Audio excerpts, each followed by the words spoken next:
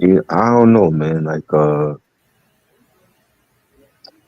never got a chance to see D'Angelo. Like, I really, he didn't tour a lot. Like, he toured, but he didn't tour like often like that. And I never got a chance to see him. Wanted to see him, but and this is a big blow to R&B, to music in general. Just he was just different. Like even when he came out, he was just different. Like he just had a different sound, a different vibe about him. And then like aligning himself with Q-Tip, and I believe it was Q-Tip that discovered him. And I remember Arsenio Hall show back in the day when he first appeared on Arsenio Hall show, and um I think Q-Tip was there with them, and he was talking about how he's like a child prodigy, and he played many different instruments, and immediately people started comparing him to Prince, because Prince was like a child prodigy, and he played a lot of different instruments, self-taught. And I remember him on the Arsenio Hall show, and hearing when Brown Sugar came out in '95, like crazy. It's like 30 years this year for his first album, and then he passes away. And it says this is like a big. The way I felt about Michael and Prince dying is how I feel about D'Angelo. This is like a big void for R&B, and he worked with everybody, just about so many great artists, and I saw everybody like yesterday just making posts about him, and it's really crazy. And Angie Stone is his baby mother. She passes away earlier this year. It's just really weird, yo. You know. And I was just thinking about um, where the music industry is in 2025 in the face of artificial intelligence. You have Punk, what's up? Salute, Salute. salute. what E up, Gibson, Reed? salute. Salute. Rocker Bass, Tribal, salute, y'all. Yeah, man. I mean, We in the just we face, just uh we just giving our memories on D'Angelo. Yo, you mind if I read something then? Oh yeah, yeah. Go ahead. Okay. Because I know y'all probably covered everything, right? But Nah, we just started. We just started. okay. Yeah, I was just doing Nick's freestyle, and I had some thoughts. So I'm just I compile Okay. some thoughts, right? So here's my thing. All right. The news came this morning like a low crew chord.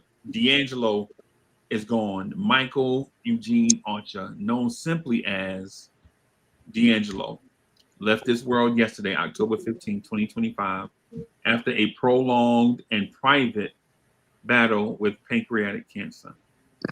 51 years, far too soon. He Right. was born on February 11th, 1974, in Richmond, Virginia, the son of a Pentecostal minister and steeped early in gospel hymns, piano keys, and church altars. By the age of 3, his fingers found the keyboard. By 5, he played in church services alongside his father. His early schooling was not in studios, but in pulpits, in the hymn books, and the call and response of Southern Black churches, in the patience of sound and silence. In Richmond, he and cousins formed the trio, Three of a Kind, performing at local talent shows. By his mid teens, his brother Luther formed Michael Archer and Precise. At 16, he caught a break. Amateur night at Harlem's Apollo, singing a cover of Feel the Fire by Peebo Bryson. Then returning the next year to win performing Johnny Gill's Rub You the Right Way. Wow. That win, small in name, huge in spirit, was the spark. Mm. His early ambition took him to New York, to music industry doors, and into songwriting rooms.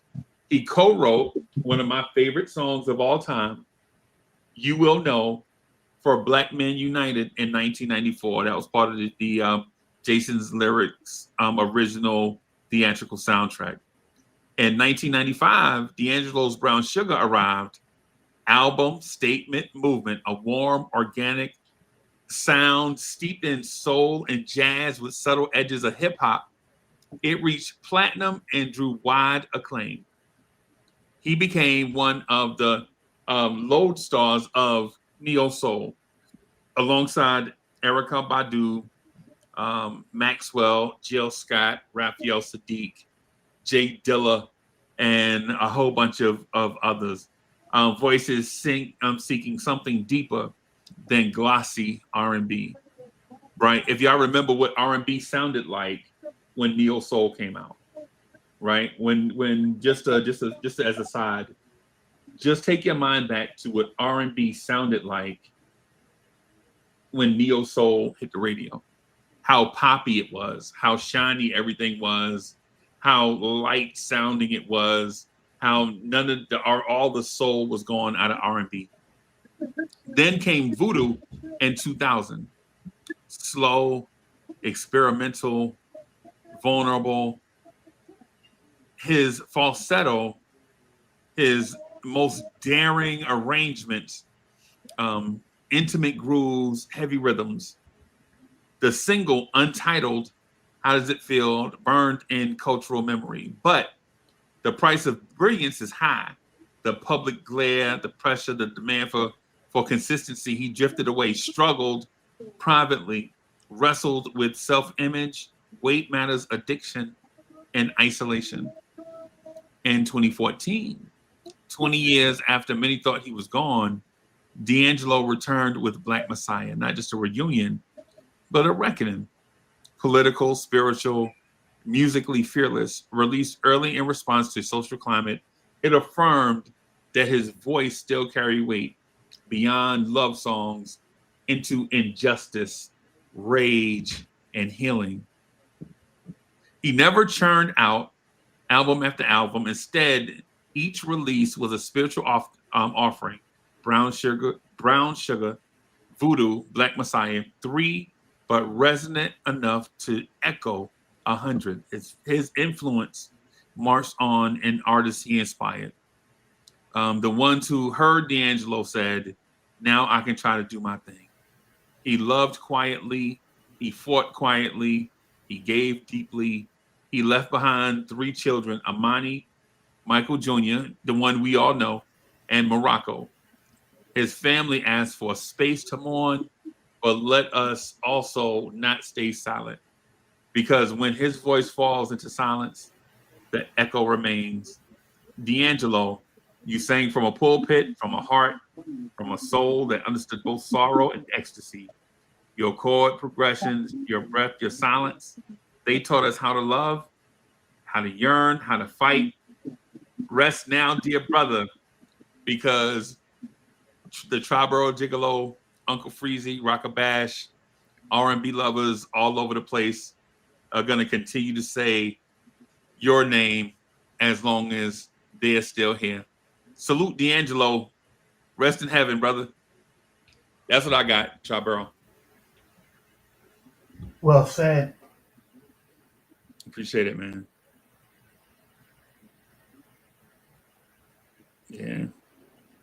That was a little bit longer than I thought it was going to be. When I had the idea, I was like, I'm going to break it up into 4 little parts and talk about the early years, then the recognizable years, and then the popular years, and then after the popularity is over. But yeah, that was heavy because when you were talking about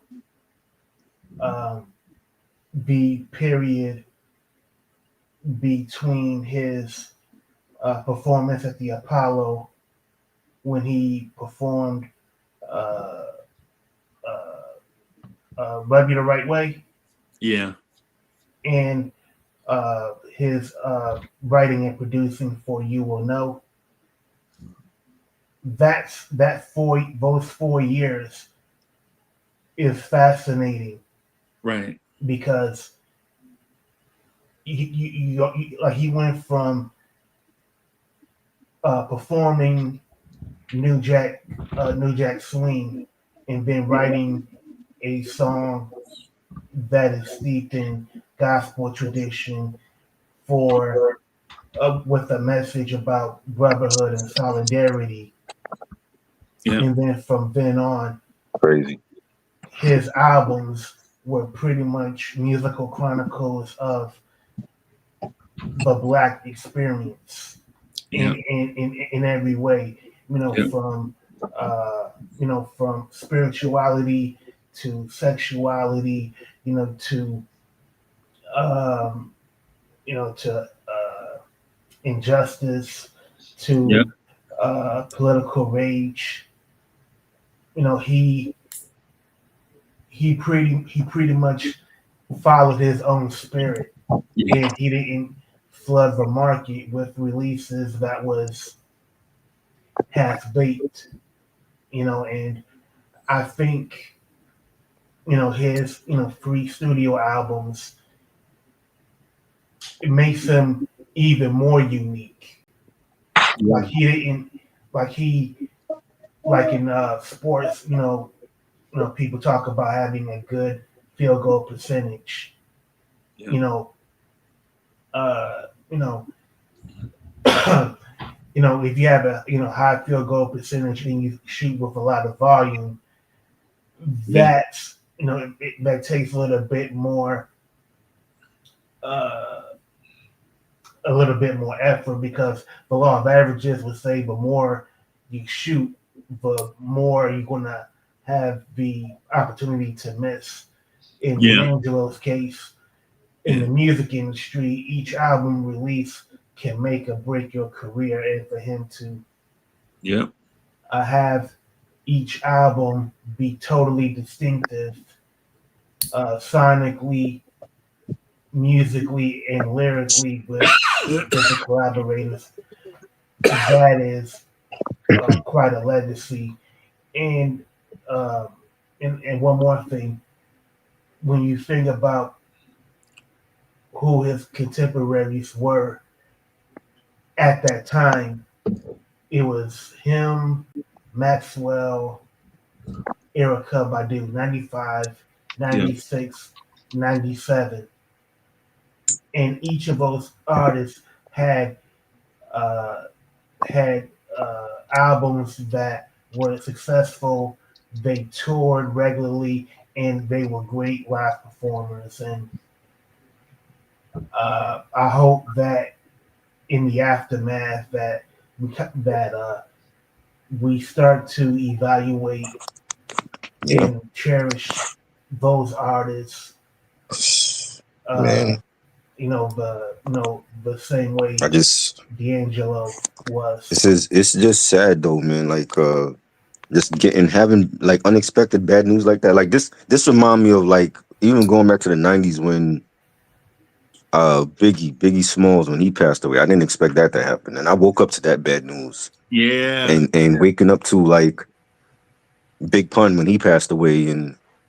and Michael Jackson, that was like probably the biggest one for me. And Yeah. it's like we losing all of our legends. Like people that was so different and dynamic in what they did. And MF Doom when he passed away. I didn't expect that when I looked. Yo. And I just feel like people we have to give these artists their roses before they die. Like don't wait till they drop dead to decide, oh, let's cover D'Angelo's music and his contribution and you know I feel you. And there's some other legends, man. Man, Phyllis Hyman. When you heard about that, you were like, wow. You thought she had herself together, and then you hear about Vesta passing away after her unsung. You hear about Whitney Houston passed away in a bathtub, right? You Prodigy. Yeah. Yeah. You remember when Prodigy passed away? You like, Yeah. what? Yep. Bro, like when these artists pass away and catch you by surprise, the thing we got to realize is, man, we are very, very much human, but so are they. Right. So are they. Facts. Salute, Ray. Yo, y'all remember MC Trouble? Yes. The young female rapper from Detroit? Yep. She was gonna be was up next, bro. Definitely. Yeah, she was up next, bro. Like when you heard her rap, you was like, yo, because she came out at the same time, and I don't know if everybody remember this, but she came out at the same time as this rapper named Moni Love. Right. And when you heard Moni Love, you was like, wow, Moni Love is raw. She from the but MC Trouble sounded polished, like you know what I'm saying? Like she had been doing this for 50 years when she only had been doing it for like 5. Right. You know what I'm saying? Right. So it's man. But you know, they're human and we're human, and there's a human element to it, man. We just gotta start giving people their chrysanthemums while they're still alive, bro. Do as an artist, like, do you feel like they owe the fans like what's going on with them, or should they just like keep their health stuff private? Nah, man, keep your stuff private, bro. Keep your stuff private, man. You know, because in my opinion, like when you see, for instance, Freddie Mercury, like when we found out Freddie Mercury was sick, right? Right. The rumor mill was tearing Freddie Mercury up, bro. Like that's what I said earlier. Yeah, it was the rumor mill was eating.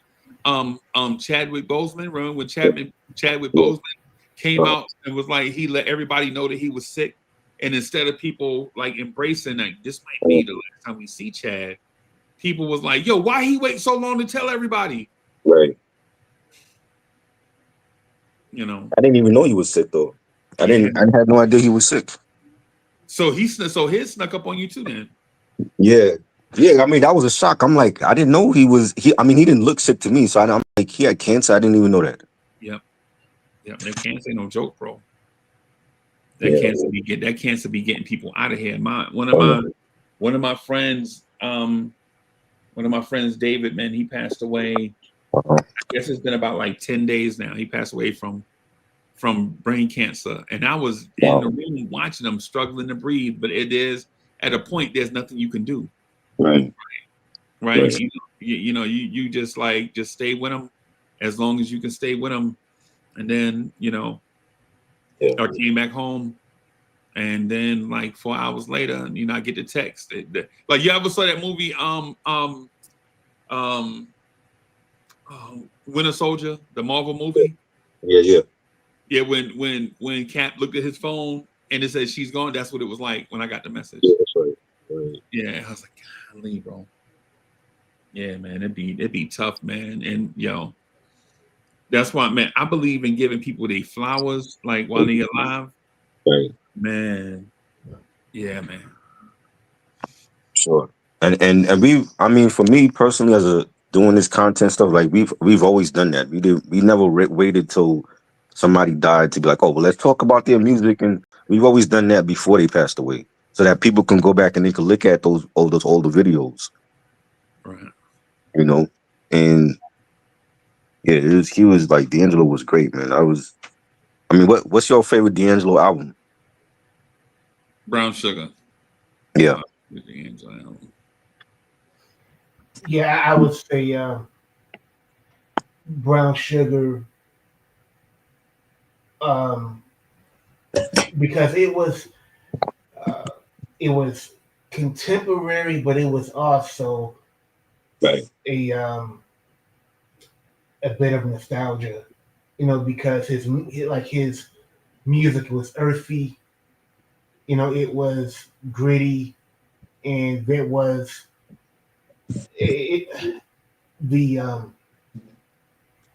it's like musical. It was a musical juxtaposition because the production has like a hip hop aesthetic, as far as like the groove and the backbeat, but then his heavy use of organs and uh, and uh, that uh, you know certain jazz progressions that he used to make it sound distinctive, uh, me and those dreaming eyes of mine, like that is Yeah. very it's very hypnotic. It has a certain groove to it, and even when I listen to it now, it was the antithesis of what was happening in R&B at that time. Like Freeze was saying, like, Hey, Rock, I ain't gonna lie. I'm not to cut you, mhm. not to cut you, right? But I want to say this though, just because I understand where you're going. I just want to just throw this in there. So R&B from about 88 to about 93 was to me as on fire as any era of R&B history. And with success comes copycats and no-gooders. Right? Like you remember when rap first came out, how the essence of it was a thing, and then on copycats and no-gooders, like making a mockery of stuff. And so there was a time when in the mid 90s where hip hop was trash and we knew it. I mean, I'm sorry, R&B was trash and we knew it was trash, but it was popular. In the mid 90s? In the mid 90s. I'm not saying the whole, I'm not saying the whole genre of R&B. Right. That's not what I'm saying. What I'm saying is when my girl had that song T-shirt and panties. Oh, Adina Howard. Adina Howard had a song. Yes. Shirt and my panties on. I remember that, right? And you like, yo, they just singing about. Right. You know what I'm saying? Foxy Brown had a song. I don't think it was in the 90s. I think it was like 2000s. When she just had a joint talking about she tastes just like candy. Remember that with Khalees? I have that record. I have that on vinyl. Yeah, that was on Broken Silence. Yeah, I'm like, now we just talking. We just, you know what I'm saying? Right, I know. Kaya had a song. Oh God, you're breaking up all the bad artists. No. I'm not saying the entire genre was that. What I'm saying is artists took these weird liberties and kind of watered down parts of R&B and hip hop, where artists like Jay Dilla and D'Angelo and Jesse Powell and Kenny Lattimore, Shantae Moore, and they felt compelled to bring the standard back up, get the standard out of the. Yo, you know how I always joke about Moken stuff? That song he had, He's Mine. Yes.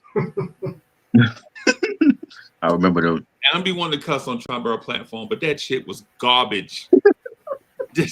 Yo, I do remember that song was being played everywhere. Like, matter of fact, I knew certain women that that lived by those lyrics. Right. That's what I'm saying, Rocket. That's what I was saying about your point. I wanted to add a prelude to the interlude you were doing, and so I cut you and then distracted. But when I'm saying the greatness, like their greatness, legitimately elevated us from even Erykah Badu had a novelty song called Tyrone, and we liked it. Come on, that's not a novelty song. What do you mean? You know how many women could relate to that song? It's like they want her to perform that at her live shows. It's a novelty song, dog. It's a response song to the real called Tyrone by Tyrone Davis. Yeah, I agree, but I mean that was like one of her biggest it hits. was a great song, right? Right. It was a. I'm not saying it was whack. I'm saying it was a novelty song. Uh-huh. Like Call Tyrone wasn't something she created on her own, right? It was a response to, you know, Right. like how Roxanne's Revenge is an answer to Roxanne. Not Right. saying that Roxanne's Revenge is whack.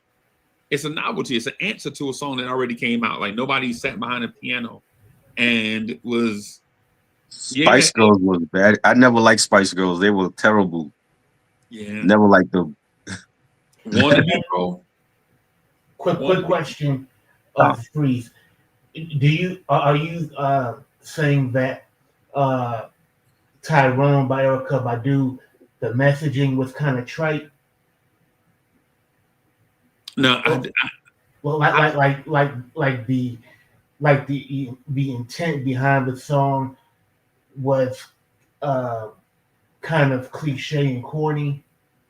that's what I would say fun. Okay. I would say it's a fun song. You Like put a record of it. you can tell it didn't take them 6 weeks to write Call Tyrone. She started off the song with "I'm getting tired of your shit. You'll never buy me nothing." Right? You can tell that's not something where you got to travel to Tahiti and rent out a villa for 9 months to come up with it. Right? It's Right. one of those. It's just a novelty. I'm not saying Call Tyrone was whack. What I'm saying is there were a bunch of people doing songs like in that same vein, and they didn't have no substance. And then you get this era of D'Angelo, 112, Maxwell, Kenny Lattimore, with Glenn Lewis, Marsha Ambrosius, a whole bunch of like neo soul like artists or whatever that started taking the craft back serious, and you see where it took music to is what the point I was getting at. Right. Like Jesse Powell, Mhm. like people that can really sing, Mhm. like people that can Jimmy Cozier, Yeah. Sean Anderson, like what's the other lady that Conley did the song for the Jerry Springer movie? Who's that? Blue Cantrell. Oh, Blue Control, yeah. Yeah, like Blue Cantrell, like these artists that come out and like try to elevate like the music back out of the gutter. Y'all telling me y'all never heard Tweet? Oops, there goes my shirt. Right over my head. Yeah, but it was catchy. I never heard nobody say it was like a novelty song though. That's why I was like, when you said Erykah Badu, I was like, I never heard nobody say that though. Not her career. Uh-huh. I'm not saying her career, because y'all know I love Badu. Badu, my girl. Right. Like I love her more than I love Lauryn Hill. Y'all know that. Oh. Right. Y'all know Badu, my girl, right? You know what I'm saying? What I'm saying is that one joint, like, epitomizes like where R&B was headed. And bro, he said next. Oh God. Oh my God. No. Yo, no. I don't think I ever told Ray the story about Next. That's a whole other story, right? You talk about the group that KG produced? Yeah. Yeah. I had me and RL from Next. We had like an exchange in the comments years ago because he felt like Next was like top 50 all time as far as like R&B groups, and I felt like you only got like one good album really, so he didn't like that. But like the stuff he was telling me was just funny because I'm like he's like telling me, oh well, I'm cousins with Philip Bailey from Earth, Wind & Fire. I'm like, yeah, but that'll make you top 50. Yeah, I'm like that band should have been top 50, not Next.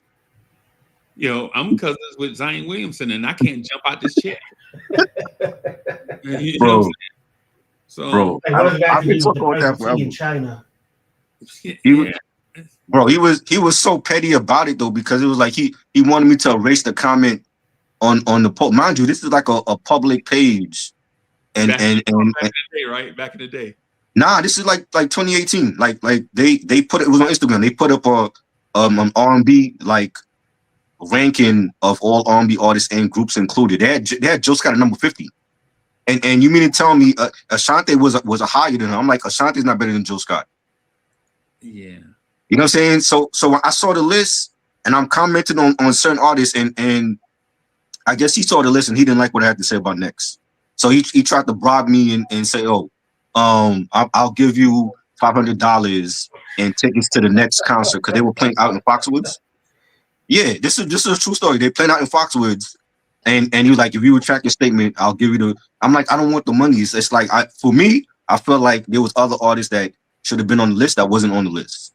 Right. And he felt like Next is like one of the best all time. I'm like, y'all wasn't even the best in the 90s compared to 112 and Jagged Edge. Bro, you know I think Wifey is the worst R&B song of all time. Bro. And ironically, that's the only song from the second Next album that Arista spent money on a video. They didn't come out with all the videos for that album. Yo, Chop Bro, if you wanted to be petty, you should have said you're not better than Russ Simmons. He would have started spitting. Bro, he came up. He would have offered you $1,000. I was speaking for like a whole hour in DM because he was all of this over a comment, and he's like, "Oh, I want you to retract your statement." He's asking me, I'm like, "Yo, you sure you don't want the money?" I'm like, "Bro, I would love for you to come on the platform so we could talk about why you feel like Next is top 50 all time." He didn't want to do that, right? And instead, he made like a meme. He made a meme where I was on another platform, and he took like a picture of me on the other platform and put it up. Like talking shit, and then he deleted it. But you know what though? You could have negotiated and been like, you know what? Like, sweeten the pot. Okay, I'll retract my statement if instead of being top 50, you're like top 51. It wasn't even but it wasn't even about the money. It was like, how you gonna try to change somebody's opinion on who you feel like should be on that list? But the fact that he was so hung up on your opinion, that to me was the power. That's the leverage. Like I would have if it bothers you that much, then what are you willing to give me in order for me to delete my comment? That's when you know he fell off, bro. Exactly. Yeah, because if you trying that hard over one comment, bro, you like, yo, Christopher Williams big time me on yeah. I remember you told me that. Yeah. A fan, bro. Legit Come on. fan? Like you playing me like that, Christopher Williams? I always told him, let's play Big Bank, Take Little Bank. I started to tell him that. Mm-hmm. Like, let's play Big Bank, Take Little Bank. You know what I'm saying? I started to tell him that. Like broke ass R&B Broadway ass motherfucker, you gonna man, you bro, shit made me mad. Yo, that shit still have me hot, I can tell. That just have me because I don't bother nobody. Like I be with y'all. Like I have my opinions on how I feel about stuff, just like y'all do. And every now and then I'll troll y'all for fun, right? Like just, you know what I'm saying? But I mean, but dog, come on, man. Yeah, he blocked me. RL blocked me on my old page. He had blocked me on there because I'm like, bro, like he's that petty about somebody's opinion. I didn't even know he was on the page. Yo, that $500, that's as much money he's gonna get. You know, bro, I could have did that, but I'm like, first of all, it's like I've seen a lot of greats, you know, going to concerts for like 30 plus years. I would never go see Next because they only got one good album to me.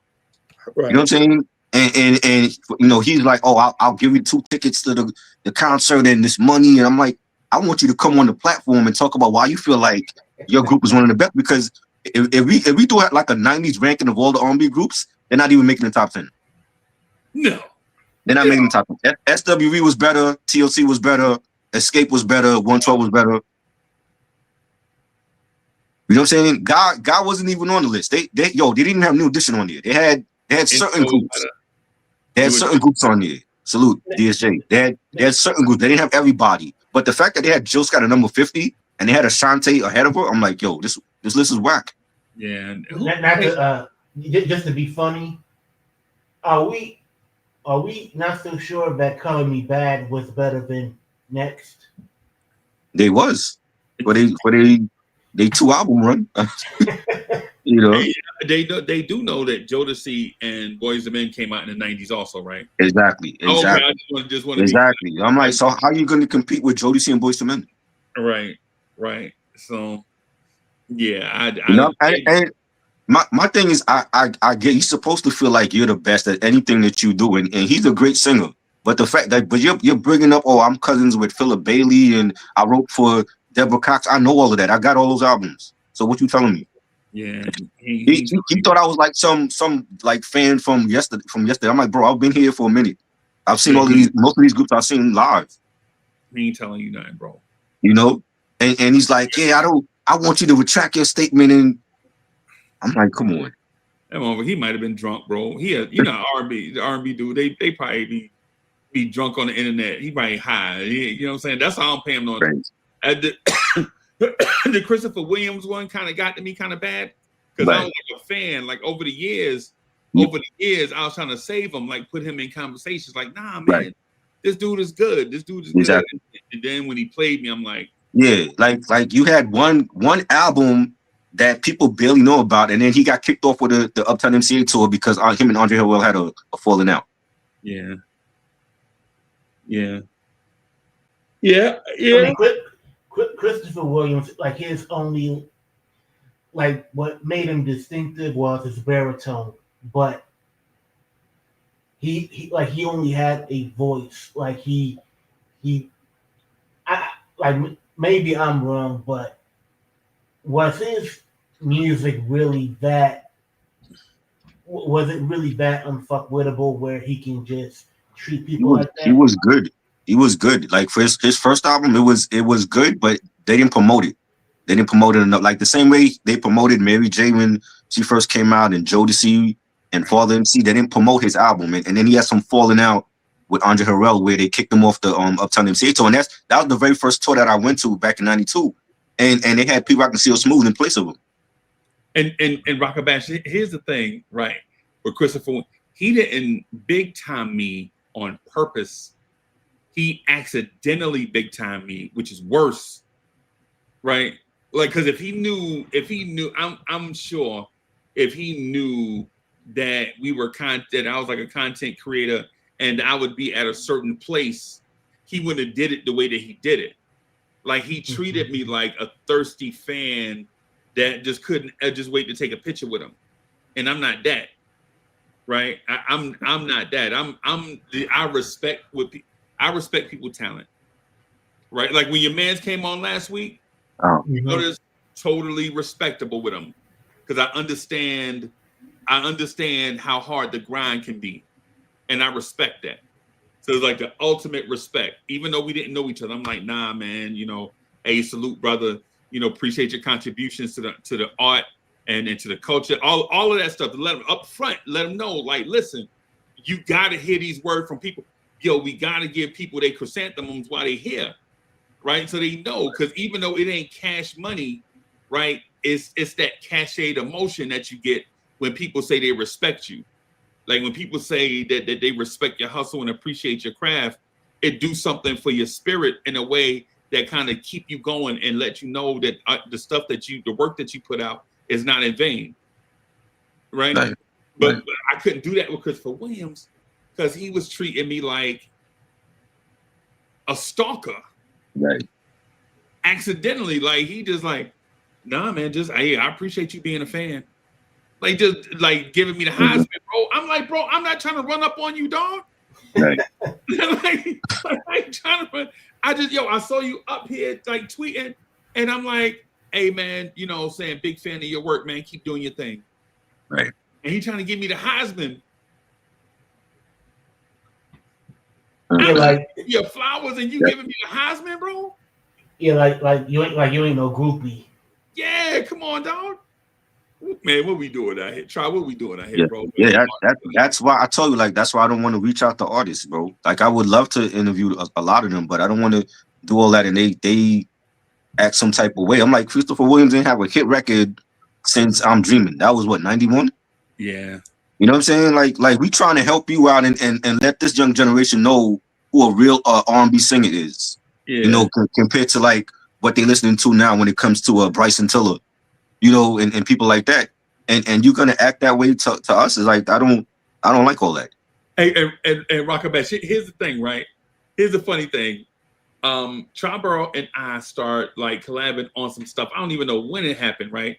Yeah. But sometime like last year, I randomly get a DM from Albie Shore, just totally random.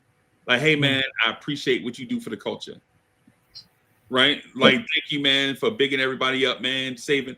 I so just something. He like, yo, you naming artists from the past, people I forgot about, blah, blah, blah, blah, blah. Man, appreciate you. You know what I'm saying? Giving people their flowers. That's it. I ain't all I said in the response is thank you. That's it. That's it. Okay. I don't need nothing from I ain't need nothing from Al. And I appreciate the sentiment, right? The thing is with this dude, though, you like you Yeah. Anyway, I didn't mean to take away from you. DJ said something about Color Me Bad. They had their first album was great, and then the second one they had a first single, but they wasn't the second album didn't sell. But I remember Video Music Box was playing. I think it was called Time and Chance. They were playing that on Video Music Box. Yeah. So they had a single from the second one, but it just didn't do good. Yeah, that second album was actually pretty good. I felt like it wasn't really promoted because they wasn't selling sex as much. They was actually singing, and the people like they come out with an album. I mean, he come out with a single. I Want to Sex You Up, right? Mm-hmm. And it's on this movie that dropped, the soundtrack of a movie that all this stuff, and it's like the perfect storm. And then the second album is just about them singing, and people forgot about them, and they listening to All for One. Yeah. Yep. Fuck. Yeah. Them the All for One can't sing like Color Me. Are y'all serious? Yeah. I mean, they were really huge and mainstream though. Yeah. They were super mainstream, bro. Yeah. What was All for One song like? Jog my memory. I forgot. I remember them, but I just can't remember what song. DSJ was in All for One. DSJ was the black dude in All for One.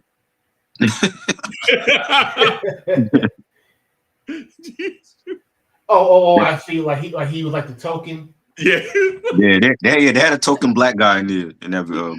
Yo. They had a token in Color Me Bad too. Yeah, they had him too. I swear, that's the name of it, right? Yeah, I swear. Yeah, that was a huge hit. Yeah, bad. Yeah, that was mega smash. He said Christopher Williams needs a visit from Wesley Snipes in a black turtleneck and a Rottweiler. Yeah. That's exactly what he need, bro. Yeah.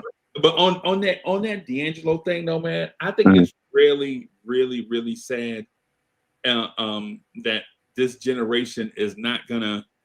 The sad thing about D'Angelo in his career is not that he passed away at 51.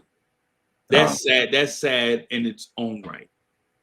Right. What's sad though is his struggles with stardom. Right. That's what I think. And for people that don't know, like being a star is not easy. And listen, I'm gonna tell you my star story just real quick, and I'm gonna tell you like my experience. Right. I was in Atlanta, Georgia. Like I have a Knicks channel called Lawrence Tears. Right. At the time, it had like 2,500 subscribers, 3,000 subscribers. Right. But it was popular. Like I didn't have a grind.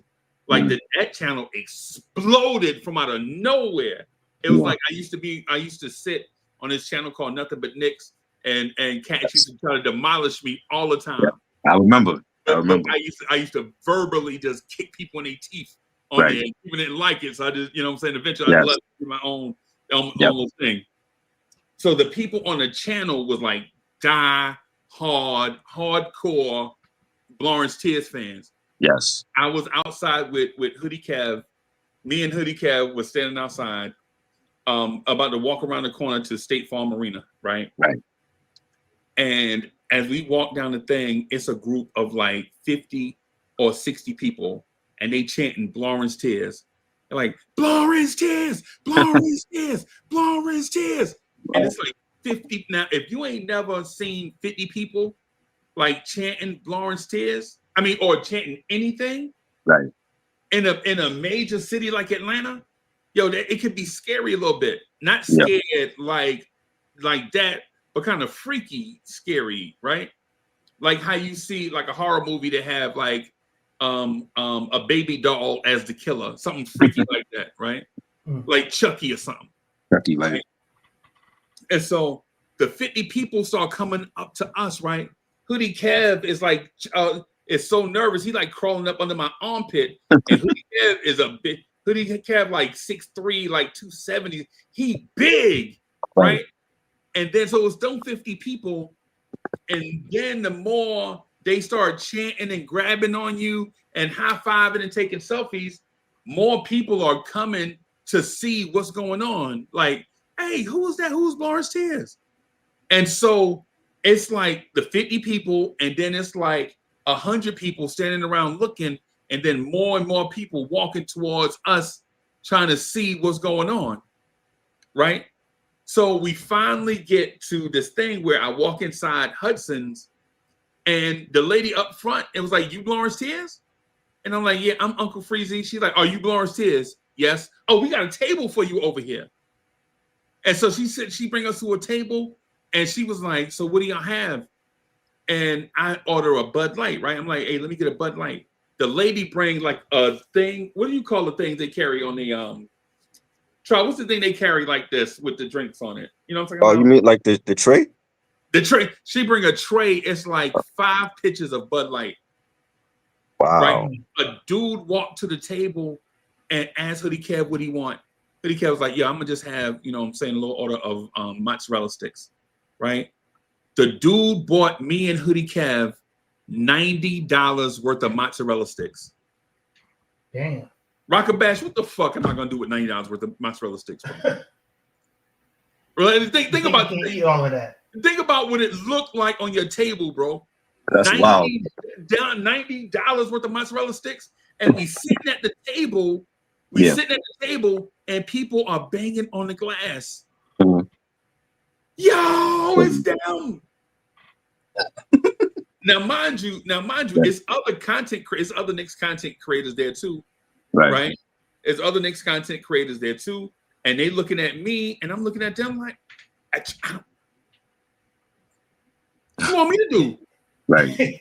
like content creators, they standing by themselves, like they legit standing by themselves because they create Knicks content, but then they looking at us like,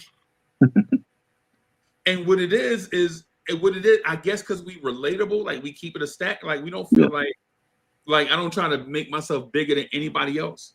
Right. I'm with everybody. I'm part of the crowd. That crowd, I'm in that crowd. That music you love, I love that music. That movie you love, I love that movie. I'm like that part of it, right? And so when I was there, I was like, yo, this is some creepy ass shit. I don't want to be a star. I don't want to be a celebrity. If everywhere I go is going to be kind of like this, a little bit like this, I don't want to do that. And then I was in Orlando with my son, standing at the crosswalk. You know how at the game they have the police block the traffic off so pedestrians can cross the street in different directions or whatever. Yeah. We standing there, right? And there's a crowd on the other side of the street waiting for the thing. And they like, yo, it's Uncle Freezy. No, it was a February night. It's a February night. You know how it get dark in the wintertime? Yeah. So it's a February night. And they like, yo, it's Uncle Freezy. And people are running from the underpass. And they're like, where Uncle Freezy at? And at the time I had I had a knee injury, basically. Okay. I'm out for the season with a knee injury, basically. Right. And Rockabash, look, I was there, right? And my son, who had never seen anything like this before, my son is like, yo, all the people coming over here for you. And I was like, oh my God, nah, man. I tell my son, like, nah, man, I can't do it. My knee is through. I can't walk or nothing. If something go crazy, I'm gonna have to pull out my blade or something. This is, you know what I'm saying? Right. But man, a dude was bro, no lie, a dude and his girl was like trying to help me walk to the thing. I'm like, this too much. Yeah. Like, you know, strangers touching all over you, trying to help you. Right. I appreciate it. Like, I appreciate the love and all that stuff. But nah, bro. That's why when I brought up the thing about D'Angelo and how he struggled with stardom, and see, all I do is talk about Tom Thibodeau rotations. Right. Can you imagine if you make a song called Untitled? How does it feel when you're in the best shape of your life, and girls are going gaga over your body to a point where you can't go nowhere? Right. Bruh. Yeah, they said he struggled with that. Like he didn't want to be known as like a sex symbol and stuff like that. Bro. You know. And I feel like when you see like some of these celebrities, and people feel like these celebrities have it all, but they're not happy within. And I feel like when you hear the tragic stories about them like taking their life, it's because they running away from the stardom. They can't do normal things anymore once the spotlight is on them. You know what I'm saying? Like, yeah. Like Justin Bieber, like him trying to go to the mall, he could never go to the mall by himself because all the kids in the mall would surround him. Would mob him. That's why millionaires dress like bums, bro. Yeah. You know what I'm saying? It's like, man, like at first, like, and with me, I was like the guy in high school. Like, I like being around everybody. I like being the center of attention in high school. Right. But you talking about your class, you talking about a small high school class, and maybe people in the city know you, maybe your neighbors know you, right? Yeah, there ain't nobody about freeze, man. You always be cutting up, you know what I'm saying? Right. But imagine if you was like the most popular man in New York City, right? Now you can't go you can't do nothing. You can't go to the bodega, bro. Exactly. I think I was telling Reg or somebody that the other day. I'm like, I don't want to be that popular where I can't go to the corner store or to the supermarket, you know? Right. I'm with you, bro. I don't want to be that popular, bro. And I always felt like the Untitled video was done with the intention of being artistic. Like he wasn't trying to be a symbol of male sexuality as much as the song, but the video is the visual representation of the song, and then it just grew into a monstrosity. But he knew what I gotta believe he knew what he was doing when he decided to do that video, the way that it came out. You know what I'm saying? Like he knew that he had the female fans and this was gonna be something that they're all gonna talk about. And this is before social media. Well, he probably knew that he was desirable, but having the glare of the public be intrusive and invade your privacy and stalk you, and you are now the subject of public sensationalism. I don't think he was anticipating that. I mean, I don't know, but I feel like artists do stuff, and on the low they might try to act like, oh, I didn't know this was gonna happen. I feel like that was the case with him. He knew what was the type of not even backlash, but the type of attention he was gonna get, and maybe he felt like let's just put this out there and see, and it's a lot of women love it, so right. It's just funny. Yo, I think I'm with you. Yeah. Because the thing is you may want to be that when you don't know what it is, but then when you get a taste of it, you're like, whoa! Like, have y'all heard this story of Sherelle? Like when the record company was getting ready to turn her into a mega star, like almost Janet-like, and she was in Europe overseas, and she got swarmed, and somebody pulled part of her hair out. Oh, and wow. she called the record company and was like, nah, I want to do music. I don't want to be this. Right. You know Sherelle, Weekend Love? Yeah. Alexander O'Neal. Yeah, they was about to turn her into a mega star, right? And then she got swarmed. She said she was somewhere across seas, somewhere. And she got swarmed, and there was no way out, and people just kept coming, and people were hurting themselves just to get close to her. Right. And somebody pulled like a piece of her hair out, and she was like, nah, it's just too much. You know what I'm saying? Crazy. DSJ said, I think artists don't embrace the duality of being a person and a persona. I agree. Yeah. I I agree. think that's the reason. I think that's the reason why some artists go by a stage name. Yeah. Because they don't want to have their background violated.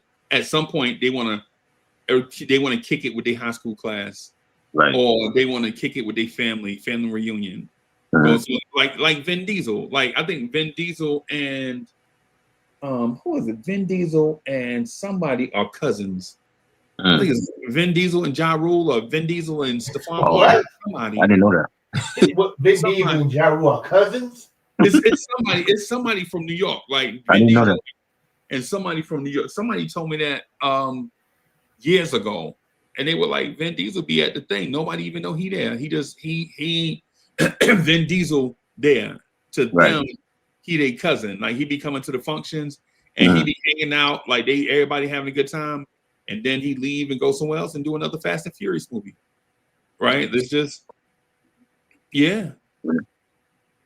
I think like Michael Jackson, I feel like he was running away from the press because, like, you know, I remember even as a kid, like hearing so many rumors about, you know, the hyperbaric chamber he had in his house, and he had the Elephant Man bones and all kind of weird stuff. And I feel like him having Neverland Ranch was to get away from, you know, the paparazzi. Right. Because You know, But it also was a way for him to indulge in his Who? Arrested Development. That's who it is. Hey, so Miss Mocha, like the apple of my eye just told me who Vin Diesel cousin is. who is it? Kwame. Oh, Kwame, really? Yeah, Kwame. Oh, wow. Yeah. I didn't know that. See how I sneak Kwame into every show? That's why. I didn't know why he kept mentioning him. Yeah, man. Wow. And DSJ says Special Ed and Vin Diesel. Special Ed? I thought Yeah. it's Kwame. Is it both of them or just Kwame? It may be both. It may be both. Special Ed and Vin Diesel? Yeah. Wow. That's dope. Yeah, it may be, man. You know. I mean, I would have believed that Vin Diesel and Steven Seagal were cousins before Vin Diesel and Kwame. Not years ago. Yeah, and people think that dude's a horrible actor. Oh, you talking Vin Diesel, horrible actor too? Him too. Bro, I remember when y'all remember Chronicles of Riddick? I remember going to see that. Like and I literally fell asleep in the movie theater going to see that. It was that boring. Bro, I felt the same way about the last Superman movie. You didn't like it? Oh man, really? I like it. I felt like it was more family oriented and it was more lighthearted because they made Superman vulnerable compared to like the other past Supermans. But I actually thought it was a good film. But I still feel like Fantastic Four was the best comic book film of the year. Yeah, I think it was good. To me, I think with Superman, it was that damn puppy, man. Right. Like to me, I just felt like it was a little bit too kitsch. Like well, you know what? The dog was actually, if you ever seen the TV series Teen Titans, the live action series, they actually had the Superman in that series with Crypto the dog. So the dog was actually a part of that series, and they just brought him over to the movie. Okay. Well, yeah, that makes sense. Yeah. I think it was that narrative that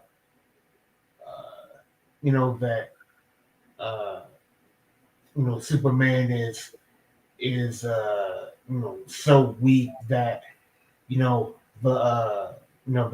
puppy has to kind of rescue him and kind of make him find his mojo. Right. To me, I just found it a little bit silly and kitsch.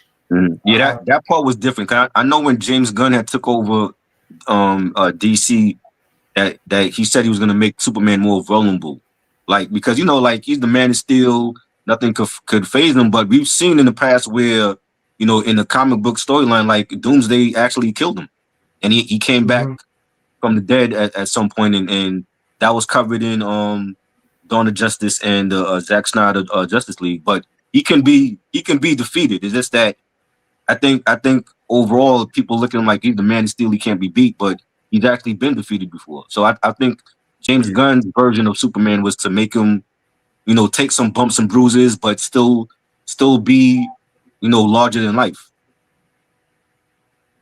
Yeah. And also, I think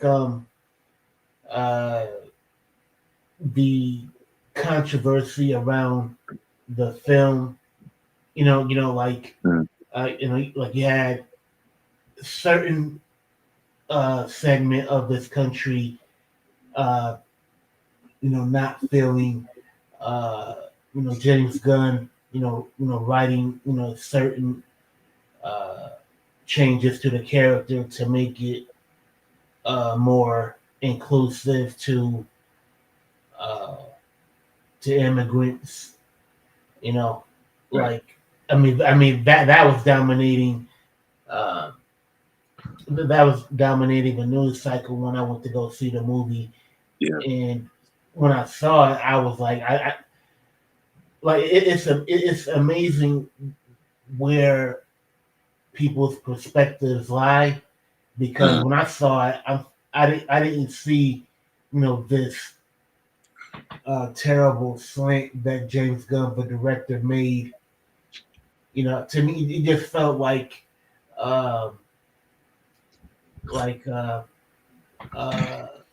hyper critical complaints from a certain segment that just don't want anything to be non-white. Right. DSJ said, oddly enough, Special Ed and Kwame are cousins, but not Special Ed and Vin Diesel, according to Google. I didn't even know that. So Special Ed and Kwame are cousins. Are they from the same borough? Yeah, I believe Kwame is from New York City. I know Special Ed is from Brooklyn. I don't know if Kwame is from Brooklyn though.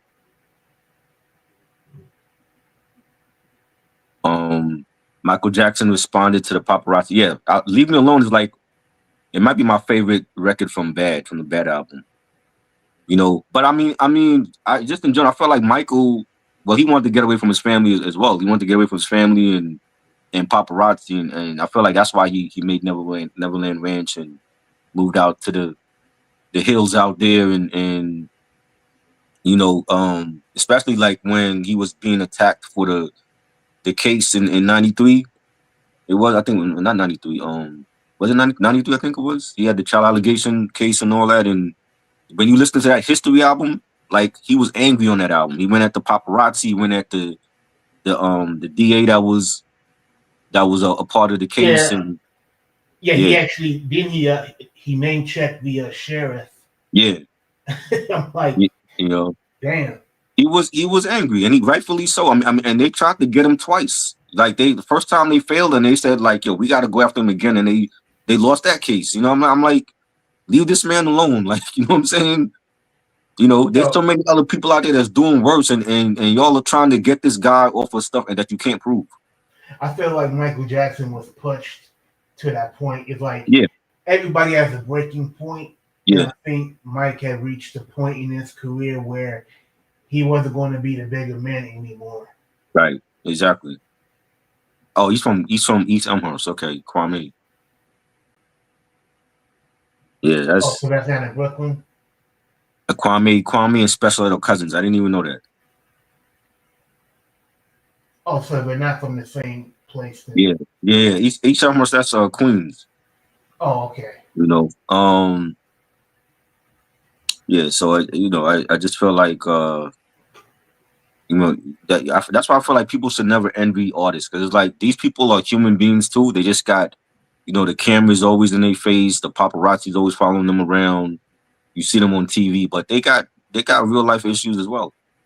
And money can't change that. You know what I'm saying? Like, it buys you comfort, but it doesn't make people happy. And we've seen so many like celebrities, that are unfortunately not here no more because of that situation.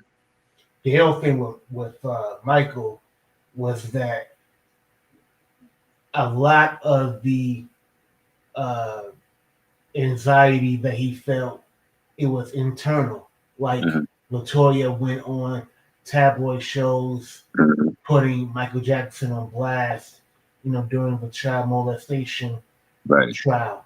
Jermaine Right. Jackson wrote Word to the Bag where he Terrible. viciously, talked about Michael Jackson's vitiligo and insinuated that Michael Jackson didn't want to be black. Mhm. Like that's enough. Like people cut family members off for much less. Exactly. He tolerated A uh, lot. a lot, Mhm. and he was far more generous than he had to when it came to his Exactly. family. Like the Trevor. What was the album that the Jacksons did that One. like instead of Michael touring behind Oh, Thriller? Victory. The Victory album. Yeah, that Victory album. Terrible. Like man, like when I listen to that album, Mhm. I can like Michael. It was a good actor. Like he really put his all into it. Yeah. But knowing what we know now, No. I know Michael was like, "That's the last time y'all eat off of me." Oh yeah. Like Yeah. Snoop did with Doggy his style. last deal on No Limit. Oh. Like Michael was supporting Mhm. uh, his brothers and his father. Yeah. The best thing about that album was the album cover because the songs were terrible. There's like one Michael. There's like one Michael. No, there's two Michael songs. There's like one features like him and Mick Jagger, State of Shock, State of Shock. and that song was supposed to be Michael and Freddie Mercury, and I think Freddie had passed away by the time he tried to do it with him. But Oh, I no, but remember that that song. was Freddie Mercury didn't pass until what the late '80s, right? That was like 85 or something like that. He passed. Oh, okay. You know what I mean? Oh yeah, he might have There been might too be sick another. then. I don't know. I know there was like there might be another version of it out. There was like Michael and Freddie Mercury, but I don't know if it was done or if it just he couldn't finish it with Freddie. But he got Mick Jagger, and that was a big record for that time. But the rest of the album, when you hear songs like Body sounds like a Michael record, except Marlon Jackson is trying to sound like Michael on it, and it just sounded bad. Yo, Torture. They released that as a single. Michael not even in the video for that. He's not in the yo, video for none of those records on that Victory album. yo, the videos from that album are cringe. Yeah. Yeah. like, like, you ever see like people, like that situation was Mhm. pretty much the Jackson brothers pretty much enjoying their last hurrah with Michael. So they were just showing their asses. Oh yeah. I mean, because like you have the biggest record out with Thriller, and instead of him going on the Thriller tour, he goes on the Victory tour with his brothers, and then he's performing the Thriller stuff with his brothers because supposedly his dad wanted him to do the tour, and reluctantly he did, and he did the album, but he's not. That album is bad because he's nowhere on it except for like maybe 2 songs because he didn't want to do the record with them in the first place. That was the reason for him going solo so that he can get away from his brothers. And now you have like the biggest record of all time, and your dad is telling you, "Oh, we need to do this album with your brothers one more time and go on tour." Like everything that they have is because of Michael. Really, not to say that they don't have talent. The brothers were talented, but everything that they success mainly is because of Michael Jackson. Yeah, he was pretty much the quarterback, and the brothers were the offensive line. Right, and Jermaine is a good singer, and it's a shame he could have been as big as Michael and Janet. You know what I'm saying? I feel like he still can sing, but I don't feel like he had the work ethic like Michael and Janet. You know what I'm saying? Yeah, that's fair. And next month they're actually gonna have the first trailer for the Michael biopic. That's gonna be with the Wicked Part 2 in theaters, and I hope that biopic is good because if his nephew doesn't deliver. And this is might be the biggest artist ever on in the universe. I feel like that's gonna be really bad. What Salute, Ray. movie is the trailer being shown with? It's gonna be with Wicked Part 2. Wicked Part 2. Okay. Yeah, it's but that's the first trailer. But hopefully, I hope it's good. I know they tried to Antoine Fuqua tried to make it into like 2 parts, and then they scrapped it. So it's so much stuff about Michael. I don't even think you could just make it into one movie. You know. Yeah.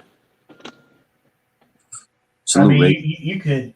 I mean, you could. Well, they've already done. What do you call those things? They've already done like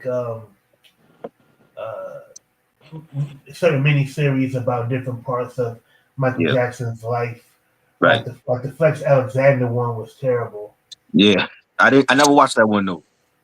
Yeah, man, that was like they covered his upbringing up to the time that he got charged with the first child molestation case, and I'll spare you the details because it's not, a lot of it is very unseemly, right? And as far as like biopics are concerned,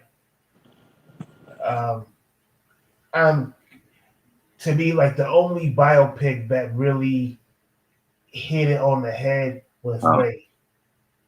That was a very good one too. I mean, there's some great biopics. Like I love Straight Outta Compton. I like the Notorious one. I went to see that when that came out, but I didn't. I felt like the casting was off for certain characters. Like Derek Luke is a good actor. I don't think he was a good Puffy for that film. If you let Lil Kim tell it, whoever played her, Notori, that was Notori Norton from 3LW. Yeah, she still got smoke for that girl. She played Tasha on Power.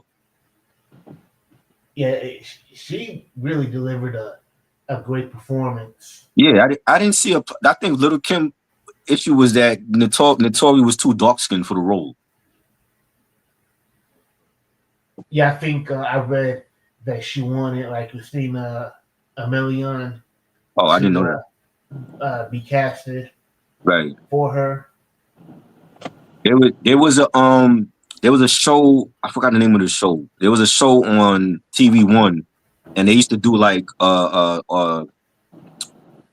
different episodes for like different actors and stuff. And they had one for Notori, and Notori talked about when she was doing the Notorious film that Lil Kim. It was a day that Lil Kim came on the set, and she walked right past her, and she had an argument with the director because she felt like he picked the wrong person to play Lil Kim. Damn. She bugging for that. Yeah. And for Notori, to experience that, that's unfortunate. And, man, that got to be a terrible feeling. Yeah. Facts. Hey, I want to say peace, fellas. Peace, yo. I know I just came on late. I just got the studio one nigga my nigga Alchemist. You know what I'm saying? I was in the studio one nigga half. You know what I mean? Are you at least that's what it feel like. For real? You for real? At least that's what it feel like ever since I've been rocking the new Mobb Deep album.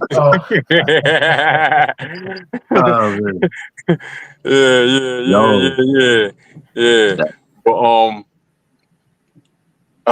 I want to say one thing to Freeze, if you can hear me. Yeah. Hey, Freeze, can you hear me? Yeah, I don't know. He might have stepped away. It's a little Christopher Williams thing.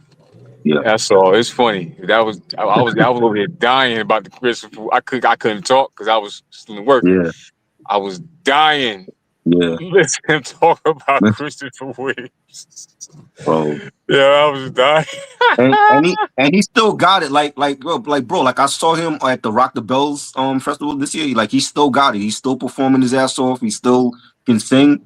But this is why it's like this is the thing about like having artists to be on these platforms and they feel some type of way. I'm like, I refuse to do all that. I don't want to ask them. Yeah.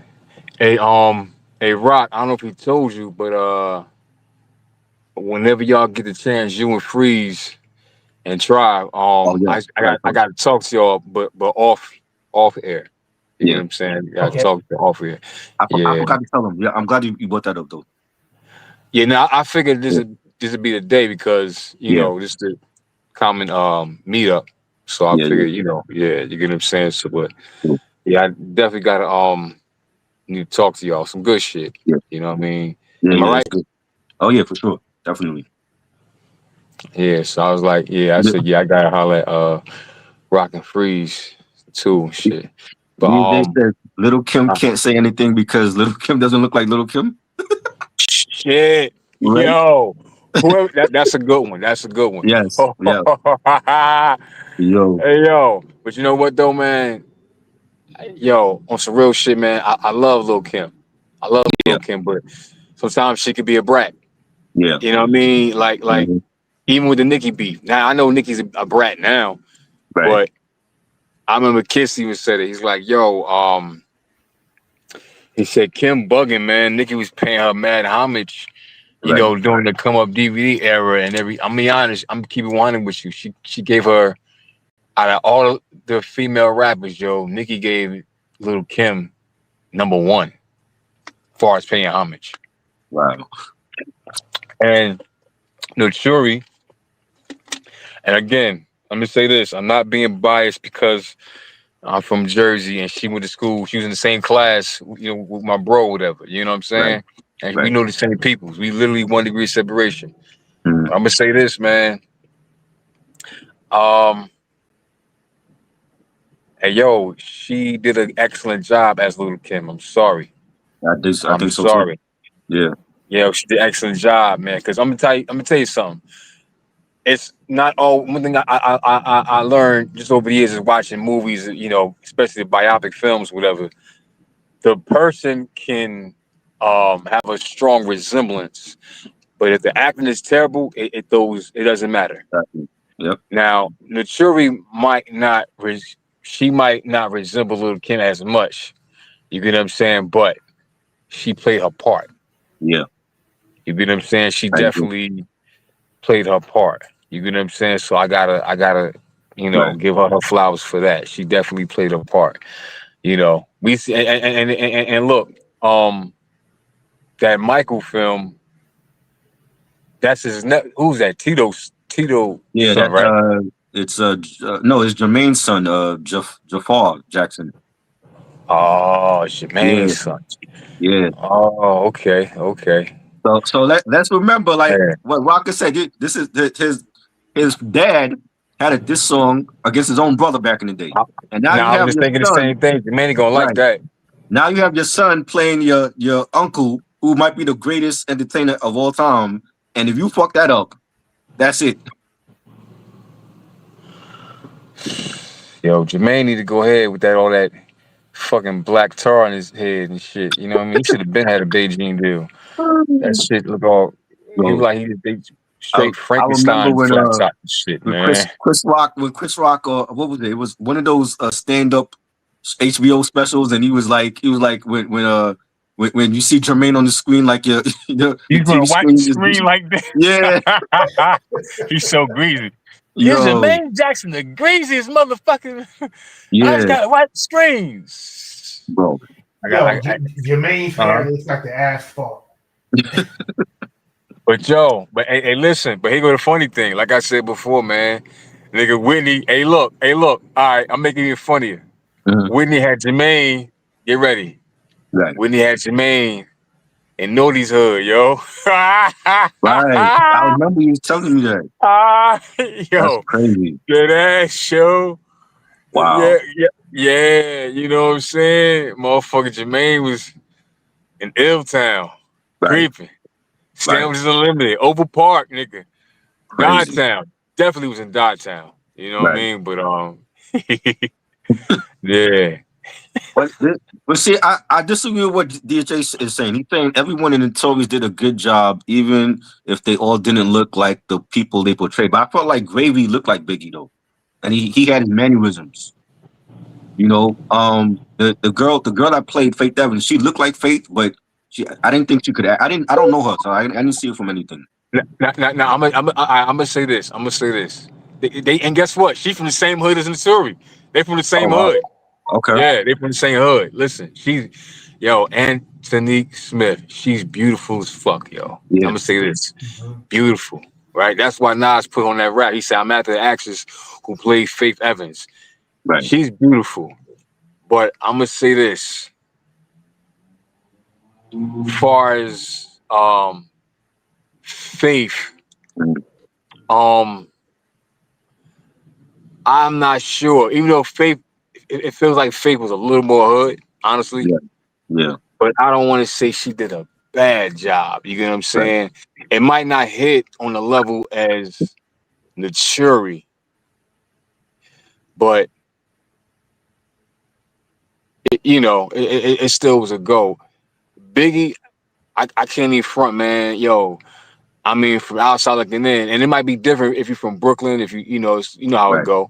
Right. But from outside looking in, I give him that with Big. I can't even hold you. The Pac shit, nah. Yeah, that was Give me your money. Yeah, it was a little too. He tried too much. Captain America. What's his name? Oh shit. Anthony Mackie. Yeah. Mackie. Anthony Mackie. Right? Yeah. Hold up. Hold up. My bad. I'm driving. This nigga driving like he on syrup or some shit. My bad. But anyway. Yeah. I forgot who else. All right, we got Puff, Derek Luke. I got. Yeah. See, the thing is, when you don't look like him, you gotta really go in. You know what I mean? You gotta really go in. Who else we had? Mark Pitts. Yeah. I didn't ever see enough of Mark Pitts to actually judge the character, so I can't even. I've seen the guy that played Mark Pitts. I've seen him in like other films too. No, I'm saying I don't know what Mark Pitts is like, so I can't even. You know what I mean? I only seen pictures of. I never heard him speak. Right. You know what I'm saying? Like say if they made one about Rockefeller back in the day before, let's just say before 2017. Right. I couldn't say if someone played Biggs good because I didn't hear Biggs talk until he came home. Yeah. You know? Right. I know what Dame sound like. But not like that actor on a Aaliyah movie. Oh my God. That shit, you might as well miss Shamar Moore. Fuck name Dash, nigga. You should have missed Shamar Moore. You know what I mean? I remember that. When that Lifetime movie was on, Timbaland was trashing that movie online at the same time. Hey, look, the only way they made it look like it was Dame, he kept saying, "Cause I'm from Harlem." The fuck out of here, nigga. That nigga was not from Harlem. That nigga was from Manhattan. Right. All right. Right. Manhattan. Broadway. Shit like that. Yo, I forgot Angela Bassett played Valletta Wallace in that film. Now, Angela Bassett. Again, no resemblance. Right. But she put on for the character. Yeah, for sure.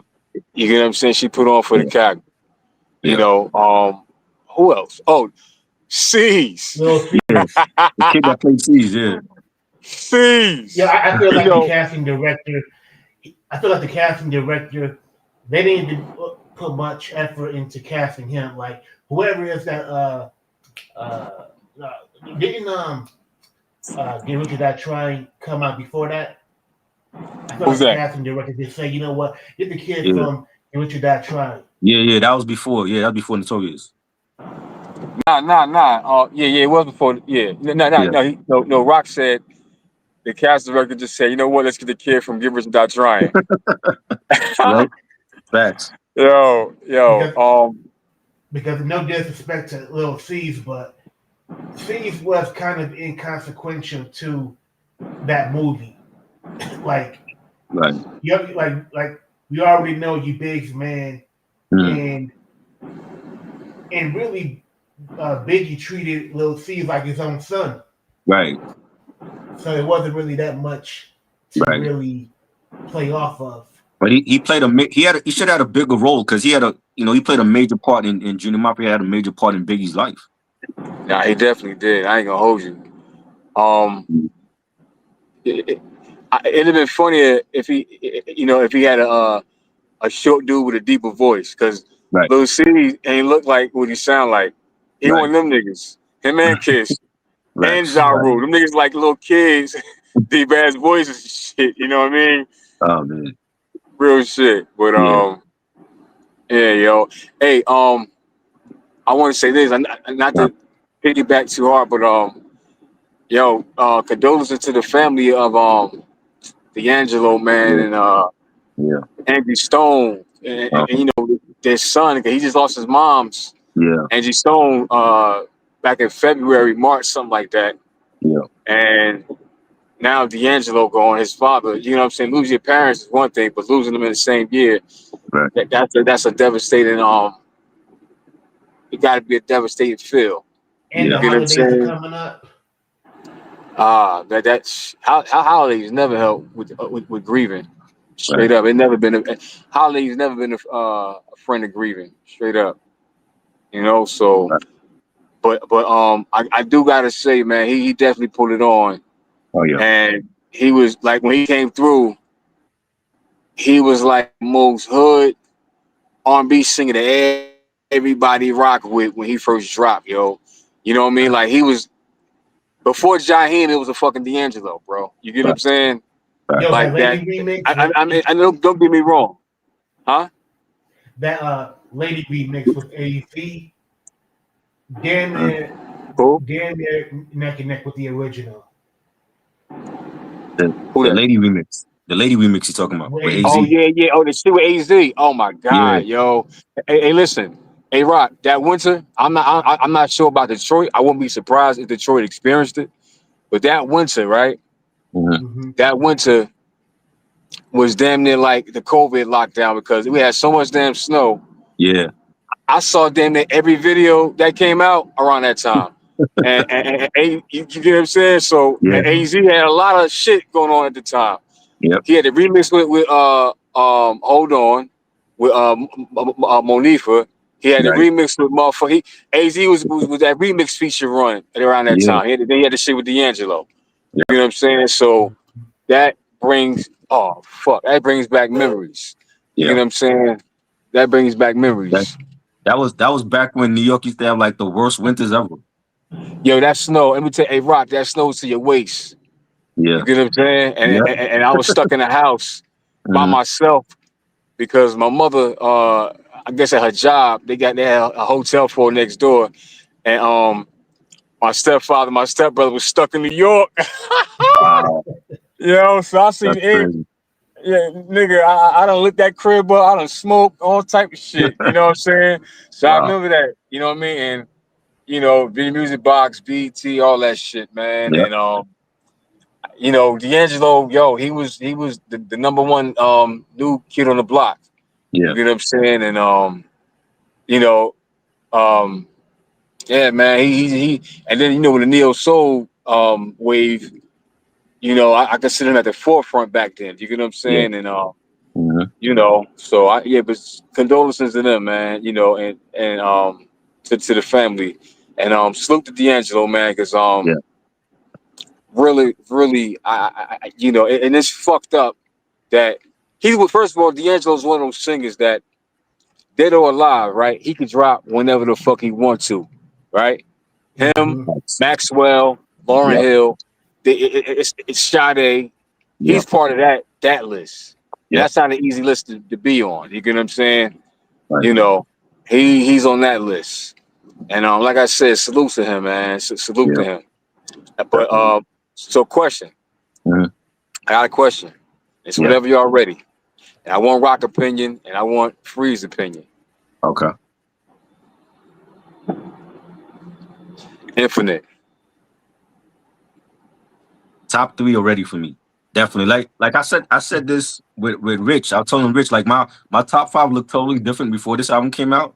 And once I heard it, I'm like, yeah, this is top 3. This is gonna compete with the Clips album and with Alfredo 2. Freddie Gibbs. Yes. I'm sorry, I ain't putting it top 3. I'm putting that No, number 1. number 1. Okay. I play it too much, you know. Real. Hey, listen. Whoa. Usually I play my shit at night. I play that shit in the morning. Nigga, Right. I'm pulling out my garage like the M, the O, the B, Mhm. the B, the D, the E, the E, the P is Mob Deep. I'm wilding. You know what I'm Fire. saying?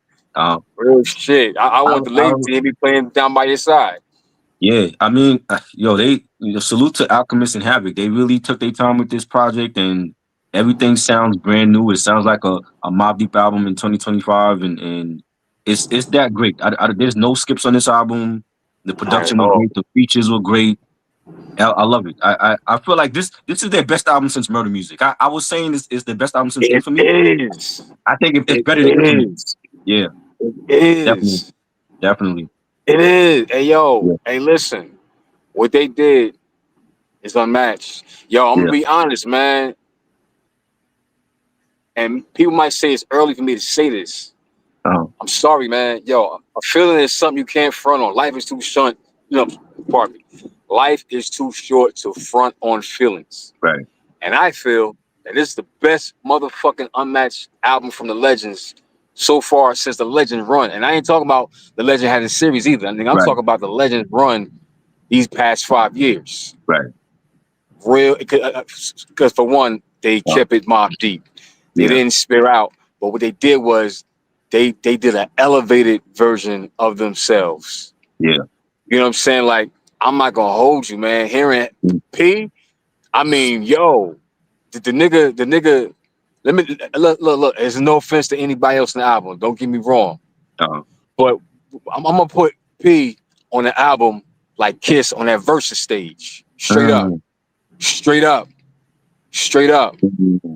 You know what I mean? Yeah.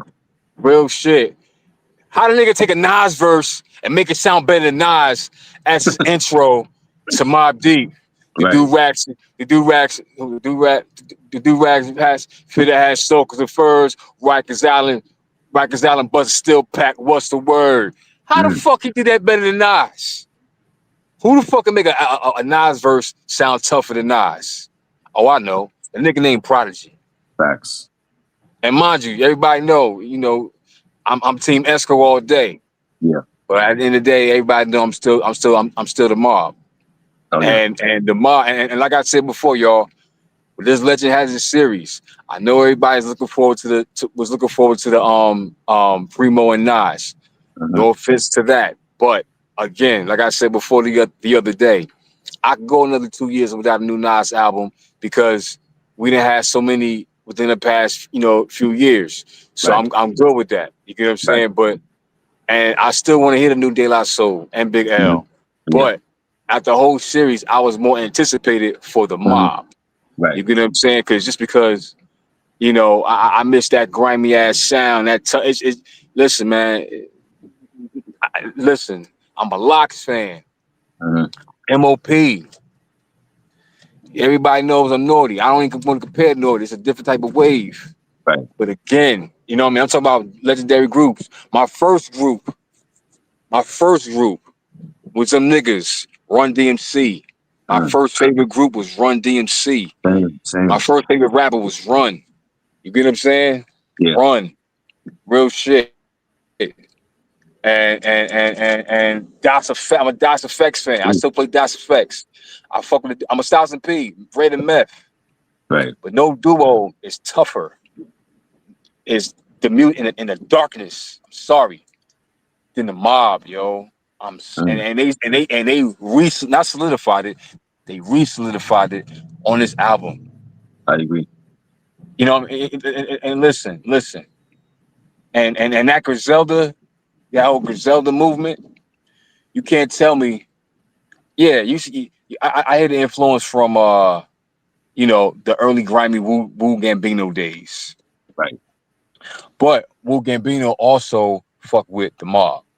Yes. Ray and Ghost is on the Mob, Infamous, and they're on Infinite. Yep. You get what I'm saying? Nobody fuck with the Mob, yo. Straight up. Facts. And They tough as fuck, bro. Raekwon was on Infamous, Hell on Earth, and Murder Music. Yeah, yep. He's on all three of them. Delano And even said, Nas said it. yeah. DSJ said Down For You with Nas and Georgia Smith was definitely a great choice for it's the new single. It's not the lead single. It's the lead single was Against the World. Yeah, that Megan's World shit. That shit ain't that Taj Mahal shit, yo. I was the Taj Mahal single came out. Well, at least the casino visual. No, there's a video for it. Yeah, and I was playing it. You know the casino visual. Yeah, I was playing it when I was we was driving down south, and I'm laughing and shit. I ain't gonna hold you. I'm laughing and shit because we be like dirty mob niggas meet me in Queensbridge. right. Yo. Yeah, And people don't understand when he remade that was 10 a.m. on he remade the whole shit, but just more grimier. right. You get what I'm saying? Yo, listen, and the way they did it as it's like the nigga came back on Sora and just did the fucking album straight up. Yeah, Like it sound modified than a motherfucker. yeah. You know what I mean? Yeah. So I mean, Prodigy was ahead of his time. I just feel like it felt like he's still here with us. It do, especially in the album, yo. It do, man. Straight up. I had that shit. Look, I had the videos playing while on my projector while the music is just you know what I mean, just bumping. And yo, real talk, yo, I'm gonna keep it 100 with you. I try to find a song that I can like skip. Right. I couldn't. I tried. I tried. There's Now none. I'm wrong for trying. I'm wrong. I'm dead wrong. Queensbridge, forgive me. But yo, nigga, I can take my time. This right here, oh nigga, my next trip. Oh, that Mobb Deep is first. Yeah. The trip, oh yeah. I gotta make another trip soon. So when I do, you know, I drive towards south because driving down south is like a therapy for me. Not deep south, but like, you know, NC. Right. Okay. I ain't gonna hold you, bro. I ain't gonna hold you. That shit's getting played. Facts. You know what I mean? And you both know, again, when it's not easy making an album that you can't skip at least one song. That's not easy. Right. They did it. They did it. And again, I'm not mad at. I think the Mobb Deep Flowers and Celebration is finally coming to a full circle. From the dudes that the list was, but they were smart enough to put Mobb Deep as number one. Infamous, like far as tough albums. You know what I'm saying? Listen, the only toughest album I'm far as tough. I'm talking about tough, grimy albums, right? You got a list of tough. Matter of fact, fuck that. I'm gonna drop that shit tomorrow. Fuck it. It ain't shit. Oh my bad. I'm gonna drop that list tomorrow, yo. Grimy albums, yo. If y'all want to add to it, feel free. I'm gonna drop that shit tomorrow. Grimy, sounding like the toughest grimy albums. You know what I mean? Like when you come to grimy, I think of It's Dark and Hell is Hot. Flesh of my flesh, blood of my blood. Yeah. You get what I'm saying? Yeah. Dark shit like that. Motherfucking I know somebody wants to Onyx. Who? Onyx. Oh, we got Onyx. Us. Yeah. I was about to say Onyx. That All We Got Is Us album. Yeah. Last Days and all that shit. Yep. You know what I'm saying? Of course you gotta throw the what's my shit? What's MOP third shit called? The one with what's it called? Firing Squad? The one with Hove on that was 98. The 198. Yeah, 98. Four Long Blades. Family for Life? That one? First Family for Life. Yeah. You know what I mean? shit like that. Before Annie Up. You know what I mean? Mhm. Because even with Annie Up, they done killed it so much.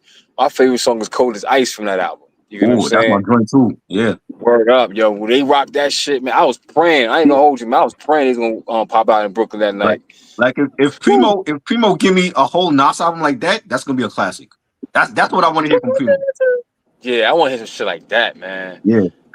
I don't want to hear no hip hop. I don't want to hear that. Nope. Hip hop. Take it back to the streets. No, Oh no, man. no, no.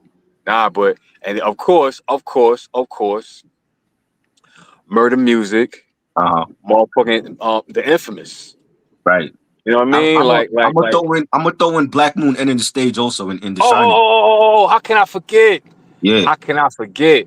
Like I'm Helter Skelter album. Yeah. I'm getting the from the weak shit that I am. No nigga with Right. style come near. Come Come on, on, man. man.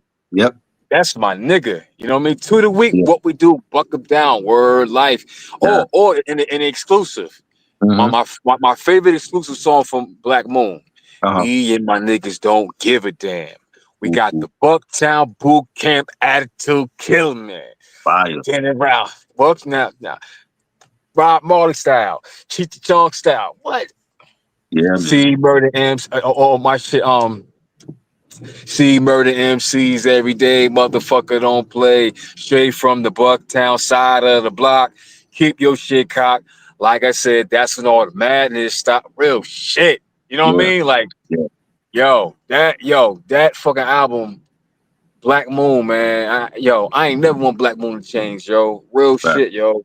Yeah. You know what I mean? And I ain't gonna hold you. I love Smith and Wesson. I love Helter Skelter. Yeah. All them niggas. But I was always still a fan of Black Moon first. Facts. And I mean, damn, this chicken drop out. Go ahead. Nigga driving a little Smurfette car and shit. Blue as shit. God damn. Yeah. Papa Smurf Papa Smurf minivan, motherfucker. Yeah. Yeah, but yeah, the mob, yo. Like I say, Rock, if you didn't listen to it, man, listen. Yo, And I ain't gonna lie, that's the most anticipated album for me this year. And Yeah. and we won. We won. Yep. We won. Yep. earlier, like I said, my expectations for Infinite was what was it? The posthumous Gangster album. Yeah. What was that album? Oh, One of the best yet. yet. Yeah. And it was a solid album, but it wasn't like rap album of the year. Right. But I was comparing out, like my standard was one of the best yet because, like Prodigy, Guru's vocals were, Primo had to create beats that fit Guru's vocals. Right. And I feel like some of the features on one of the best yet, they kind of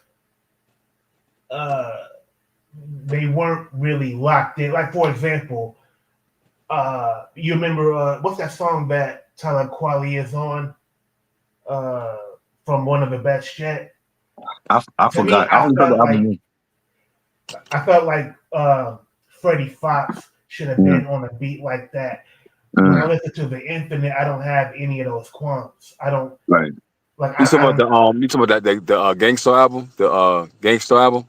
Yeah, because I was comparing, because just like Havoc and Alchemist had to produce around Prodigy's vocals, Preem had to do the same thing with Guru.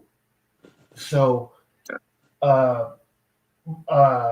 Primo's decision to have Talib Kweli on that beat, to me, I felt like somebody else could have did a better job. Whereas with Infinite, I feel like every collaborator brought their A game, and they did not half-ass anything, especially in the name of Prodigy. And there's certainly, how about this? A a man who has been uh, gone from this uh, from this sphere, well, for now 8 years. He has a better rap album than Living MCs. Mm-hmm. Yep. Who's that? Talking about if you really think about it, like how is it that Prodigy from the grave has a better rap album than people that are living now? You know why? Well, I can't. No, I ain't gonna say why. Like why? I'm gonna say one thing. I can't say all, but I'm gonna say one thing. One of the difference between let's just say this Dead or Alive, right? Not Nas. Prodigy had that. Yo, if you listen to the album, right? Yeah. And then you find you realize and then you put it together. You correlate it with the people that's involved. Yo, man, this album was made out of love. Facts. That you get what I'm saying? Like, think about Yeah. it. It's Havoc and Nas and Alchemist. You know what I mean? Like everybody know Alchemist and Prodigy was tight. Of Mhm. course, him and Nas had a love-hate relationship, but they fuck with each other. Don't get me wrong, they fuck with each other and they respected each other. And his daughter, you know, Yeah. his family. You get what I'm saying? So, and I heard that's what they put it together. Alchemist had some shit. What's his name? Have had some shit. Then they family had some shit. And they put it together and they narrowed it down. I'm pretty sure they got a lot of extras on the low, but Yeah. they narrowed it down perfect. You get what I'm saying? Like, yo, straight up, this was the one thing I like about the legends. Certain legends, they really. I like when legends stay themselves, but just show a form of elevation. You get what I'm saying? Because you know, you gotta be true to your fan base. That's with any genre of music, whether it's the rock stars, the Rolling Stones and shit, and Right. the groups we were talking about before. You get what I'm saying? You know, if Mike was alive, I don't know, we had another Jackson, you know, show, you know, but Mobb Deep, yo, like the way they did the album, man, like straight up. I go see. I was reminiscing about when I went to the Best Buy theater show when Prodigy came home from jail. Mhm. And you know what I'm saying, me and my Wardy, you know what I'm saying, we went over there, you know what I'm saying, and you you guys got that, you know, everybody always you always got at least that one person you can rely on to roll with you to the concerts and shit, because everybody else acting like old men and shit, right? We rode to the motherfucking Mobb Deep concert. Now, right before that, that was a Mobb Deep reunion concert. Right before that, we went to the Dipset reunion concert. You know what I'm saying? Mhm. When Dipset got back together, you know, in the whole the Votto era and shit like that, right? And that shit was fire. We was happy. Then months later, it's springtime, and they got the album, the reunion album, reunion show, because you know, Prodigy just came home. And I'm be honest, that's the day I realized that Mobb Deep. No, I'm sorry. I was like, yo, nobody's fucking with Mobb Deep. And then the next year they broke up, and I'm like, damn, that's my favorite group. You know what I mean? Like I knew I rock with the mob, but sometimes certain things make you realize where they stand with you. You get what I'm Right. saying? Like where they stand with you. You get what I'm saying? Like it's like, you know, you know what I mean, you got a friendship with somebody. You didn't realize how much 100 they were until either they move or they no longer here. You Right. get what I'm saying? Sometimes it's like that. So Right. that's how I was with Mobb Deep. Like with Mobb Deep, when they had their little, you know, bullshit, whatever, I was like, damn, that's fucked up, because that's my favorite group. I hope they work it out. Right. Fortunately, they did. You get what I'm Mhm. saying? Which I knew. I wasn't surprised. Right. But yeah, man, the mob, yo, because listen, not everybody can make classic albums. They might make classic music. They might have a crazy catalog of music and singles, but to put it in one body of work is not easy, especially depending on a list as, yo, this a classic, or yo, this number out, yo, I can't stop playing it. Yo, ain't no songs that I gotta skip. I can just let this shit rock. That's Yeah. not easy. That's Right. not easy.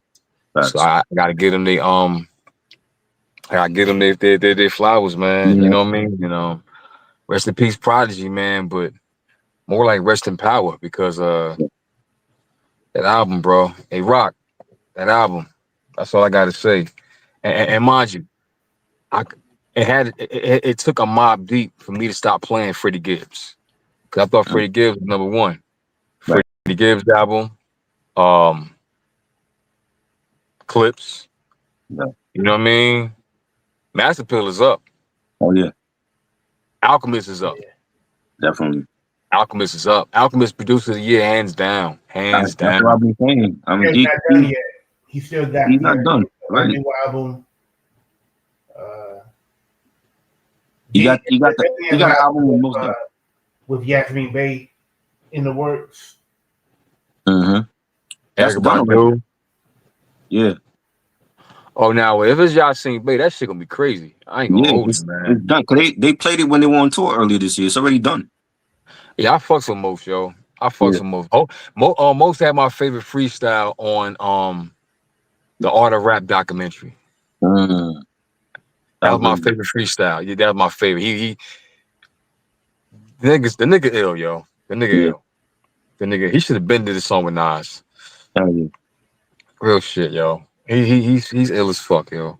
So I wait for that. But like I said, man, that Mob, man, brought back a good feeling, man. It made me appreciate the era we from, man. And you know, damn. That's all I can say is damn, bro.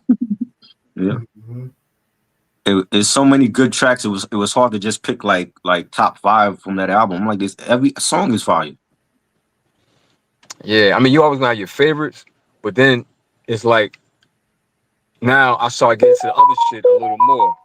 Mm-hmm. You get what I'm saying? Like that down for you caught me off guard. Okay. Yeah.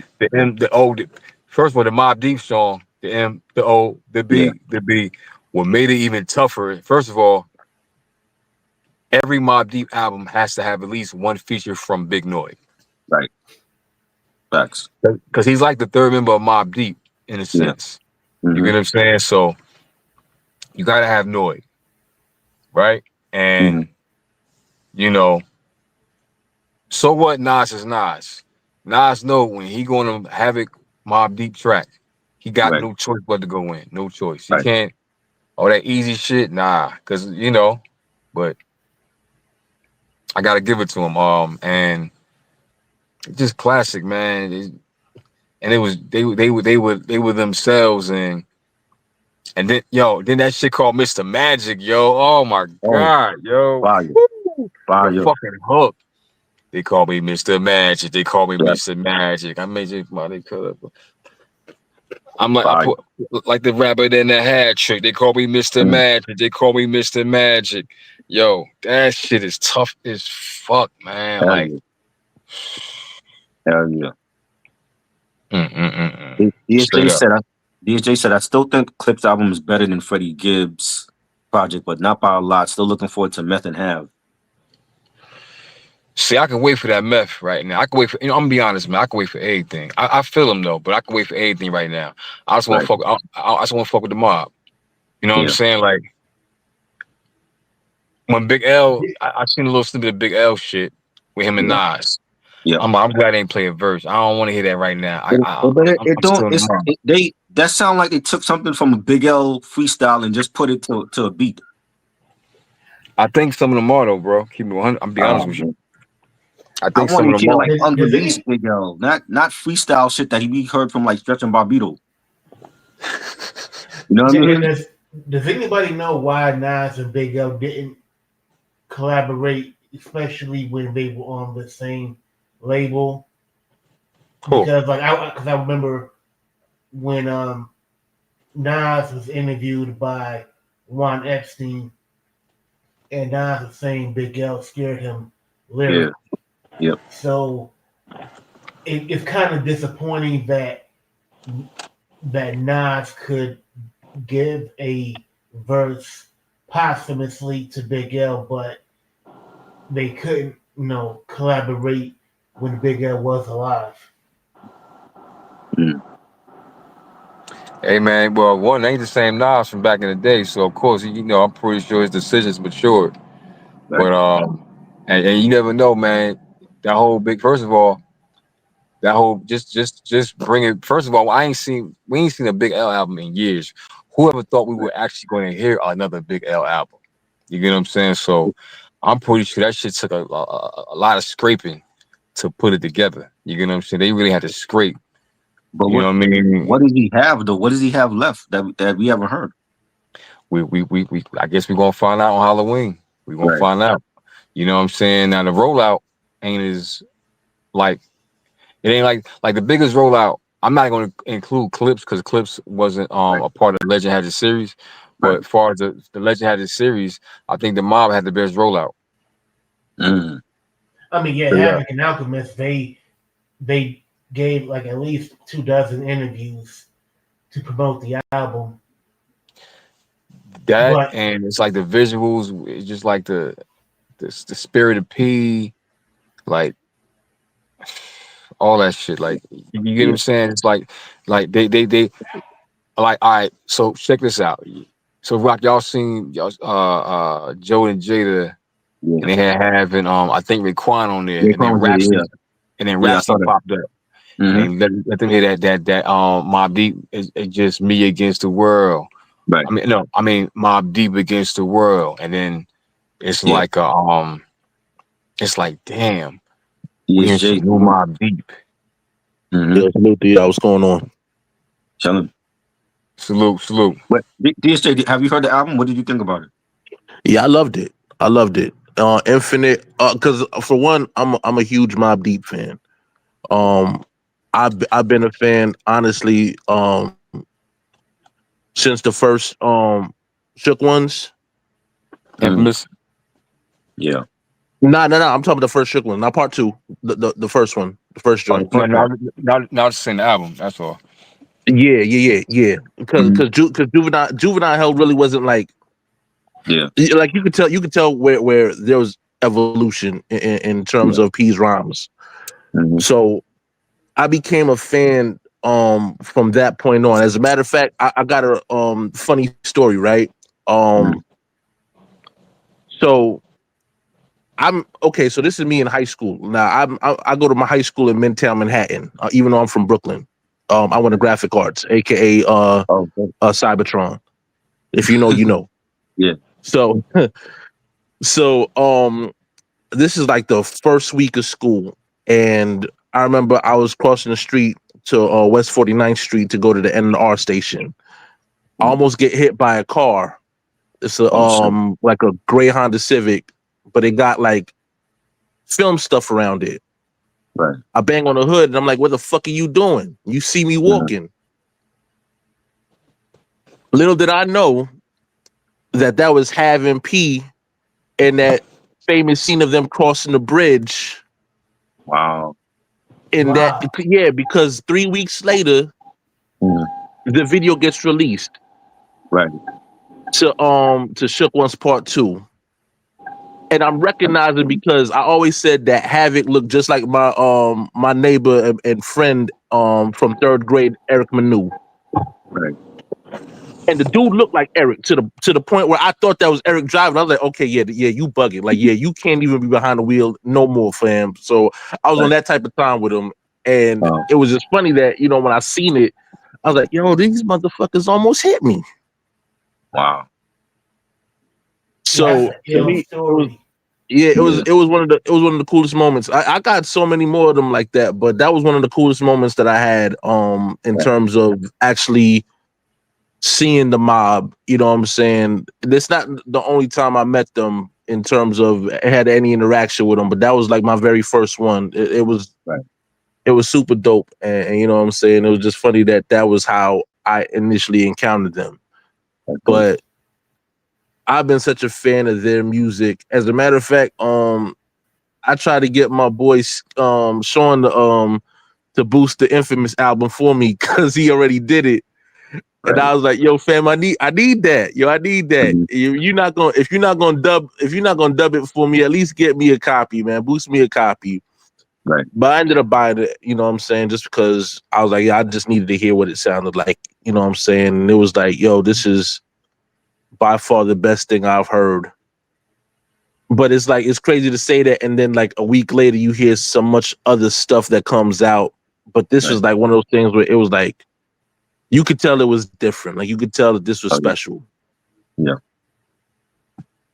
And so Right. yeah, I They was really, like they really captured, you know, that street life essence where they were from perfectly.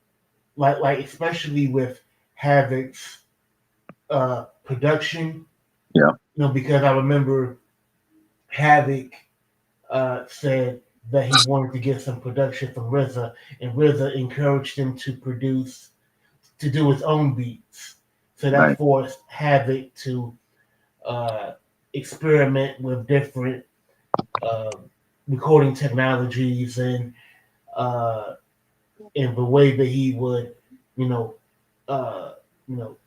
dig for records. Like he wanted to get the most sinister sounding music and use that as the basis. And one of the most distinctive production runs of the 90s Mhm. was because of Havoc. And every time I listen, my favorite Mobb Deep album is actually Hell on Earth. Mhm. Like because it sounds apocalyptic. Yeah. It sounds like it's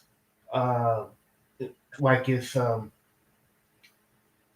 going to sound weird, but like when I hear Hell on Earth, especially Prodigy's rhymes, it kind of sounds like it's biblical, like it's Babylonian. Yeah. And like his turns of phrases is damn near like a playwright. And Right. and it's not, and it wasn't bullshit punchlines. It was, you know, clever as rhymes about philosophy. And it may sound like it's hyperbole, but if you just read Prodigy's rhymes on paper, they read like a playwright. Oh yeah. yeah, I think it's funny too that, you know what I'm saying, even the fact that some words just didn't rhyme, but he found a way to make it Yeah. make sense in terms of hip hop. Facts. And I think that was one of the biggest things that made him like a real standout. You know what I'm saying? Like Mhm. all, you know what I'm saying? Then consider the fact that Havoc elevated as well over the years. Right. Because I don't think people really saw the like Hav's lyrical prowess until probably Murder Music. Mhm. Like you could tell like it took steps, but I think Murder Music is where he shined. And then after that, I think America's Most Wanted is where he like really got to being like you went from being like a starter to an all-star. Yeah. Kind of like he finally was able to share co-billing with Prodigy lyrically. Yeah. Mhm. And I don't think they give credit to like it was Q-Tip and Lost Professor that helped them with the drum programming on Infamous.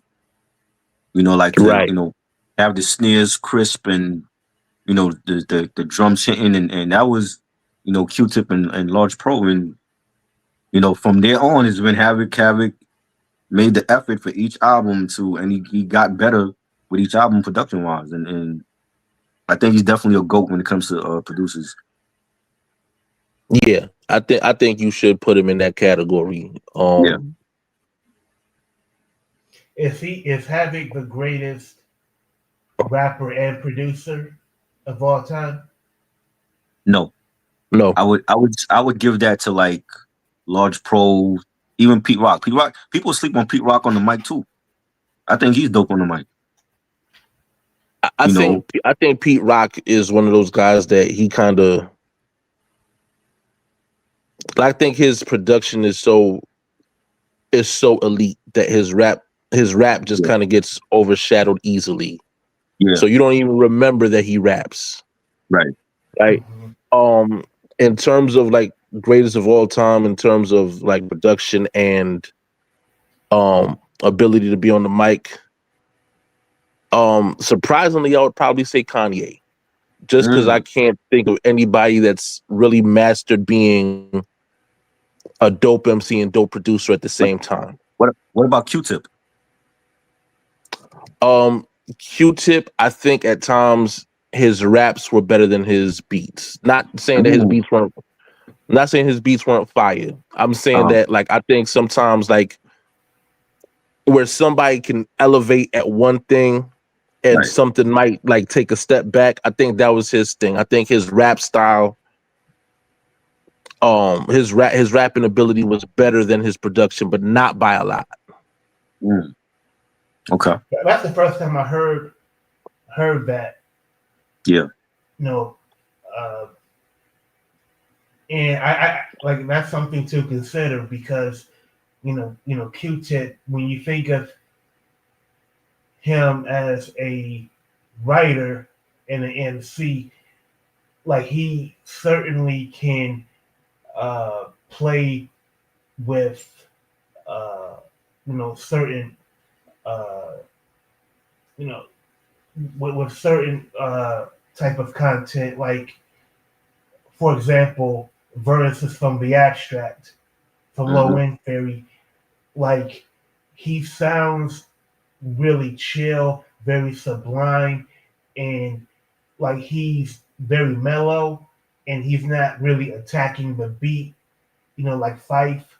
He's more laying back uh and just using his voice very lightly, and it's not like a forceful voice, but when you listen to Q-Tip, you kind of listening to uh like you know like a street poet, Right. you know, like you know he you know uh like for yeah, you ever heard of Gil Scott Heron? Yeah. Yeah. Like if you listen to Gil Scott Heron's like early albums before he recorded with Brian uh Jackson, when he was just, you know, reciting poetry over bongos, I swear Q-Tip sounds very similar, where with minimal musical accompaniment, his uh, rhymes kind of fit with light percussion. It doesn't have to have a lot of music. Whereas with um Kanye, Kanye can sometimes be overindulgent. He can be not overindulgent. He can be self-indulgent, where he'll throw everything at the wall to see what will stick, and sometimes it works, and sometimes it doesn't. You know, like 808s worked, Yeezy didn't, and I think with Tribe's Run, Q-Tip was able. He never had that opportunity to make a stinker, you know, except for Beast Rhymes of Life. But he saved that for his solo career. Yeah. Plus you gotta look at too, you know what I'm saying, him being part of a group. There's a voting system that exists in that, you know what I'm saying, where okay, yo, this is the one we want to work on, this one we don't want to work on. And then of course, you know, I think it's hard to outshine Fife on the mic, right? So I think when when you put so much emphasis on, okay, I don't have to outshine them, I just have to match the work. Right. And then I still got Ali Shaheed Muhammad, you know what I'm saying, holding down the other part of the production team. Right. So I don't have to put so much emphasis and focus on just this one aspect of it, as opposed to like Kanye. Kanye got no other choice. Like Kanye is the only entity that exists in terms of production and then writing rhymes, at least at that, at the beginning stages of his career. So I think there's an element to where, like, yeah, there's gonna be a lot, especially because his biggest thing was he was trying to impress people. Like he was trying to impress his predecessors. He was like, "Yo, I want y'all to see me in this light as being one of the best." So I think there was a certain level of competition that made him thrive for that. And so because I mean, even like it's evident to me where everything up until graduation sounded almost like, if it's not classic, it's damn near close to it. Right. I agree. Mm-hmm. Yeah, I think with I'll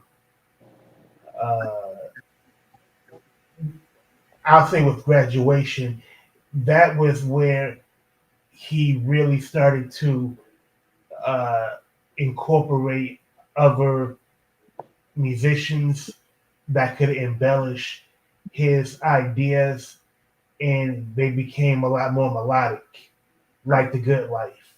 You know, like people have sampled Pretty Young Thing many times, but to have Pretty Young Thing sampled throughout, to have that chorus sampled throughout the song, and then you kind of have all of these heavy synthesizer parts, to build the track around. And not only is it a banger, but it becomes one of his signature hits. To me, that's one of the last periods where he was really, where he really hit his stride on all cylinders. Right. I'm gonna throw Diamond D. I think Diamond D and Lord Finesse are severely underrated with their beats and their rhymes. I think what hurt Lord Finesse was that his protege wound up being a better rapper than he was. Right. Don't do that. Don't do that. Don't do that. Don't do that. Don't do that. No, don't do that. Don't do that. Don't do that. But that's a hot take. Yeah. Respectfully, don't do that. Don't do that. Nah, and you know I am, man. I ain't with you. Gotta down somebody to celebrate the other. Oh, no, That's no, whack. no. That's No, whack. I didn't mean that. I'm talking about where, but the growth, the artistic growth of Big L, kind of He's a outpaced. part of it. He made a contribution, and he made a contribution also. You know what I'm saying? Let's be clear. Big L is an extension of Lord Finesse. Mm-hmm. You get what I'm saying? That's on Harlem. That's on the Bronx. Big L is an extension of Lord Finesse. I'm not saying that he wasn't lyrically before they met, but you can't tell me you don't hear the influence and the energy and the lyrical correlation. You know what I mean? So I don't want to, because, and on top of that too, bro, he's on Verse Guards too, for the record. Lord Finesse. Yeah. But that's why I said Lord Finesse protege. But sometimes the protege can kind of outclass the master. Listen, my thing is this. Yeah. There's levels to everything. If I teach somebody something that I do and they become greater, I did my job. That doesn't discredit me or who I am. You can't say that Lord Finesse got thrown off because of his growth. That don't sound right. I'm sorry. That don't sound right. Think about what you're saying. No, I don't. Bro, I don't where think are you when these LeBron and Jordan conversations be happening? I swear to God, I be wanting people to say the same thing about the evolution of the art. Yeah, it's called you know what I'm evolution. saying? He made a contribution to evolution. That's what I'm saying. So you can't say that because you unconsciously you might not realize it, but you discredit him because of that. It's one thing if you say now if you say it because of himself, like yo, I think he got weak in his rhymes. That's got to be debatable. But just to say something like because Big L grew, that threw him off. Nah, I can't say that. I You know what I'm didn't saying? say Because throw him off. I said what we was- outpaced. still, it's too much discredited energy within that sentence. I'm sorry. I think Big L was like more of like the '90s version of Lord Finesse, like the late '90s version of Lord Finesse, like where Lord Finesse. Yeah. Because what I'm saying is Mm. look. That's just like, all right. You can't listen. We all know that Nas got some Rakim in him. We all know Right. Nas got some G-Rap and motherfucking what's his name? Slick Rick, Mm. right? All right, yeah. Right now, listen, whatever. Nas is bigger than life, but let make no mistake about it. They made a contribution. Yeah, they might not became as big as Nas. You know what I'm saying? But shit, hip hop wasn't that big when they started. So, you know what I mean? You know how it go. Yeah. But like I said, and I know you're not trying to diss him, but it just, it just sounds too But you know, disrespectful. you You know what fighting, I'm saying? you fighting against human nature too. It's human nature to always compare and contrast. That's why we always Right. do it. No. You know what I'm saying? And I'm not saying you're wrong. I'm just saying, like, I get what you're saying. But what I'm saying is, again, it still falls on, again, regardless of what human nature is, it still falls along the line of like, don't discredit him because somebody grew, you know what I'm saying? Like, it's still discredit.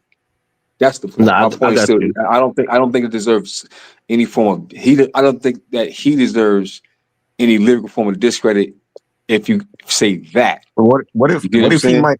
But what if he actually thinks that? What if he feels like that was the greatest thing that he did was bringing out Big L? No. You're not. No. My point is, right? I don't care if Big L sold more records than motherfucking Elvis. Mm. Regardless of what, I don't want to take that away from Lil Finesse. That's my point. Oh yeah. But That's my point. I didn't mention commercial success. I was talking about artistic growth. That's again. That's what I'm talking about, and that's what I'm talking about. What I'm saying is if you say that he stopped to focus on him, that's something different. But don't say that threw his game off like he don't got it no more because of that. That's my point, because that's what it sounds like. Not saying that's what you're saying, but that's what it sounds like. This Y'all in now y'all '95. understand why I'm Right. huh? I was saying in '95, ironically, Lord Finesse dropped the album and Big L dropped his first album. See, there y'all go comparing. Y'all comparing the wrong thing. Nah, I'm saying like That's not DRTC had comparing. a, Nas dropped the album too, He just yo. no, we're not comparing. Man, I'm saying like, they were selling, like DRTC was big at that time. Like Lord Finesse dropped the album, Big L dropped the album. yeah, but you know, listen, when L became a part of DIC, he was the golden child of that shit. Let's Yeah. be cool. You know what I mean? Yeah. Like real shit. Like he was the golden child since Chris. Right. Since, no disrespect to nobody, but since Chris. Yeah. You get what I'm saying? But it still revolve around the coaching and the support and influence of Lord Finesse. Right. You get what I'm saying? So that's why I don't want to say I can't see myself saying, yeah, because of that. It's one thing if it's just because of him, but not because of a Big L. Like, you get what I'm saying? Now if he slows down, he was definitely influenced by Lord Finesse. yeah, and Lord Finesse ventured into mad shit production. He was a lot of people don't know Lord Finesse got a lot of production credit.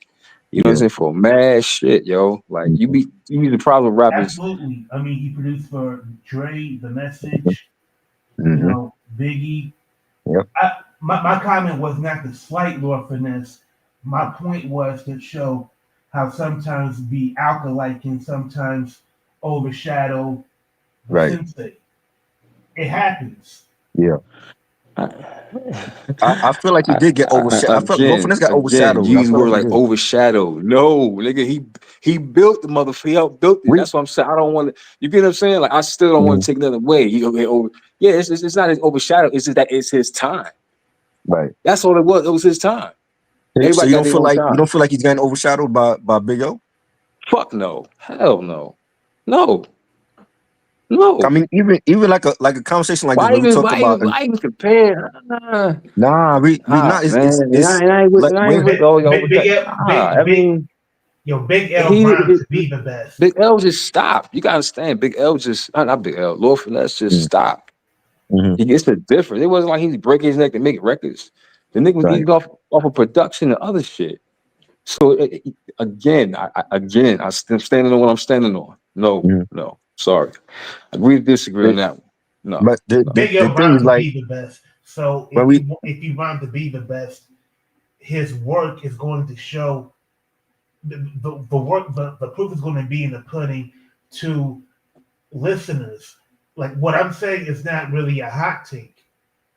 Like Lord Finesse was the original. Like that's the reason why Big L gravitated to Lord Finesse. But is that a hot take to say that Big L started to his presence started to overshadow Lord Finesse lyrically, especially when you got that much competition in DITC. yeah, That's the thing. You're comparing the wrong things. That's the thing. He was supposed to. You don't get it. He was a star. Big L found a fucking diamond in the rough. Lord Finesse found a star. Whether he was with Lord Finesse or not, he still would be Big L. But my point is, he was with Lord Finesse, and he played a part in him becoming Big L. right. You get what I'm saying? He was a part of that. I You know what I I'm do saying? feel like On top of that, and listen, everybody finds that rapper that can rap his ass off. Yo, he next level. Listen, it happened with Nas. They discover Hove. You get what I'm saying? But niggas ain't comparing no Jazz over no fucking Jay-Z. No, seriously. Why? Right. What point would that make? Now niggas might listen, niggas ain't comparing Nas to Nature, and that was something serious. I think if Nature had really caught his shot, then again, he'd been something serious. But again, I ain't saying he overshadowed Nas, no. But my point is, Nas found somebody that was. I'm not including AZ because that was something different. But he found somebody. So my point is, Big L found the talent, and real shit, the talent just happened to be influenced by him as well, and he played a part. And like, you know what? Fuck that. Matter of fact, here go another one. Fat Joe and Big Pun. All right, Fat Joe and Big Pun. Fat Joe and Big Pun. Ain't nobody saying, yo, Pun outshine. Nigga, it's not about Pun outshining him, Joe, because I don't want to take nothing from Joe. But Joe found the one. Lord Finesse found the one. He was But the even one. Joe admits Big that. Pun did Even outshine Joe admits though Fat Joe. that.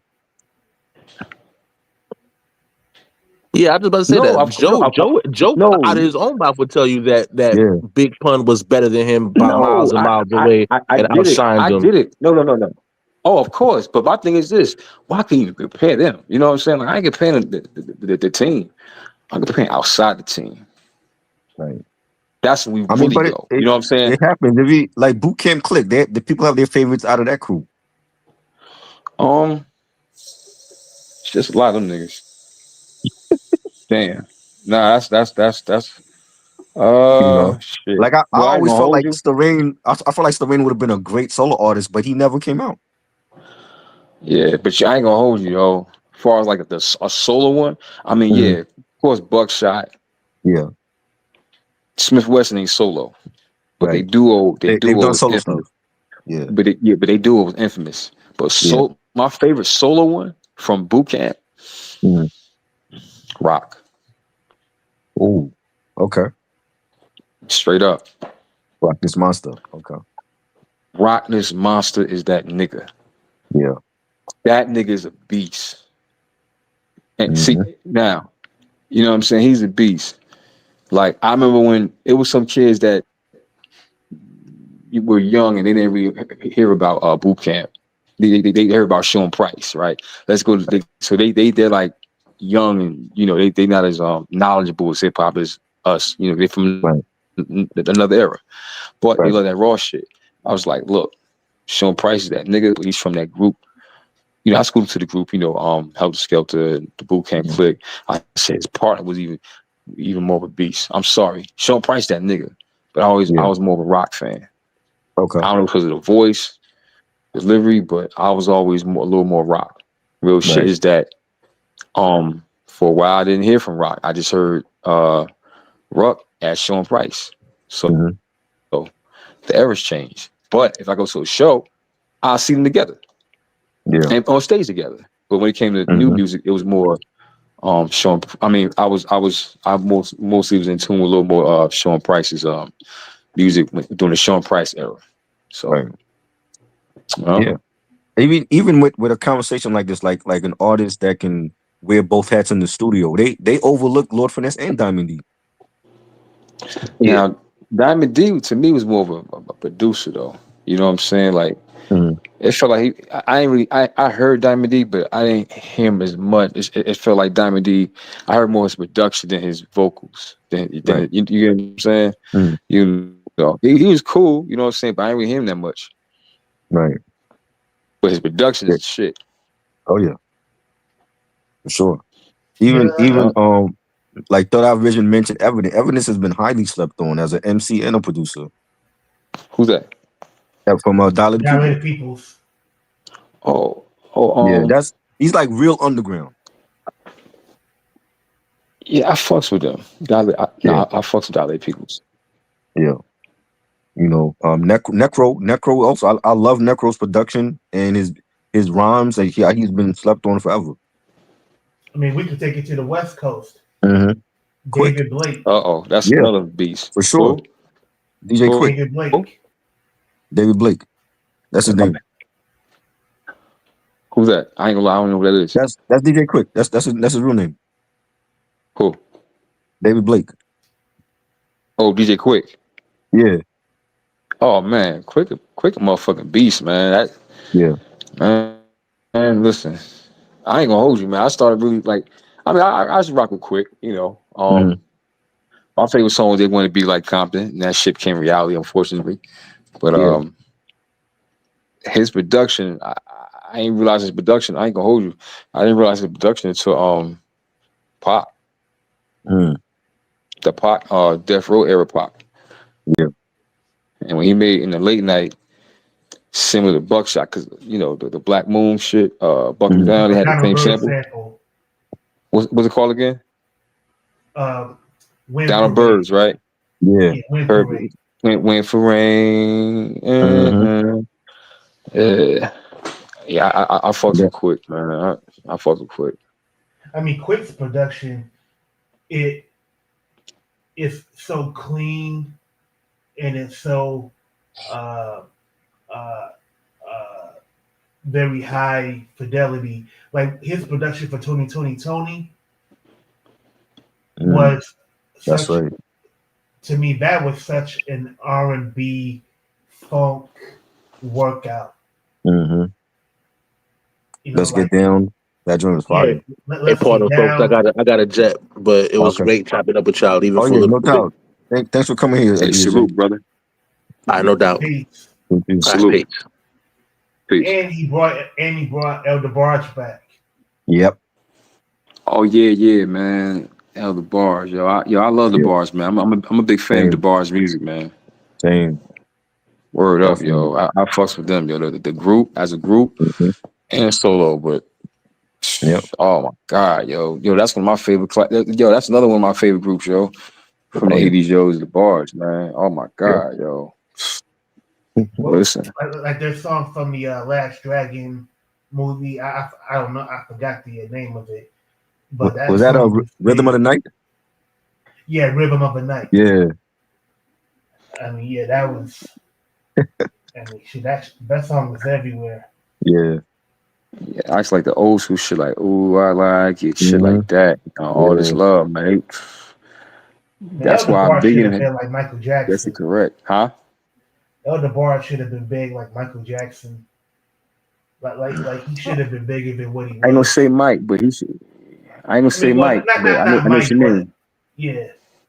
But I know what you mean. Nah, well, I don't know if y'all saw the unsung. Mhm. I saw it. Y'all gonna laugh. Y'all gonna laugh at me, but I ain't gonna hold you. Uh, You know, for a while I thought Elle and Bobby was the same person, yo.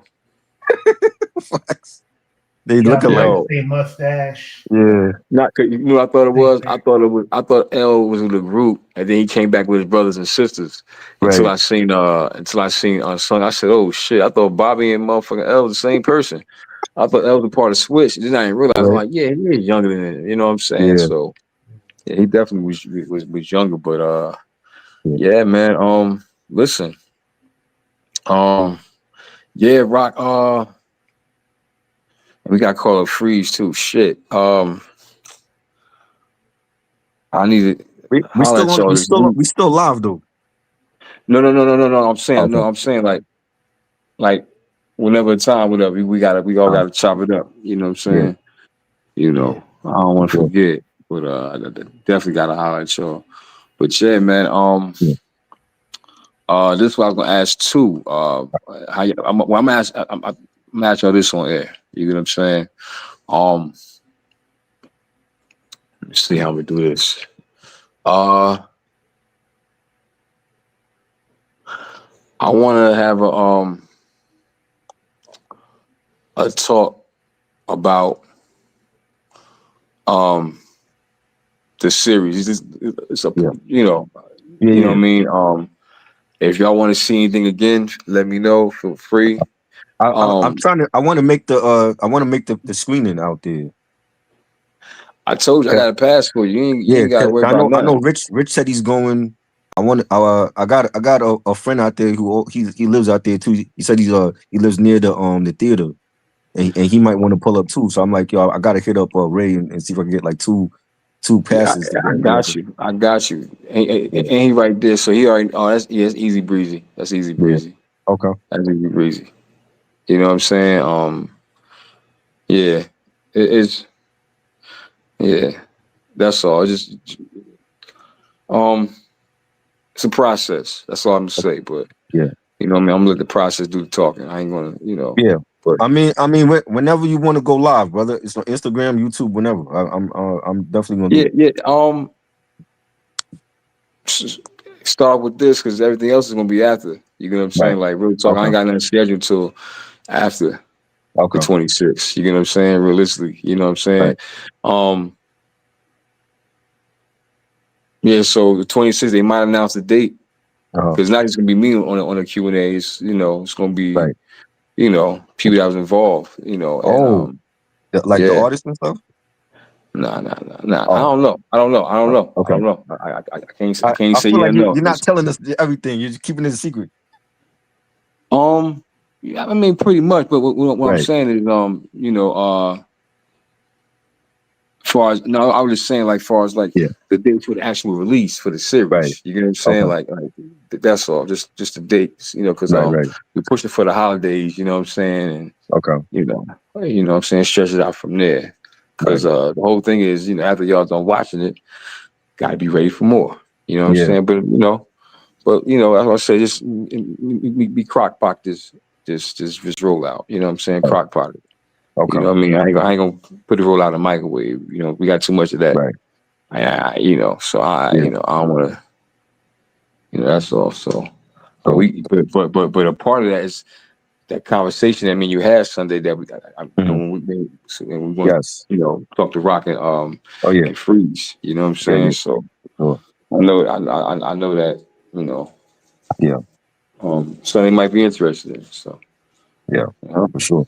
Hell yeah. Yeah, Yeah, so man. it's gonna be something dope, man. But that Mob album, yo, listen, man. Shout out to the boy Has, man. Like, Yes. Have just a Have they beast. announced when they're gonna ship like physical CDs? It's out already. Yeah, they got that and vinyls. I gotta get the vinyl, yo. Yeah. I gotta get the vinyl, yo. Yeah, Straight because up, yo. Rich has the orange marbles vinyl. He showed it. Shit. That Dang, shit is Rich. beautiful, bro. I'm like, y'all got to get me that. Yeah. I got the comic book. Oh yeah, you told me that you got the comic book. That's right. Yep. I'm Wow. Yeah, I got check the mail. Yeah. Actually, man, I ain't get delivered. I got delivered somewhere else though. Uh-huh. But, I got to check the mail though. Yeah, man. They got the CDs. They got the cassettes. Oh shit. Yeah, And it seems like I'm definitely copping the vinyl though, because yeah, that vinyl is just like, it's. I got a new vinyl player, and that'd be something hmm dope to add to the oh yeah, collection. facts You know what I mean? You for know, sure. and just That's listen that's to the that's And you vinyl. say they that's what got we do. cassettes too? Yeah, Huh? they got the test too. Yeah. Yeah, I got Yeah, a copy of 'em. hmm And they yeah. got And that like sounds dope. various different like album covers. They got like another alternate album cover for it. Yeah, Nice. that's dope because Yeah. that's what the game done brought down to, bro. Right. Like motherfuckers is buying experiences and real shit. You know Right. what I mean? Because music ain't what it used to be. Like we had an experience buying music. We go to the Yeah. store. You know Yep. what I'm saying? It might be a sign in, even better. I mean, yeah, hmm a sign in. We copy. We look at the CD. The first thing we do is we open the cover. Yeah. With the plastic off, open the cover, especially if it's the real shit, because the bootleg ain't going. They had like Nah. one piece of paper in that motherfucker. one, Yo, one Xerox piece paper, man. one yo, piece of they used to paper. kill me. Yo, they used to kill me when I would go to the record store and I Uh, would buy an album on cassette, and yeah. it's like only one page. It's like the insert is like really thin. Right. It's like damn man, like Yeah, I used to I hate might as that. well I might as well have bought the bootleg then. Right. I'm like, where's Yeah, the pictures and stuff? Where's the credits at? for Hell real. yeah, like you feel ripped. You feel Yeah. ripped For off. real. Yeah, so I got it. So now it's more physical shit, more dope Yeah. physical shit. You got some dope physical shit. Motherfuckers Yeah. gonna buy it because we no longer go in stores no more. Even though motherfuckers are buying vinyls again now, that's crazy. Yeah. You know what I'm saying? Vinyls again, motherfucking Cardi B, she Mm. just did some shit that I'm gonna tell you who was doing that though. As far Mhm. as like this era of our culture, as far as like music, hip hop music, Griselda. Yeah. Because I was hmm like, what the fuck? These and when I discovered them and I found out how they do their shit. They shit was dope. They fucking merch sell like fucking Nikes. Yeah. You know what I'm Yep. saying? You know Straight who's up. been doing that like on steroids? Yeah. And this person is not in our culture, but Mhm. this person has been like getting dog for this strategy.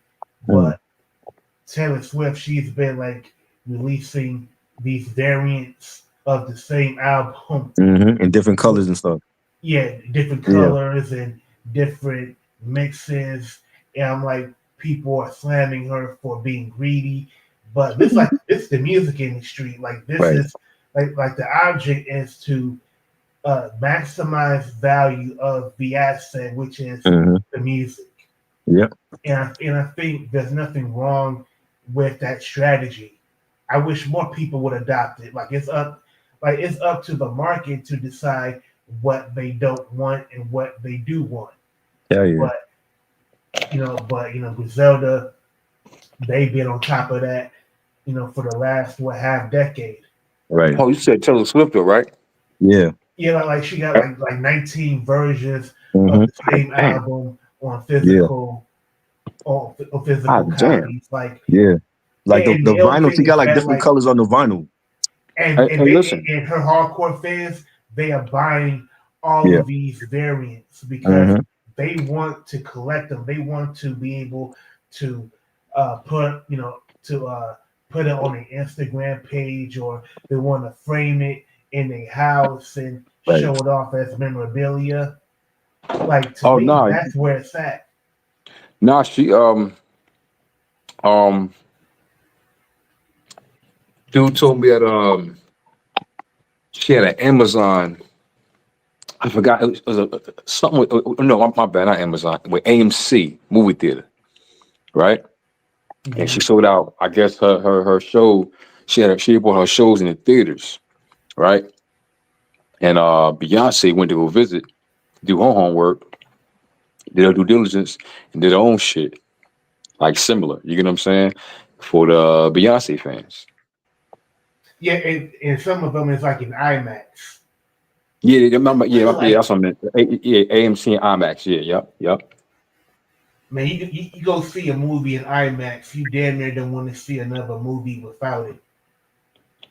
No. Because it's like a big ass projection, with incredible sound, and like the sound is like you can feel it in your seat, and you can feel it on the ground. It's the best movie going experience you can have.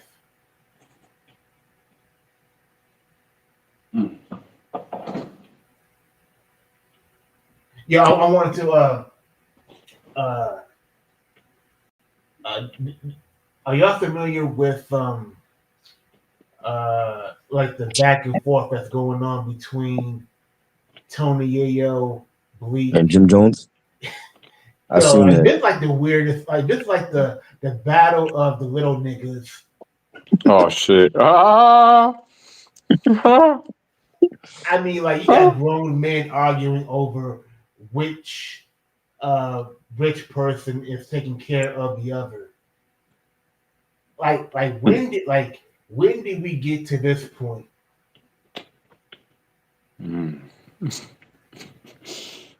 Because Yayo said that he doesn't think Jay-Z takes care of Bleak, and then Bleak shot back, and then Jim Jones, said that Yayo's a bitch and he's a crackhead, and Damn. if 50 told him, to go sell himself on the street, he would do it.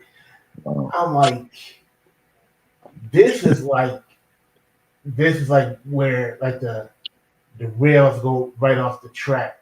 All right, so hold up. I gotta ask. You know, I gotta ask, right? Mm. Yeah, ready? Yeah. It's 2025. Mm-hmm. We need a new battle. Who you got? Who you got? Who you got? Who you got? Oh God. Jim Who you got? Jim have more hits than Yayo. Facts. I don't even think that'll be a battle. I think Jim would wax him. Shorty supposed to dunk the dancing on me. That one hit record he got. I know you don't love me. You ain't the same when us in town. He would have to do shit with 50 and Banks. Like can you imagine like Cam, 50, and Jay looking at these dudes like, why y'all dragging me? Exactly. Like, why y'all dragging me into this bullshit?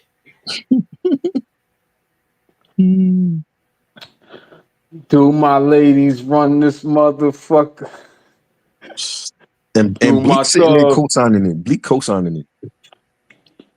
Nah, but that shit is all. Actually, but yo, I ain't gonna hold you though. Yo, hey, listen, I ain't gonna hold you. I didn't realize Bleak had a podcast, and I caught myself watching a few episodes, man. Yeah, it's good. Yeah, shit with the shit with Cam. Yeah. Shit with whom? With Cam. Shit with damn, who I saw. I think he had one with Cam. He had Just Blaze on one. He had a Pain in the Ass. I ain't see. I'm trying to figure out. I know I seen the gym one, and I'm trying to figure out who else. I know I seen Jim, and I forgot the other ones I saw. I think it might have been no, not C's. Young Chris. It come back to me. Yeah, Young Chris on it. Young Chris from the Young Guns. Young Chris from the Young Guns. That's who. Yeah, Young Chris from the Young Guns. So yeah, I fucks with it. You know what I'm saying? I see. Oh yeah, and the one with Ja Rule. That's another one with Ja. Oh yeah, that was good. That's the first one. Yeah. So I gotta. To me, all of these, rapper podcasts or they pretty much follow the same formula. I mean, they're pretty much, you don't really learn anything new or informative from them. But the only person who I would want to hear a podcast from is Jungle. I think Jungle would have some of the illest, most informative stories about His brother. not just hip hop, but his dealings with Nas, like how, like Jungle, like whenever I've seen like documentaries about the makings of Illmatic or Nas' upbringing, Jungle always talks about, he always brings up something that I never heard of before. I think Right. Jungle would be absolutely entertaining in this format. He would have to get Nas on there though. I don't know about that because like Jungle is such a live wire. Mhm. Like his personality is could carry a podcast. I think Nas would. I'm not saying he's above doing being on a podcast, but I think Nas' focus is on music so much. He just did an interview with Havoc on Sirius. And with Complex. Yeah, But that was to promote, right. the Legend series. Like as far as like, going down, memory lane and talking about, certain stuff. I could see like Nas being like, nah, chill, Jungle. See what Bleak's podcast is informative because there's a lot of stuff during that era that I didn't know about. So when he's talking about like a lot of unreleased tracks, like the album that him and Beans was supposed to do, they blew the budget in Miami and they only got one song done, so they never did the whole album. And they were like, yo, Jay was pissed off because they sent them down there to do the album and they were partying so much that they didn't get a chance to do the album. So I didn't know about that like back then. And when he talked about how he regret not listening to Jay when he was younger, because like Jay would take them on tour and they would go to like Poland and Switzerland and different countries, and all them niggas wanted to do was just stay in the hotel and smoke all day and eat burgers. And he said he regret not going out and seeing the different countries when they were out there. And he's gonna fuck the bitches. That's it. Right. You know what I'm saying? So like hearing those stories, I like the fact that he told those stories of when State Property and Rockefeller was on tour, because we didn't hear about that stuff back then. And those are teachable lessons. Yeah, but you know what though? You know what though, Rock? Yeah. I think Jungle will. I think Jungle would do just fine without Nas on that one. I ain't gonna agree hold with you. that. I agree with Real that. talk. But He, you know what I'm saying? Right. I never thought about that though, Jungle, because he was such a played the background a lot. You get what I'm saying? Yeah. I know, you know what I mean, when you finally hear him talk, he be saying some shit, some stories, Right. you know what I mean, which is, is one of them stories that you gotta be a fly on the wall. Facts. You know? That's what So, the algorithm just said. Yeah.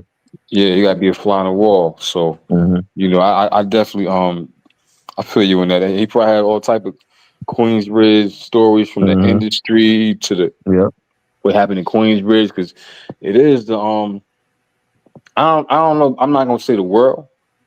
Maybe I could. You know what I mean? I don't want to. I don't know. But when it comes to projects, maybe it's like the most popular projects in the world. It feels like I heard people actually go there to be tourists. I'm like, y'all niggas crazy. Yeah, I've seen that. I've seen people like that follow me. Like DJs come from like different parts of the world just to go to Queensbridge and take pictures. Fuck. Hey, listen. I ain't gonna hold. Listen. Look, I get it. I ain't gonna hold you, man. When we was in high school, we thought about the same shit. Like, yo, let's go to motherfucking Queensbridge, see Nas and Mobb Deep. Then we said, man, fuck that. Let me tell you something. Especially back in the fucking night. We talking around the time when it's like the infamous album out and some shit, or in between it was written, some shit like that. Or nigga, we go there talking about let's go see some Nas. Yo, what Nas said, yo, we fans of his music. And them niggas fuck around and rob your ass in front of Nas. Where I can Nas see right at? now. Now it's like, yo, done, yo, say that shit for the concerts, done. Right. And I can hear Pete now, yo, done, yo, we feel you, done. You gotta say that for the shows and shit. Why niggas Ray, getting robbed? They fuck Bro. around and rob you too, Yep. nigga. So people haven't gone like to Newark, you know, to look for Red Man's old stomping grounds, and you know, want to see. Nigga, you go to like, South on Avenue talking about some look for some doc all you want, nigga. Back then, and hey, is this where Lords of the Underground is from? Exactly. What? Nigga, go. I eat better yet. Nigga, go down the hill and eat in East Orange. Talk about some where Tretch at. Okay, nigga. Okay, nigga. We where Tretch at, yo. Hey, And you know, back then a nigga fucking around go to their block with some naughty gear on and shit. Right. Look, some naughty gear, the hoodie, the sleepy hat. Oh man.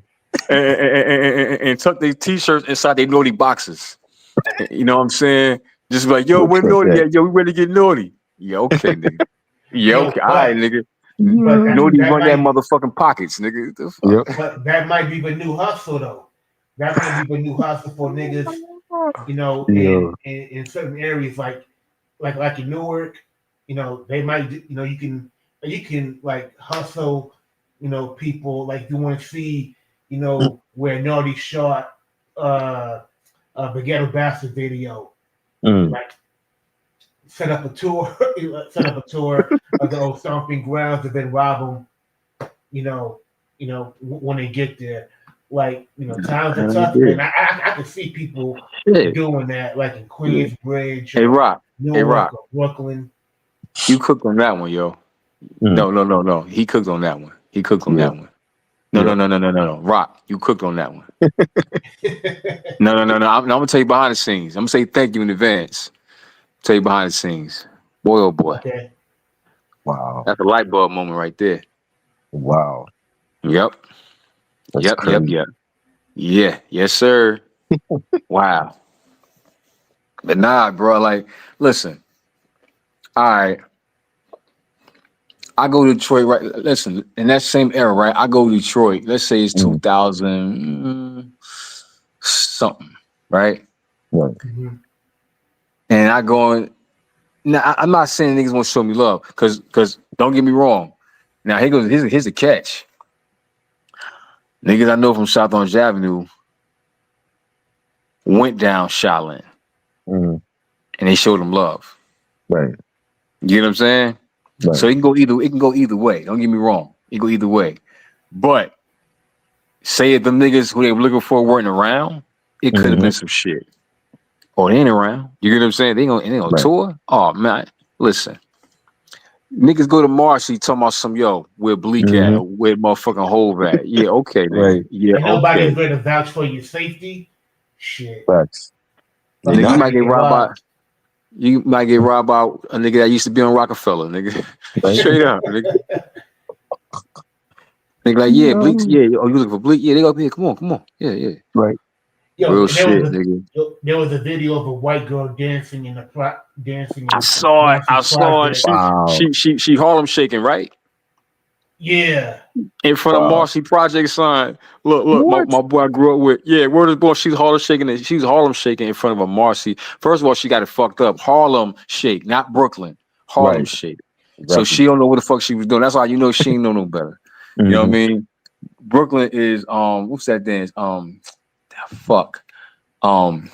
Millie Rock. I can see her. She Millie Rock, but she did a Harlem shake. No, miss, that's not Harlem. That's Brooklyn. That's one. So she got her boroughs all fucked up. She thought she was doing the right shit. She Harlem shaking this shit.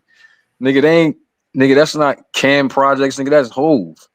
You know what I'm saying? So she Harlem shaking this shit, and my boy posted that shit years ago. He was like, "Dear gentrification, you won."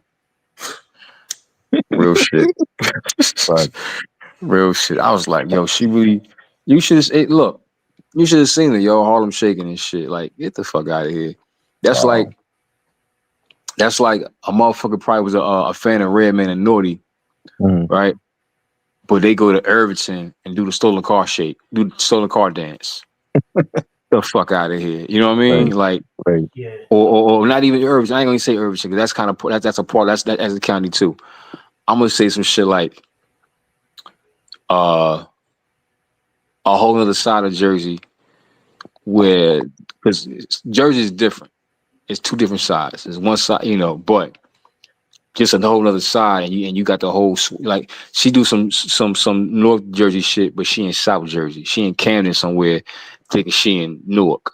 Some Right. shit like that. You get what I'm saying? Like, stop. Yo, that's why I think your series is very important because like neighborhoods are very unique and they inform how the music is made. Like I learned so much about the differences between like Newark and then East Orange and then Irvington and Montclair and like both like understanding certain nuances. So like when people like go to certain landmarks and certain hoods, thinking that they're thinking that they're going to get a certain experience, Mhm.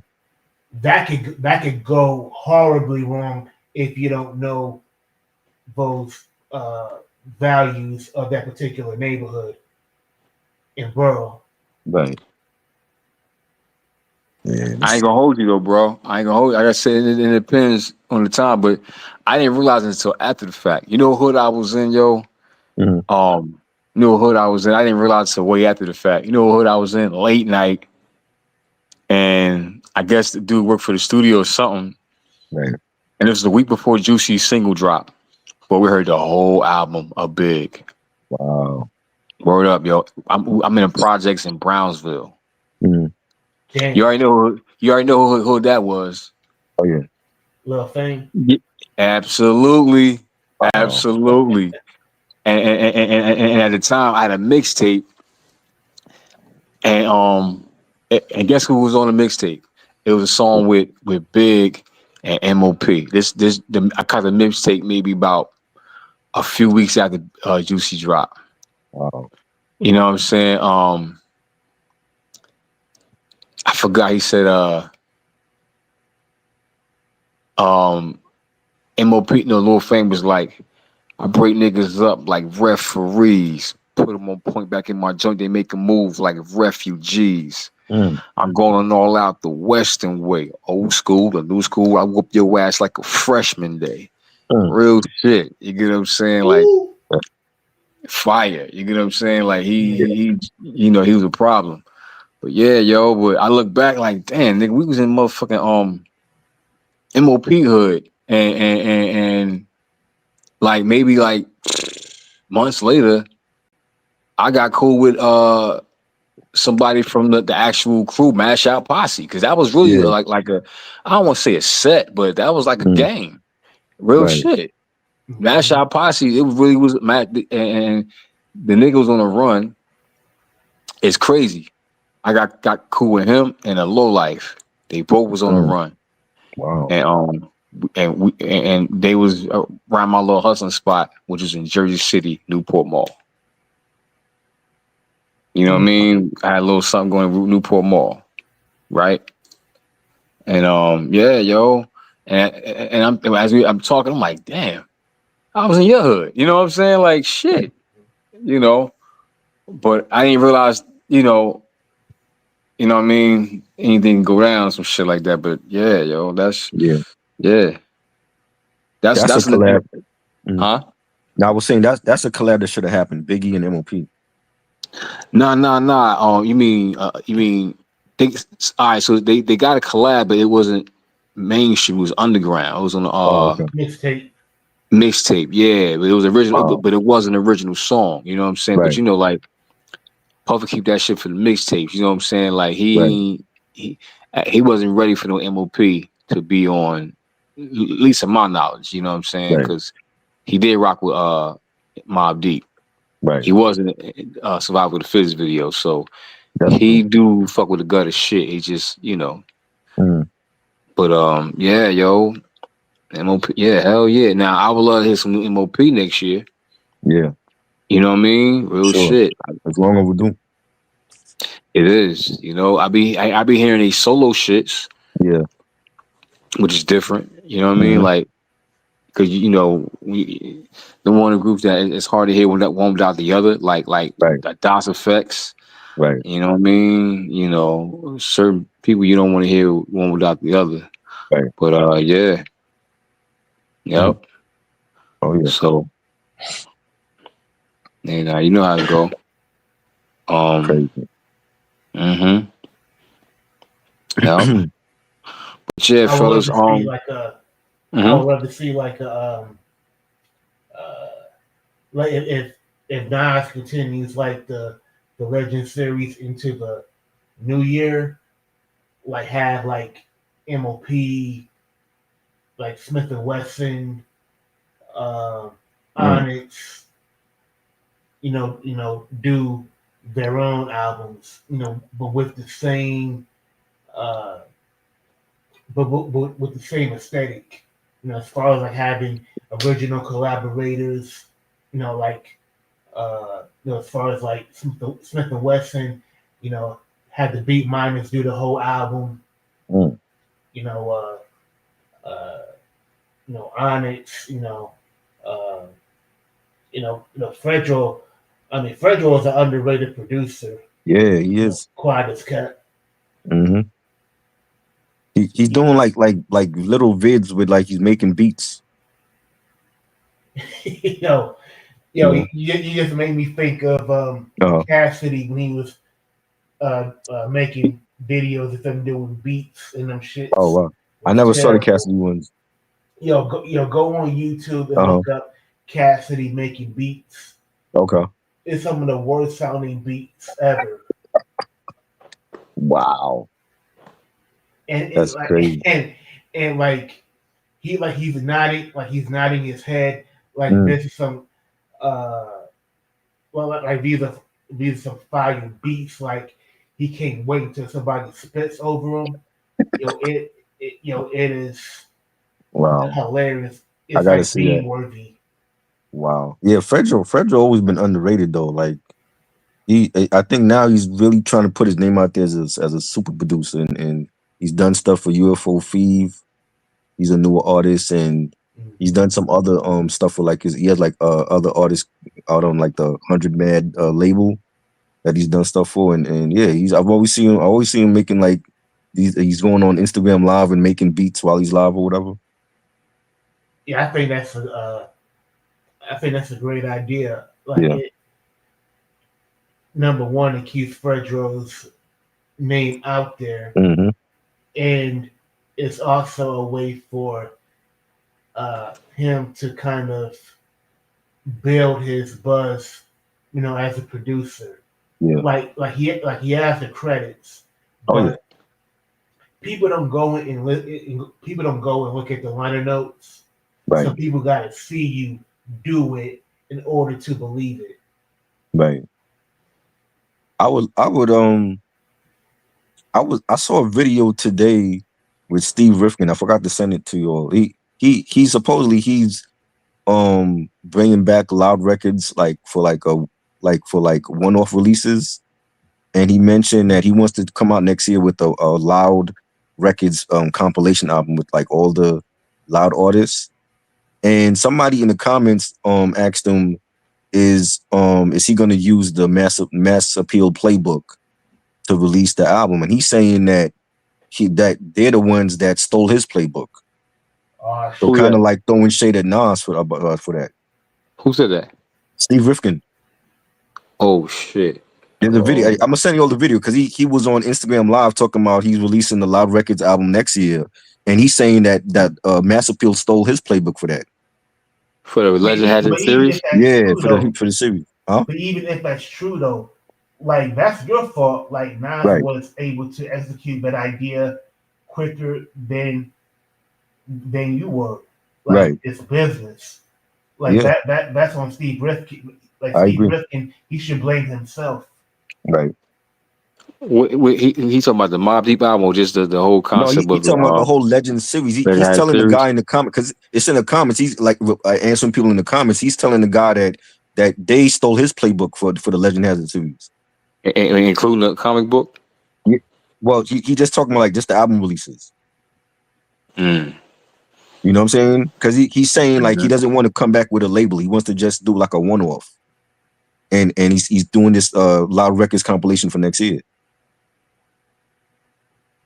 I mean, but the thing is, Mass Appeal has been around for what now 10 years, Mhm. so it's not a new imprint, and Right. the cachet that Nas has, it has built a lot of trust within the artists. Right. And as great as Steve Rifkin is, he ain't Nas. And I Mm. think even if Steve Rifkin would have did it first, it would not have garnered this much buzz, and it would not have been as successful. I don't know though. Mass Appeal I is mean, pretty it good. is he did sign some legendary artists. Yeah, but Mass Appeal is a boutique imprint. Like Right. it's meant the roster is for legendary artists that share a similar aesthetic uh, as far as values in hip hop. Right. Like each group is different, Mm. but I don't like the fact that Steve Rifkin is making it seem like Nas just grifted Steve Rifkin and ripped him off. Right. Like that's just good business savvy, and Steve Rifkin should have known better. Like sometimes it's better to keep an idea to yourself Mhm. until you put it into action. And the fact that he's coming out and saying it to people in the comments, anybody could just screenshot that and send it back to Nas. Exactly. You know what I'm saying? Look what he's talking about. He's talking about you. He's throwing shade at your label. And Nas he has his hands in so many pots. Like he's also doing the foundation where Mm. he is giving back to legendary artists that have fallen on hard times. Right. With the like the idea is to like give them like a $500,000 or $1 million as Mhm. a reward for their contributions to the culture.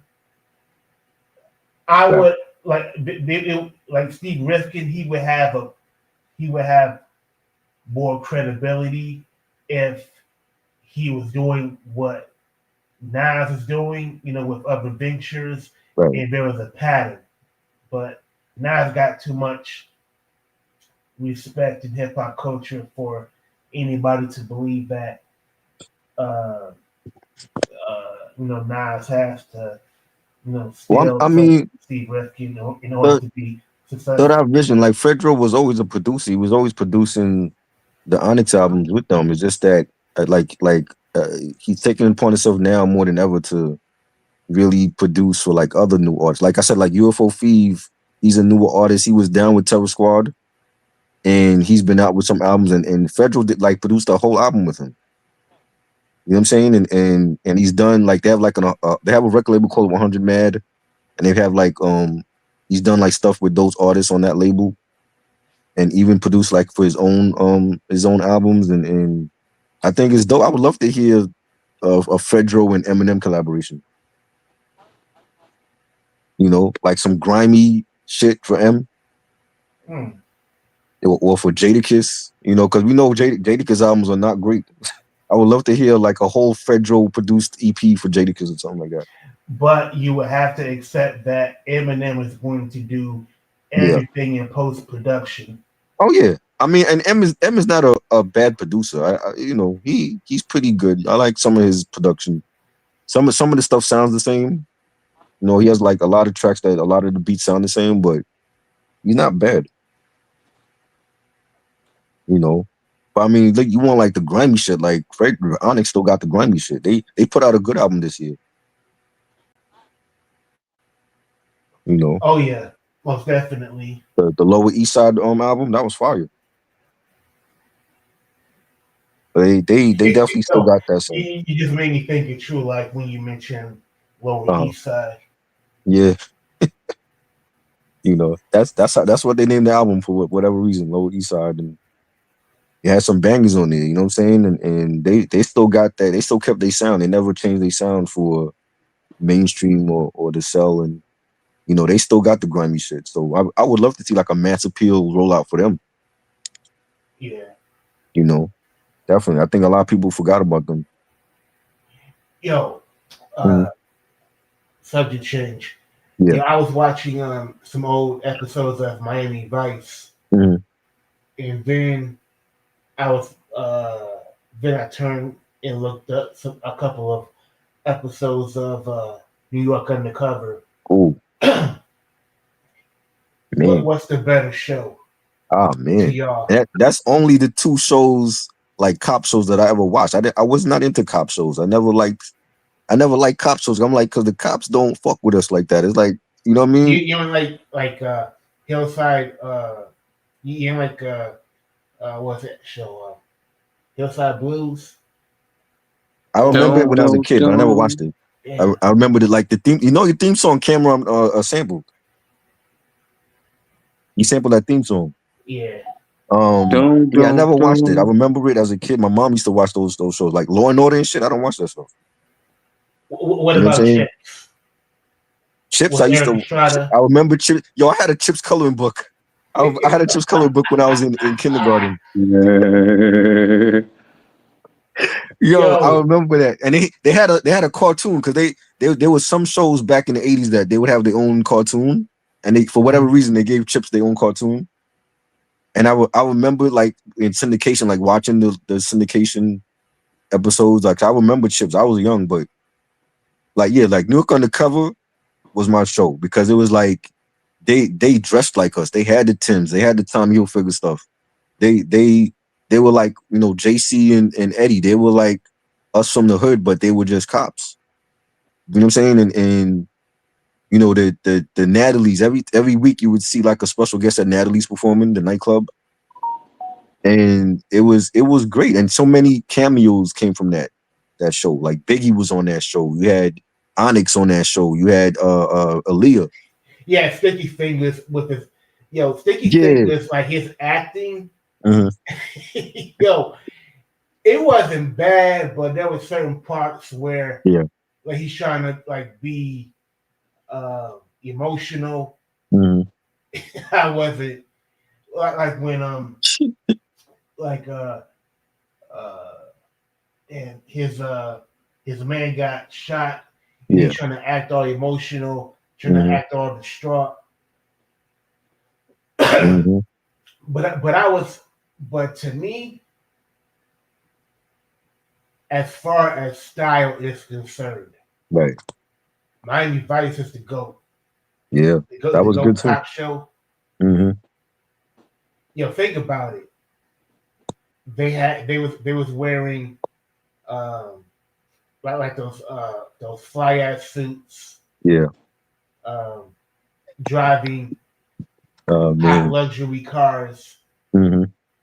And they had the iller, like the drug dealer storylines. Right. Was way better than New York Undercover. Yeah. I think it was like looking at the two shows, like the regional aspect of it. Like Miami, you're gonna equate it to, you know, cocaine and you know, Latin people, and that's what Scarface was. And, you know, when Tony was starting off with Manolo, and they had to go to Miami. Mm-hmm. You know what I'm saying? And that early part of that movie, it started off with them in Miami on South Beach, and then, you know, eventually they, you know, he end up coming back to New York, and New York Undercover was like in the streets of New York. You know what I'm saying? Like they filmed it here. You know what I'm saying? And Miami Vice, I remember watching that too, even as a kid. Like I had the calendar. I had the calendar for that. Yo. Like I remember all this shit now. I had the Miami Vice calendar. Because you know, merch was huge based on like movies and shows back then. Yo, They were making merch out of everything. They had like Miami Vice calendars and I had a t-shirt also. And I definitely would love to go back and watch a lot of those episodes again now. Cause I didn't really, I know it was a cop show when I was young, but I didn't like really get the storyline back then. But Ed I O'Neill remember, was a drug dealer on that show. wow, that's On Married crazy. with Children. Like before Ed Al O'Neill was on Bundy Married was a with drug Children. dealer on that show. That's crazy. Yeah. Yo. Man, I remember certain things about the show. I remember when Sonny first met Tubbs, they didn't like each other. Yeah, And I always felt like Crockett was he had the better dialogue. yeah. You think so? Over Tubbs? Yeah. I mean, well, Tubbs was like, I don't want to say the sidekick. That was his right-hand man, but it was like, you know, Don Johnson was already a star at that point. Nobody knew who Philip Michael Thomas was. No. Not Don Johnson's character. You talking about Crockett, Sonny Crockett? Yeah, Sonny Crockett. Yeah. I felt like he always had the better dialogue. Like because it was Crockett and Tubbs. Lines. Yeah, he had the hot car, the black what car was that? Like not a Ferrari. He had some car, and then he it got damaged, and he got the white Testarossa. Mm-hmm. And he had the better love interest too. Right. They had the beautiful women on there, and I remember certain things with that show, but like I gotta definitely go back. I know they have it on Tubi and other streaming services. I definitely gotta go back and rewatch a lot of those episodes. But yeah, that had like especially for fashion, like the way that they dressed out in Miami at that time with the fly shoes and the suits and that was I remember like having like picture day at school and dressing like Sonny Crockett. I gotta find those pictures. Like Sonny Crockett had like you remember Playboy had their own wardrobe? Yeah. I had the white Playboy slip-ons that I got for picture day, and I had because I was that influenced by Miami Vice, and I had like the white pants with the shirt, and like it was like a baby blue and white pinstripe blazer, and that's what I wore for picture day. And that's what I wore for picture, bro. And it's like cold outside. It's like March, and I'm wearing that for picture day. And the slacks. And the white slacks. They have some. I love like the slacks that they wore. Yeah. You know with the with the high end belts. Mm. Yeah. But what? And y'all might not like this. Mm. I felt like at times New York Undercover had some of the characters looking wild as shit. Wild as you mean like appearance or no. I'm talking about like as far as like storylines. Like we had JC, who was just dating Naomi Campbell's character, right? And he's already bringing her over to see his son. Right. He was in love. He was in love. Come on, bro. Remember one of the season cliffhangers was him going after Ice-T because Ice-T had killed off his fiancée. You remember that when he was dating the girl that was in New Jack City. Danny Cortez. Yeah. Right. The girl that was in New Jack City that played Nino's chick. I forgot her name, but she played JC's girlfriend, and he had proposed to her, and then like Sandra. Yeah, and then like the next morning, I think it was like the next morning, Danny killed her. So he was on a rampage. They were like, they couldn't stop him because he was like he wanted revenge for Danny killing his fiancée then. Oh yeah, I mean JC, he had every Yeah. reason to want to kill Danny Cortez. Yeah. Like Danny Cortez was a serial killer, Oh yeah. and then he had like, and then like the way he was introduced, he was like some drug lord that Right. commandeered some warehouse, hmm and he's like cooking up hardcore heroin, and even got children, cooking the dope, and then and bagging up the dope, to hmm sell it. Like this dude, like he was like every like he was like Manuel Noriega, but with an even Right. worse moral conscience. That Vision said they killed off Eddie in the car bombing, and Eddie was Puerto Rican, so he was repping for us Puerto Ricans. And I found out years later that the reason why they killed him off was because when they had that actors strike, he was part of the like the actors what do you call it? He was part of the strike, and Oh, so that's why they killed off his so they killed his character because yeah, they killed his character because, off because he was a part of the strike or whatever. and I guess the network figured that he was partly responsible for them losing money. Right. So, Well, they lost money once they killed him off, and then they brought in Tommy from Martin, because that's when the show went downhill. and also, man, they changed the entire format Yeah. of New York Undercover. Yep. With Changed the music, white everything. add-ons. Yep. They got rid of Natalie's. The music became white. Yep. That's when I knew the show was done. Like, because they got rid of the captain, the female that was the captain. They got rid of her. Patty. Yeah. Patty Dobbinville or something like that. Yeah. I think her name is. And Lieutenant Cooper. they brought in Tommy from Martin. I'm like, are you fucking kidding me? Tommy from Martin is your lieutenant? Is your sergeant y'all got to report to? And meanwhile, we know Tommy from Martin, and Tommy didn't have a job. So now all of a sudden he got a job. And and Tommy, like he played like the hard nosed, captain. Yeah, He did a great job acting. He It was was. just I wasn't like I was not ready for New York Undercover to change that drastically. yeah. So I hated every character that wasn't JC and Nina. And on top of that, Dick Wolf, the producer of the show, the reason why I never went to DVD was because he didn't want to pay the royalties to the artist that was on the show. Yeah. So that's including like all of the dead artists, like Aaliyah, Biggie, Craig Mack, or any of those artists that was on that show. He didn't want to pay royalties to. So that's why I never made it to DVD. And also James Ntume, he Right. wrote the theme song for Right. New York Undercover. And he's dead.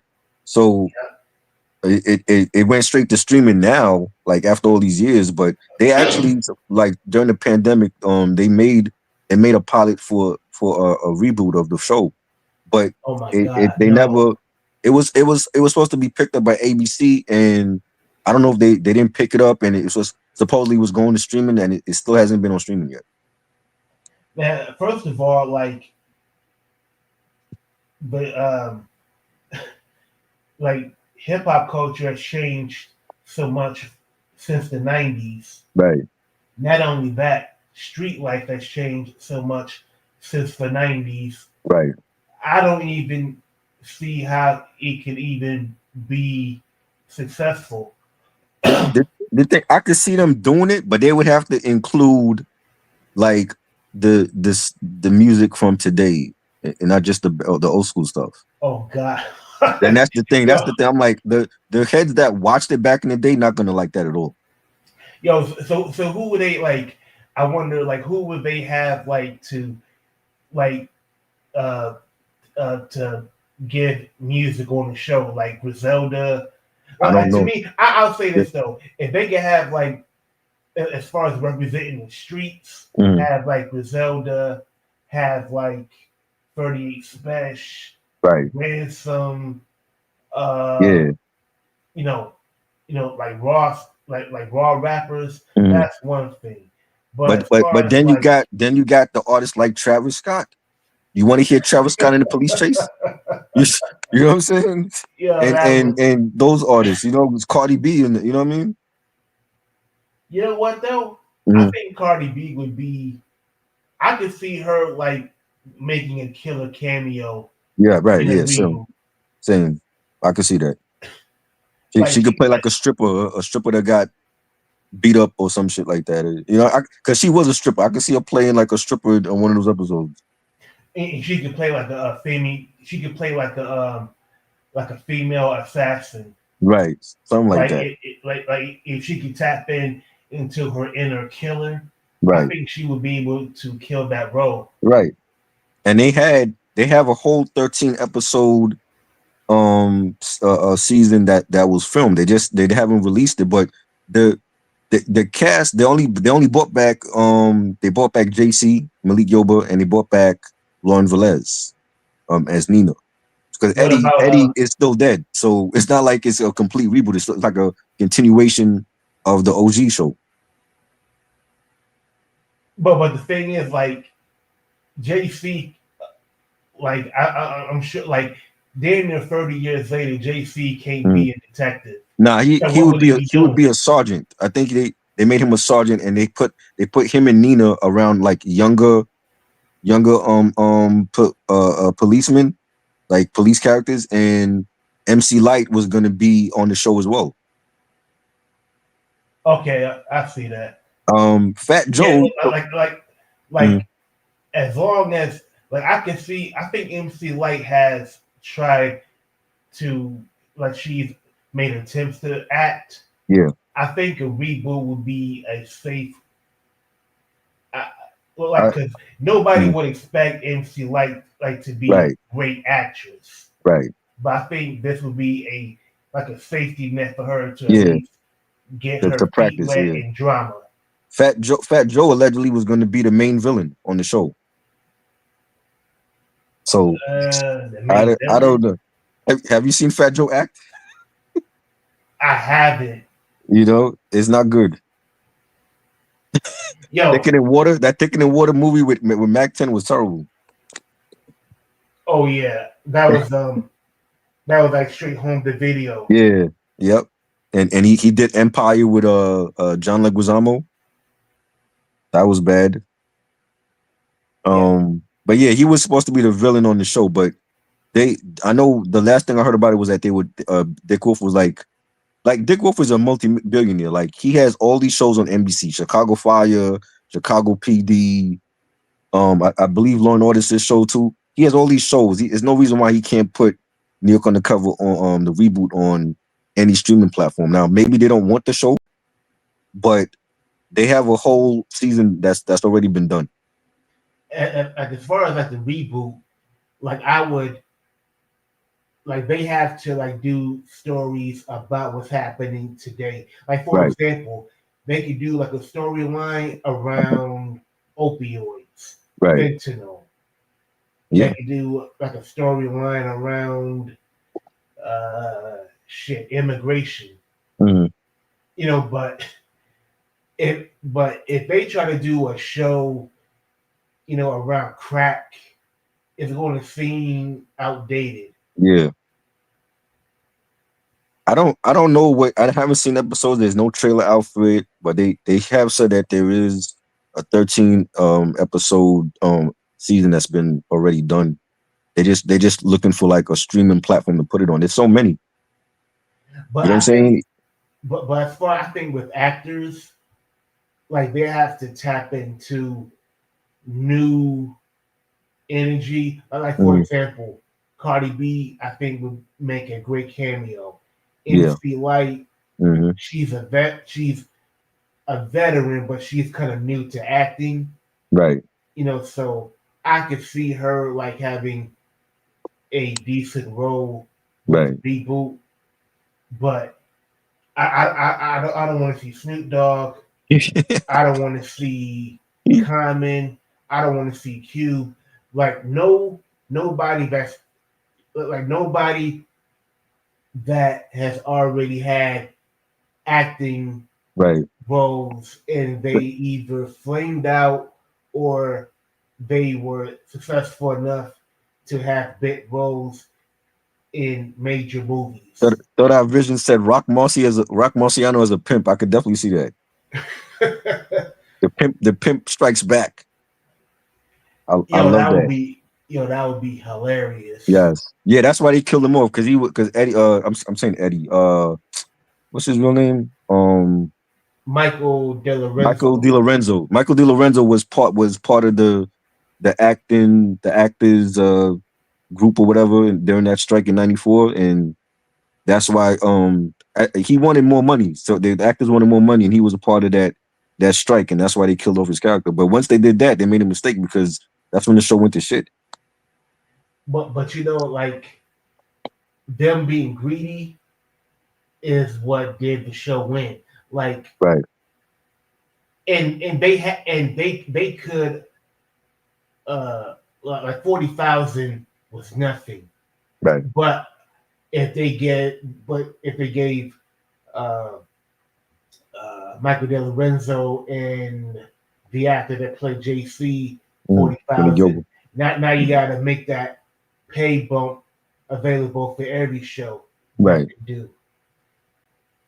So well, they didn't. I mean, character before we pay you more money.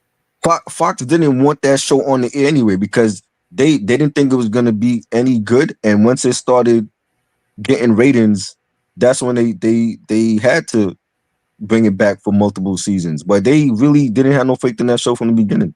That's why they never promoted it. They never had no like billboards and stuff where they didn't promote the show like they did with Martin and Living Single did well. That was their Thursday night lineup. It was Martin at 8, Living Single at 8:30, and then 9 o'clock was New York Undercover. You know what I'm saying? And that was like a legendary night, almost like NBC. NBC had they Thursday night lineup with Friends and with Mad About You and all that, and you know, Fox had like one of the best lineups during the weekdays, the weeknights, and they lost it. You know, and I would love to see a New York Undercover reboot. I don't want them to go too left field with it though. Like if they're gonna include new music, don't include everybody that's out here that's new. You gotta be selective. Cause I don't want to see a chase scene with JC and Nina, and they're playing fucking, you know, Little Yachty or some shit. It ain't gonna hit the same, you know. Yeah. You know. Yeah. To me, I think they need what do you call them, a music supervisor. Yeah. But they need somebody that can make sure that no Lil Yachty, no Migos, right, no any bullshit artist, right, that doesn't reflect the culture and values of New York City is on the show. I mean, it depends on the scene. Like if it's like a scene, you know, like they opening scenes of the episode, it usually would start off with like a bank heist or something and there's music playing. Yeah. Then I could see you play something from like, you know, Travis Scott or Migos or something, but not every scene. The music got to fit the scene, and a lot of this music now don't fit, you know, a police chase. You know. Yeah. Now that Mobb Deep album, that definitely, any of those songs on that Mobb Deep album would fit a New York Undercover scene. You know, that's another thing. I think clearly Mobb Deep would be able to have music for chase scenes, for shootouts, for sure, for jail scenes where like there's like prison fights or stabbing, everything except like maybe a love scene. Right. Facts. And then if you do and that's even worse. If you do the love scene, what R&B are you playing? Well, because I don't like the R&B that's out now. What R&B artist right now that has love songs that could translate to a love scene in New York Undercover? That's a damn good question. You know, I just heard a double album from Bryson Tiller. He do not have a good double album. There's only one half of that double album that's better than the other half. I just feel like that's over ambitious for an artist like him at this point. Like you're still new. I feel like you got to be like on your 8th or 9th album to put out a double album. And also, like, if you think about the R&B artists that have put out double albums, they came, like you said, once they have kind of established a foothold in Mhm. a genre. Right. Like you still trying to find yourself. Exactly. Yeah. And you know, Pac ain't put out a double album till like that was like his fourth album. You know what I'm saying? But he was already established. Like R. Kelly, he gave us 2 classic albums before the double album came out. You know what I'm saying? But for Bryson Tiller, I'm like, that's over ambitious for him. You know what I'm saying? And the thing is, he released it in the reverse way. Like the second half was released first, and then he released the first half now. So he did it backwards. Yeah. You know, which made no sense to me. But you know, I'm like, nah, I don't want these artists now. It's not too many I could say could do a double album and it'll be great. And also, I was just thinking about, D'Angelo. I remember when D'Angelo was on New York Undercover, Mm. he was a great performer, like Yeah. great singer, Mhm. like he truly, like you knew that he wasn't lip syncing. Like you knew that when you hear him, you're Right. going to hear everything from his soul. Right. I feel like today's R&B, it just sounds so plastic. Yeah. It is so uh, inauthentic Yeah. that if they like, uh, like to have like I don't know what would be the equivalent of Natalie's in 2025. I mean, Like I think like Anderson .Paak, Bruno Mars, Coco Jones, her. I think those are like the exceptions. Everybody else sound the same. They doing the same Yeah. type of music and songs. both. I'm glad you mentioned them because Mhm. each of those artists, like when you hear them, they can they can sing with or without musical accompaniment. Right. Exactly. Because I think too many artists, they can hide behind background singers. They can Right. hide behind the band. They can hide behind dancers. Mhm. Like you need like you can't hide wait when you're in a nightclub setting. You Right. cannot hide behind any of those things. Exactly. I don't like Summer Walker. I don't like SZA. I think SZA's overrated as hell. You know what I'm saying? Those artists to me can't sing. Like the people that people look at as great artists like Kalani, I'm like, these bitches can't sing. They can't. They just look Yeah. good. They look good. Like they can't sing a note to the greats of Mary J. Blige or Faith Evans. They can't sing. Yeah, I feel like they are uh, the product of a weakened playing field. Right. Like imagine like imagine if the NBA became something of a league of pickup basketball. That's what Yeah. they represent, right? Jasmine They Sullivan is. I represent, forgot about Jasmine Sullivan. She's an exception. yeah. You know. Kali Uchis, she okay. I know she's like she has like a Spanish album. She does like R&B and like she can do stuff for like Spanish and all that. But I'm like we grew up in the era of like real singers and songstresses and there's not a lot of that in this era. I feel like it's more marketing. It's more about their appearance. You know what I'm saying? And I have not listened to a good R&B album this year. If it might have been pop. Like I love the Weeknd album. I love Lady Gaga, but those are pop artists. You know what I'm saying? As far as R&B, I haven't heard a good R&B album this year. Like I said, like I listened to the double album from Bryson Tiller, and only one half of it was good. This is another problem with these R&B singers that they want to try to rap. You are not a rapper. You know what I'm saying? Like, Yeah. stay in your own lane. I don't want to hear Bryson Tiller for half of a double album rapping. He's not a rapper. And guess who they learned that from? Who? Tory R. Kelly? Lanez. Like Tory Lanez, you know, he Oh Lord. was determined to be taken seriously as a rapper, Right. as much as he was a singer. And I feel like after Tory Lanez found a groove, you know, doing that, the copycat started to come. Right. And I'm like, bro, like R&B is really bad. That's why I feel like we lost. But when D'Angelo died, it's such a void left in R&B. Like, there's nobody good to me that I would listen to. We even go see. If it ain't nobody old from the old school, I ain't trying to even see them in a concert. Yeah.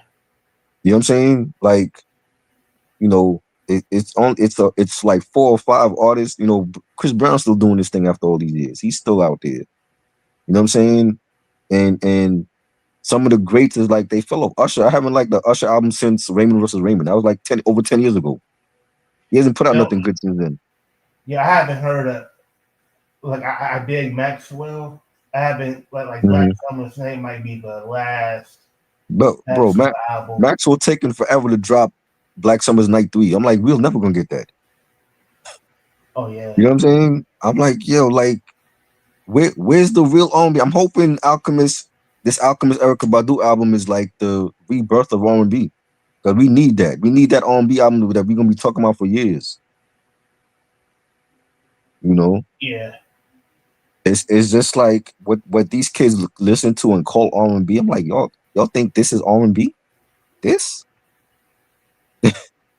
a man has a double album and half of that double album he's rapping on it? Come on. Yeah, I was thinking, like, even with man, help me out.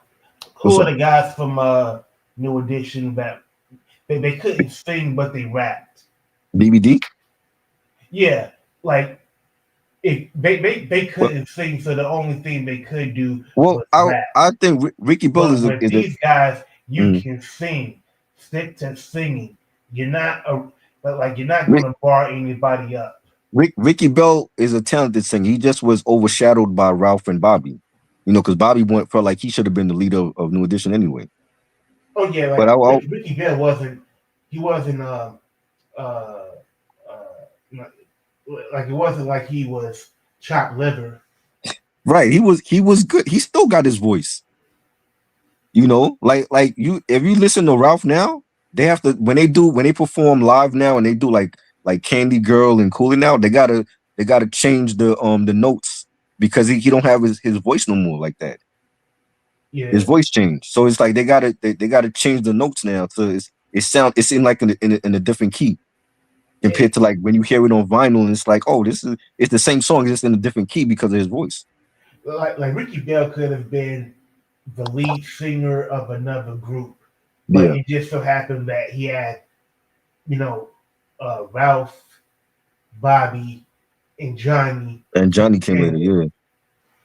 Like, and you're not going to get that many. You're not going to get that many singing parts, right? When you got that much talent in your group. What I did like about the Home Again album was that they gave everybody equal time on the mic. They gave Bobby equal time. They gave Johnny. Ricky Bell has a solo, his own solo song on there. They gave everybody equal time, even Biv and DeVoe. Like they had their little rapping parts.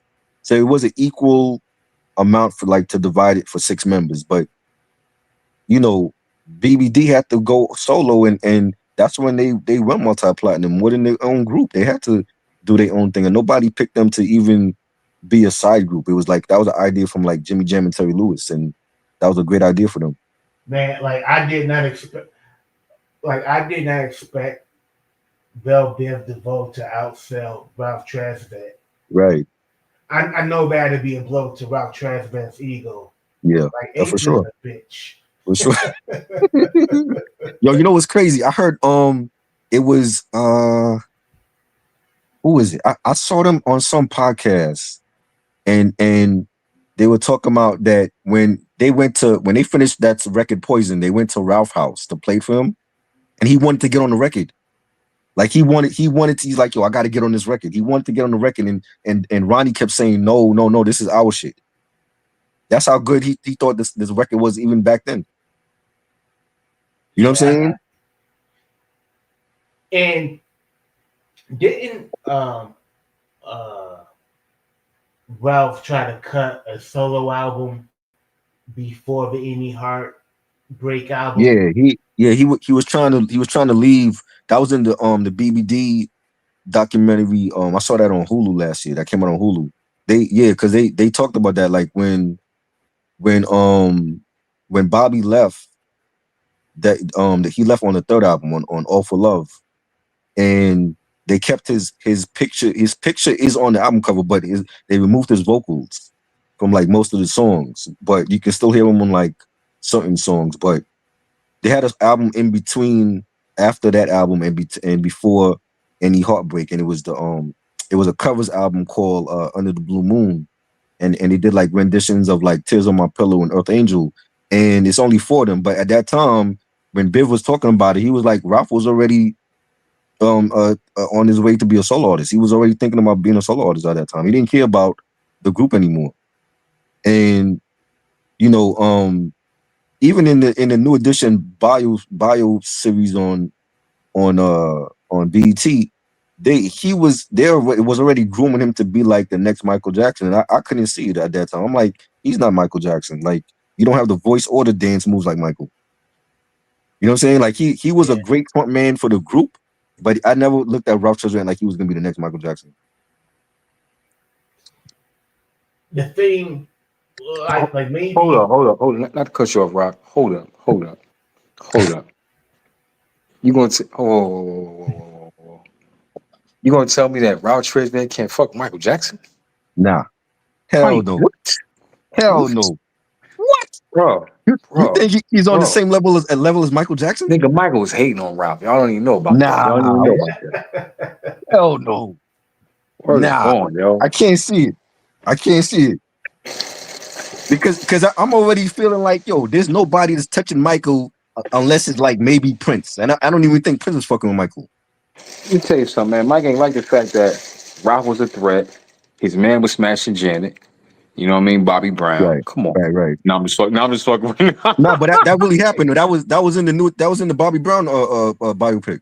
Oh no! I know that. I know that part, but I'm just fucking with you about Ralph. No, I'm just glad because the fact that old boy said he can make you the next Michael Jackson. Right. And that's Ralph was Ralph. Well, that's what he was trying to be the next Michael, but I never saw a Michael Jackson in him though. Nah. You know what I mean? Like he's a good frontman for his group, but Michael Jackson, that's a whole different lane. I think Ralph is the most loyal lead singer though. He is. I agree. You know what I'm saying? But like during that time, he was already thinking solo. He didn't care about after Bobby left. He didn't care. He wanted to do his own thing too. But they saw how big Bobby blew up with the "Don't Be Cruel" album. You know. Now, what if, if we can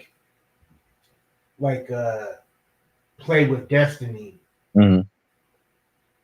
If Ralph had put out that solo album, that would cancel out the Any Heartbreak album.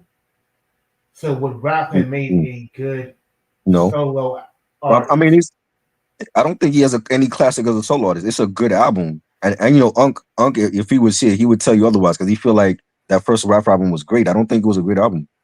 He has a couple of nice joints. He put out the right singles, but overall, I felt like if we had to compare, like, what member in the group had the best albums is BBD and Bobby Brown and Johnny Gill. Johnny Gill, the 1990 album, the one that Babyface did for him, was great. Yeah, so really, Ralph was pulling up the rear.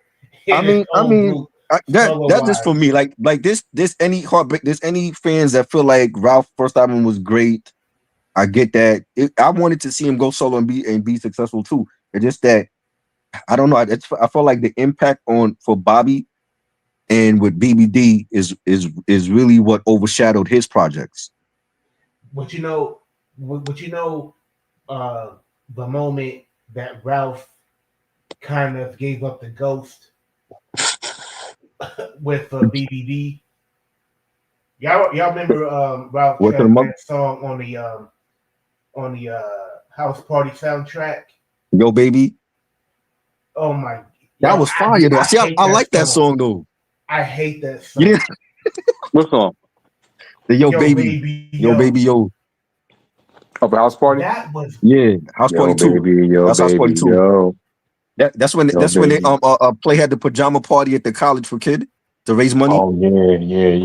Because he took his money and started the label. Yeah, because I think Ralph had he had a cameo on it. Yeah. He had the pajamas on. Yeah. I like that song though.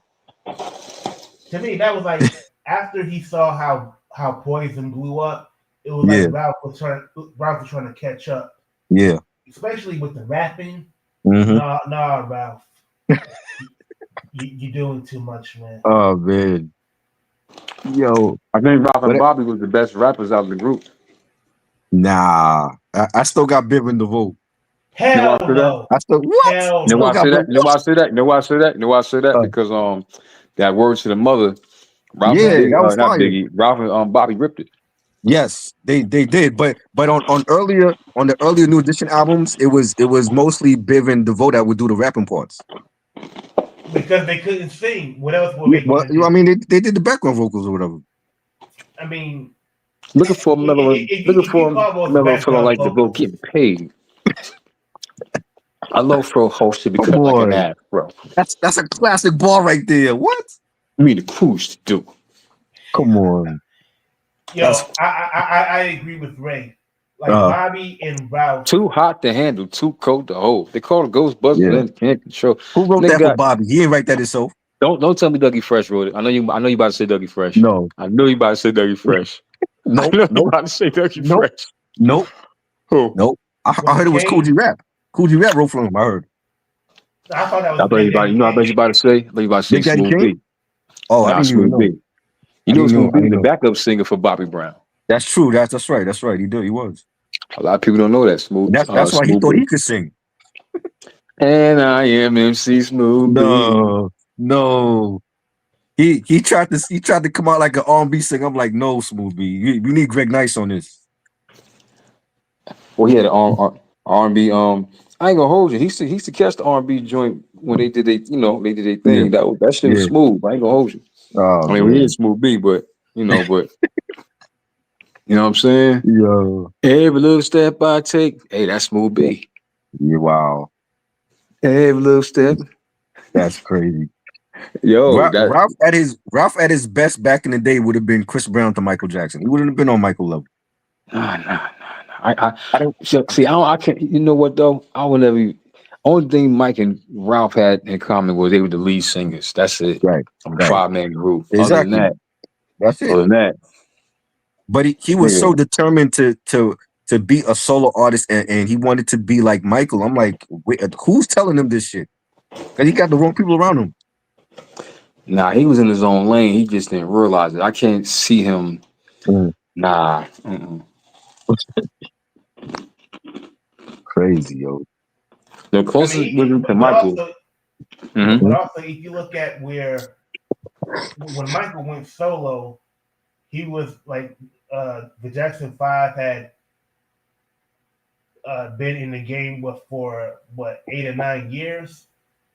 Like when he went solo, was barely like I don't even think New Edition had even 5 years. It was decades because remember Michael started when he was a little kid in that group. Man, Michael been solo since the first album, yo. Yeah. Now I think about it. That nigga Joe had him working off season. Ralph Tresvant, like he wasn't really ready to go solo because at the same when Michael went solo, he was what? Was it 20 years old or 19 Nah, years he old? before then. Nah, Yeah, he was younger than that. He yeah, was solo after the first album. when you have like you like got when you have like the Ben album was all him and Got to Be There. That's all like Forever Michael. That's all Yeah, him. and I want to be where you are. That's all Yeah, he him. I was want to young. be He where was young. okay. you are. Yeah, He was solo. Nah, he was solo. But you know what? yeah. But you know what? But you know what though? I've got to tell y'all this. You know how y'all say, "Hey man, that's fucked up." Joe had him on tour Mhm. during the Thrill era. Man, Joe been doing that shit. He put out the solo mic album. All right, let's go on tour. So while them niggas is off season, they cooking up off of Mike's solo energy. He been doing that shit since back then. Oh You know what I man. mean? So Right. instead of just like like the solo albums that you just named, like Yeah. you know, Got the to Be band There. and all that, you Yeah. got to be there, especially where you are. But when Right. he go on tour, it's with them. I got something even funnier. Mm. Guess who tried it, right? And I was wondering, so I love to watch the old Soul Trains, preferably the 70s. I like to Right. watch those episodes, the Mhm. 70s. So I seen one with the Jacksons, right? Mhm. The background said Jermaine. I'm like, what the fuck? Hold up. Jermaine. Right. But it's the Jacksons on there, right? Mhm. And Jermaine been trying to do his solo shit since back then. So Right. what happened was they had a Jermaine show, but the Jacksons was performing, showing him support. Michael humbled himself and let Jermaine lead, you Mhm. know, with whatever solo joint Right. Jermaine had. And then the crowd was like, all right, that's cool, but we want to hear some AB, we want to hear some Jackson. We want to hear like Michael lead on this Right. shit. I swear to God. Right. But the background, instead of saying the Jackson, it said Jermaine. I'm like, what the Mhm. fuck? Yeah. You seen that? Yep. Oh, so you know what I'm haven't talking seen about. it.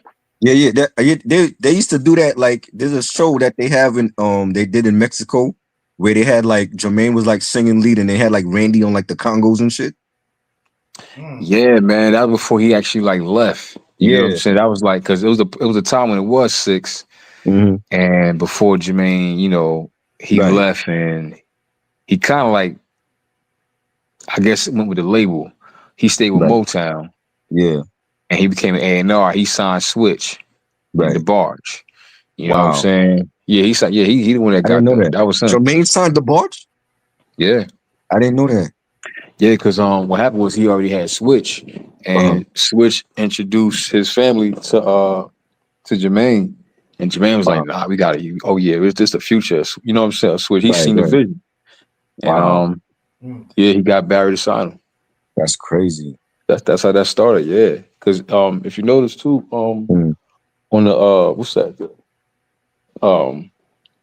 What's that with Mike with the Motown anniversary when Michael, Oh, you the know, 25th anniversary. yeah, he did the Billie Jean and shit. Yeah. Yeah, they were there. I don't even remember. They were that. there. They were just representing the new era of Motown back Motown, then. yeah. Yeah, they represented the new era of a Motown, That's and crazy. yeah, but low key, they was trying to make him the next Michael Jackson, El DeBarge. Mm. If you look at it, that's what he was trying to Yeah. make the next Michael Jackson was him. Right. You know I what can I'm see saying? that. Like I can see that. the voice, the look, Yeah. you know what I'm saying? The family energy, the solo Mhm. energy, you know what I'm saying? Yeah. The difference between Mike and L is Mhm. drugs. And L couldn't dance like Michael. Hell no. But You at know the what I same mean? time, people forgot Mike started as a baby, Right. you know? So And L came in so like when he was like a teenager when he came in. I'm not sure. Maybe 'Cause he- late teens, early 20s, Yeah, because something I think around there. his debut was on this. It's either the second or third The Barge album. Because before then it was Bobby that was leading that group. No. Bobby was at Switch. That was a separate Right. group. That's Right. why I Right. said that. That's why I said that I You talking thought about Bobby and L was the James same DeBarge? person. No. Bobby DeBarge. Yeah. Him He and the died. other brother. Yeah, he died, but him and the older Yeah. brother was in Switch, and that Right. was a group that was, you know, found discovered by what's the name, Jermaine Jackson, and then through them, that's how they discovered the Barge, Right. Bobby DeBarge and the little brother and them. Yeah. You know what I mean? Bunny and all them. Yeah. So Wow. that's I that's didn't know yes. that Jermaine discovered. Yeah, I didn't know that either. Yeah, because Jermaine was like I'm gonna tell you what Jermaine was like. He was like what Heavy D was to Motown. I mean to Uptown. Okay. That's You know a what I'm good saying? comparison. Yeah. You get what I'm saying? Like you know how like Heavy D, you know, helped build the roster for Uptown, Yeah. like Soul for Real and Yeah. you know what I Monifa. mean? Yeah. Monifa, shit like, you know, Right. McGruff, Gruff, you yeah. know what I mean? I don't know if McGruff actually signed to it, but you know, like the Uptown Yeah. shit, you know what I'm saying? So that's what Jermaine did for Motown. He was like he That's already had the crazy. energy from Jackson, and he discovering family. So Switch, and then the Barge, and we all knew what the Right. Barge before the bullshit. They Right. went to a whole nother level in the '80s. They Facts. were like in the '70s. Yeah, the Jacksons ruled, but in the '80s, you know, the Barge was pretty. You know, I ain't say they was stronger because the Jacksons had a fucking. Jacksons had a crazy fucking run in the '70s, yo. Like they had a show, cartoons in the '70s, man. Like they had a fucking show with Cher and all them. Like, you Yeah. get what I'm saying? Like they had like a number one special. You get what I'm saying? Yeah. Like Mhm. Janet grew up in that shit. You know what I mean? Yeah. Like they were like, even, you know, like a lot of groups are hot in the '80s, but they still wasn't. They still couldn't fuck with the level of the Jacksons in the Yeah. '70s. You know what I'm saying? Yep. And in the '80s. Yep. It was just like all Michael energy. You know what I'm saying? He just took over And then by Janet comes himself. out of nowhere. Oh yeah, and then Janet comes out of nowhere. Man, Yep. crazy. That 'Cause might our be the world was greatest. crazy too. That might be the greatest brother and sister duo ever. It is. No, it You know what is. I mean? It is. No, think about it. A Mhm. brother and sister, both like. Listen, she was top tier. Yeah, Janet became top tier. You definitely. think about it, like especially when Rhythm Nation came out, it was over. Oh yeah. It And Man. was over. it took for Janet Jackson's first album to flop in Yeah. order for the The, A&R and A&M Records to reach out to the, Jimmy Jam and Terry Lewis. the first two flopped before they Jimmy Jam and Terry Lewis did Control. But you gotta understand why. You gotta understand why. Listen, creative process, right? Right. A lot of times start with atmosphere. So when it came to Off the Wall, what they do? They moved Michael to an apartment in Manhattan, had him in the disco district and shit. And what's that club back in the day? They always talk Studio about in these 54. documentaries. What's it Yeah. called? Studio 54. Studio 54. That Mhm. energy helped spark Off the Wall, Right. right? Now let's go to Janet. No offense, because I love the show. But what type of energy you expect from Different Strokes? Right. Well, You talking about race? drugs. Now the world's on news. Right. You know, it ain't like she made it from Good Times. It's different Right. because they ain't have it out there yet. Right. But from Different Strokes, you know what I'm saying? Yeah. With Very a white sprinkle of bread. facts of life. Yeah. Huh? Very white bread. Mm-hmm. Dude, and I'm not gonna lie, y'all. When I was a kid, I thought that Philip Drummond was the lead, was the singer behind Different Strokes. I thought that was him singing. Cause it sound like white. Now it's not nobody black singing that shit. Right. Now the Right. world's on. It's like a golf course quartet. Now the world's on move Man. to the beat of just one Right. drum. That's some. Yeah. Hey, we the Five Horsemen. We got soul. Shanano ain't got no money. Oh man. Yo, That's them, bro. Yeah. you know what that theme song reminded me of? Uh, The Who's that? Wayans Brothers theme song. Oh God. You know how they We're were mocking how brothers. white Yes. We're singers brothers. exactly. We're happy and we're singing and we're colored. Give me a high Wow. five. Yeah, yo. Then you go to electric relaxation. Yeah. Yeah. Oh So man. it took a minute to get the electric relaxation. Yeah. You know what I'm saying? So Right. that played a part, man. And He's like, oh and I nah, think fuck that. Huh? and I think with you just made me jog my memory. I remember Jimmy Jam and Terry Lewis said when they first met Janet that she was kind of stiff, kind of uptight because she was so used to being around Joe and kind of having under. She was so used to being under Joe's rule, where she had to uh, watch how she behaved, be careful what she said.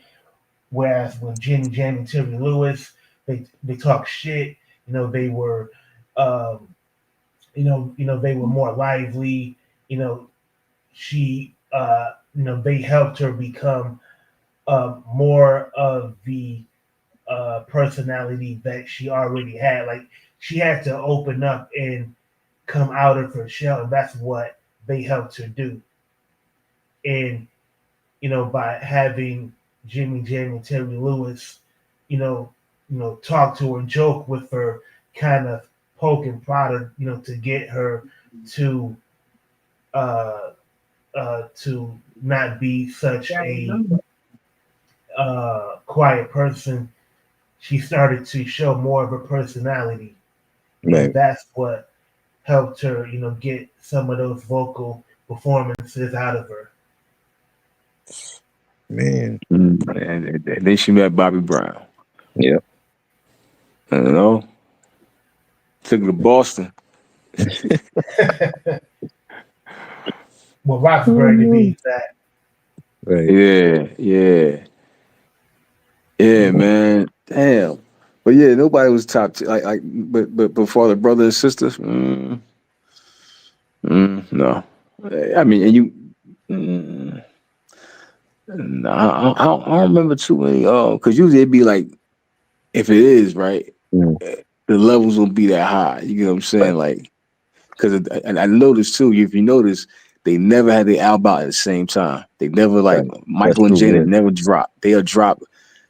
The closest they drop is one to be at the end of it, because back then they actually had album periods, at least a year.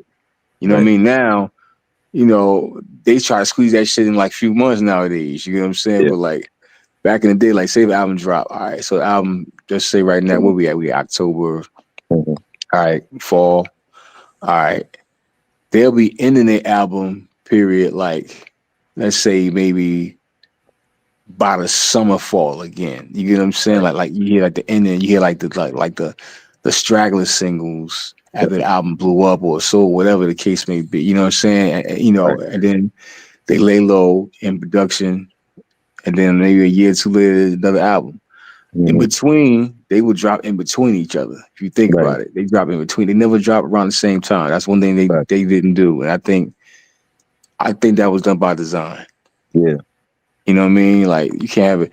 The only time they drop at the same time, and they still didn't, but is when they was on the same single. On Scream. Yeah, because Scream. But other than that, it's like, Well, the only thing Janet dropped in 95 was History. That was the History album. Only thing Janet dropped in 95 was her Greatest Hits album. That's it. And then Velvet Rope came out like what, 97, 98? That dropped. Yep. I mean, Michael did have the was it a Blood on the Wall album? Oh yeah, the remix album. Yeah. That was it. And Michael took forever to come out. Like Thriller dropped in 82, and Bad didn't come out till 87. That's true. I mean, but you gotta understand though, that run, that run was crazy, because like, it was crazy. Yo, I ain't gonna lie though, but here's the thing I realized too. Yo, when this go for Beyonce, this go for like Kendrick.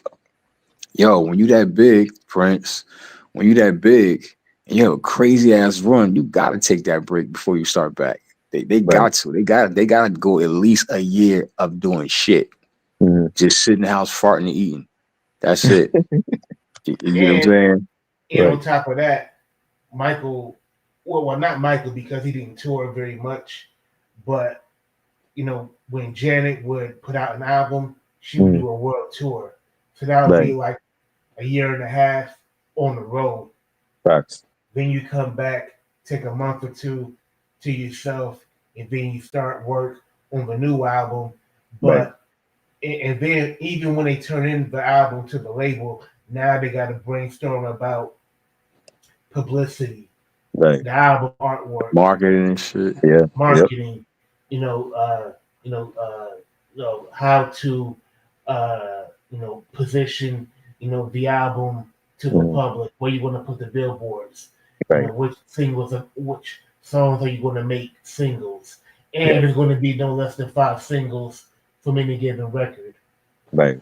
And look, that's how she was naked in her backyard, and she had put on some weight. She was chilling, man. She was off season. She was chilling. Yep. That's why she was naked in her backyard. You know what I'm saying? Oh man. I remember that day. I was on my way over. You know what I'm saying? So, and then paparazzi just, but it is what it is. Man. You know what I'm saying? It Yeah, is what man. it is. Those were real album rollouts back then. Yeah, like when her titty pop at Super Bowl. You know what I'm saying? Like that They was a made too rollout much for out you. of that though. I'm like, they still talking about that Nipplegate from like over 20 years ago. Yeah, like she pulled out a rifle or some shit. Like what Right. the fuck? Yeah, Like, come you on. know what I'm saying? Y'all know if Taylor Swift did that with her no chest having ass, nobody would be talking about it like that. Well, they wouldn't even know if they were titties. They were. She's so flat chested. Taylor They Swift. wouldn't even look like it wouldn't even offend people. Facts.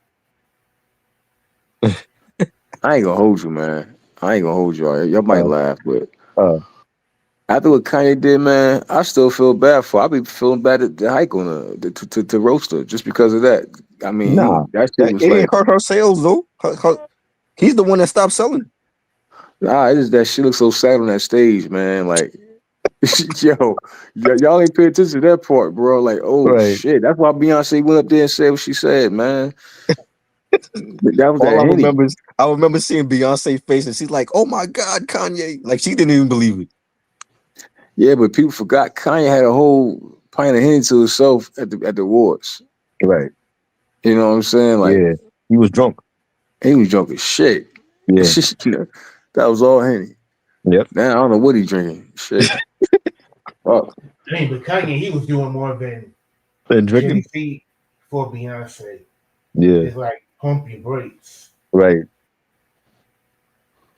Yeah, he got what's up with Ye now, man. I mean, the one time that when Jay-Z stood up for us was at the Grammys when he felt like she should have won for like album of the year, and then what they do last year, they gave it the country album of the year. For Renaissance 2.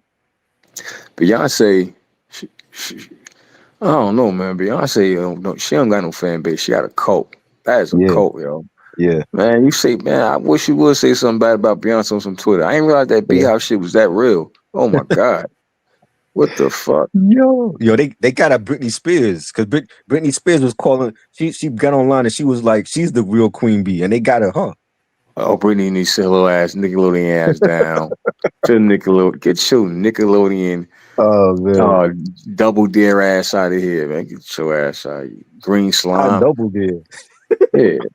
You talk about the real Queen Bee. What? Oh shit. She ain't no better than that chick Harlem Shaking in front of the Marcy Projects. The fuck? Not Nickelodeon. Yeah, Queen Bee. Yo. What? I can see Lil Kim. And Lil Kim give Bey that homage because Bey pay homage to Kim. Right. But Britney Spears. B for what? Bald head now, motherfucker. Man, if you don't stop, yo. Yeah, she's on drugs. She definitely on something. Yeah, she on something. I'm the real. She was bored as hell going to be in the house. I'm the real Queen Bee. If you don't, if you don't get your Frosted Flake sponsorship ass out of here. Yo, Beyonce has the fan base that every artist would want. Right. Yeah, let you say something bad about her. She don't gotta say shit. She just posts shit and don't say shit. Exactly. She just posts a picture. That's it. Yep. Yo, you Instagram, Twitter, that Beehive shit is real, yo. Yeah. Say if I would say some shit like, I took my niece to the Beyonce concert. I fell asleep. It was okay, nigga. By the time I wake up the next day, oh my God, nigga, take your ass back to your barbershop, nigga. That whack ass document, nigga. I know, please, nigga.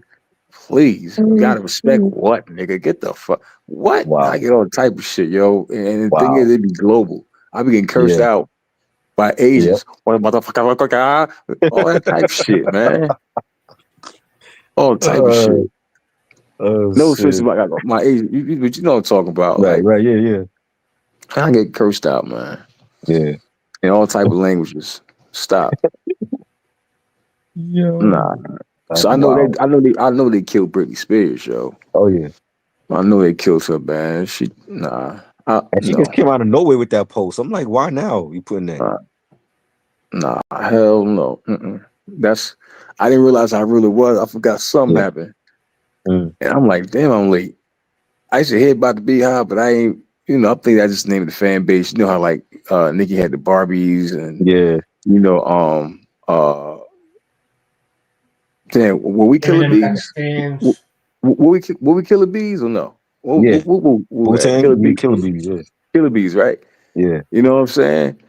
But this Beehive shit is whoa, what Yeah. shit? But, Oh, but you know, worse. but you know, a fan base that's even more rabid is Eminem. Oh yeah. Like stands, like Hey. they like they damn near monitor anything that's on social media Mhm. involving Eminem's name. Mm-hmm. And if you place, like, if you rank Eminem anything below number one, they are on your head. Facts. So I They can did imagine a they did the Benzino and Joe Button.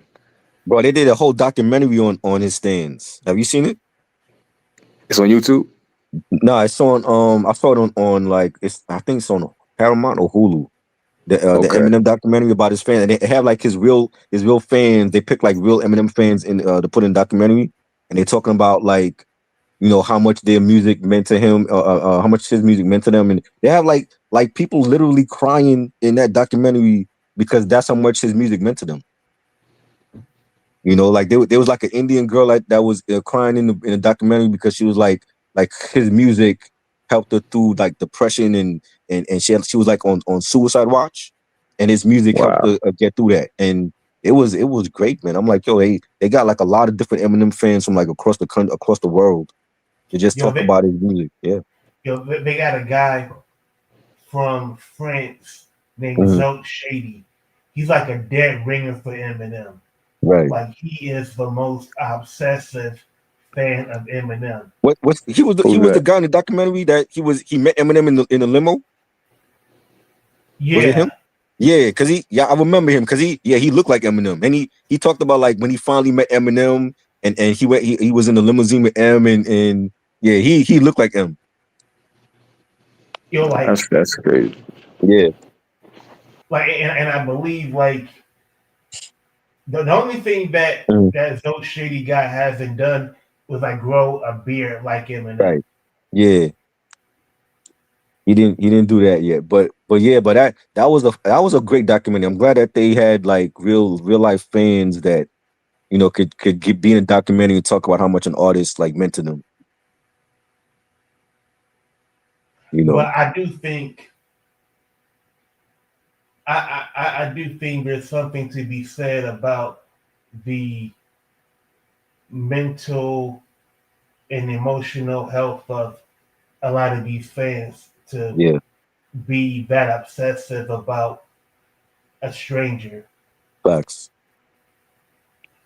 Yeah, I My mean, bad. as long as it's all good, as long as they don't do nothing weird or like when you hear about like celebrities out in public and they trying to eat and they getting harassed by fans, like I would never do that. What you mean? Like I always say about like when fans are like trying to have dinner and they out in public and then the fans are bothering them while they trying to eat their dinner. Oh yeah, that's OD. Yeah. Yeah, like you listen. One time, 50 came off tour with Buster. This was like maybe last year. He had a hoodie on. It had like damn it every channel. It shit had like HBO. Had all I don't know. You know what I'm talking about? Like a hoodie with all them brands on it. Maybe it was like custom made. Something like that. Yeah. Yeah. And they having dinner, and people going crazy. Oh Right. man, he laughing his ass off. He cracking up, yo. He like, Right. God damn, nigga, nigga, you know, been doing this shit Right. for how long? But shit, I'm, you know, new with it. But he said, fuck it, I don't give a fuck. I'm gonna eat. You know what I'm saying? As Right. long as they don't, cause ain't nobody gonna walk up to 50 and start doing some goofy shit. But then again, I Right. don't know, Right. cause Right. you know, some computers go crazy. You know what I'm saying? Yeah. So if it was Michael, yo, Yeah. his Michael, levels to man. that. His levels. Look what Michael did in California. Hell yeah. Had the motherfucking thugs like, Yep. what you looking at, mark ass buster? Oh Right. shit, there go Michael. Pass out. Mike, I remember like the second trial when he got off, the day that he got off, he got out the court when he jumped on the car, and it was like Yeah. fans around there surrounding Yeah. him, and he had like there was like a lady that had released some doves in the sky and shit. Yeah, that's crazy, That's yo. crazy, yo. Yeah, I mean, like I what's said, it's level. crazy was him being on trial for the second time. Right. Like you didn't learn your lesson the first time. What I don't even Oh. think I never think he ever did it. I felt like Michael was too giving, and he gave a lot of money and shit that he didn't have to give to charities, and look how they turned on him. Yeah, they flipped because remember the one kid who father lied, he killed himself after Michael died.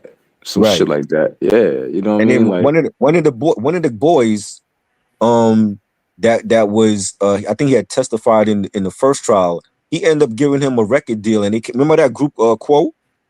get the fuck out of here. He was from Yes. The white boy was from that trial, and they this first single is with Redman. that. You remember that Wow. joint? I had that album, bro. That album was trash. I had to throw that shit Oh away. shit. That shit was bad. Quo. No, not Quo. No. What would they call? It's Quo. Quo? Yeah, it's QUO. And the other dude was from he grew up to be in that show called that movie called In Too Deep. No, is it In Too Deep? What's the movie with Tyrese in it? The black dude with the bald head? Yeah. Oh shit, I didn't know that.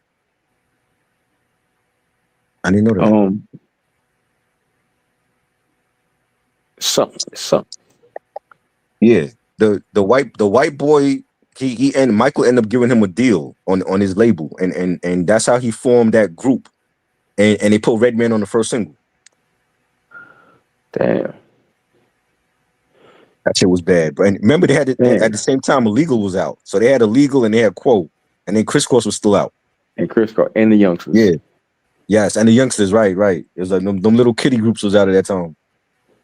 Yeah, man. I ain't know Michael was on trial twice though. Yeah.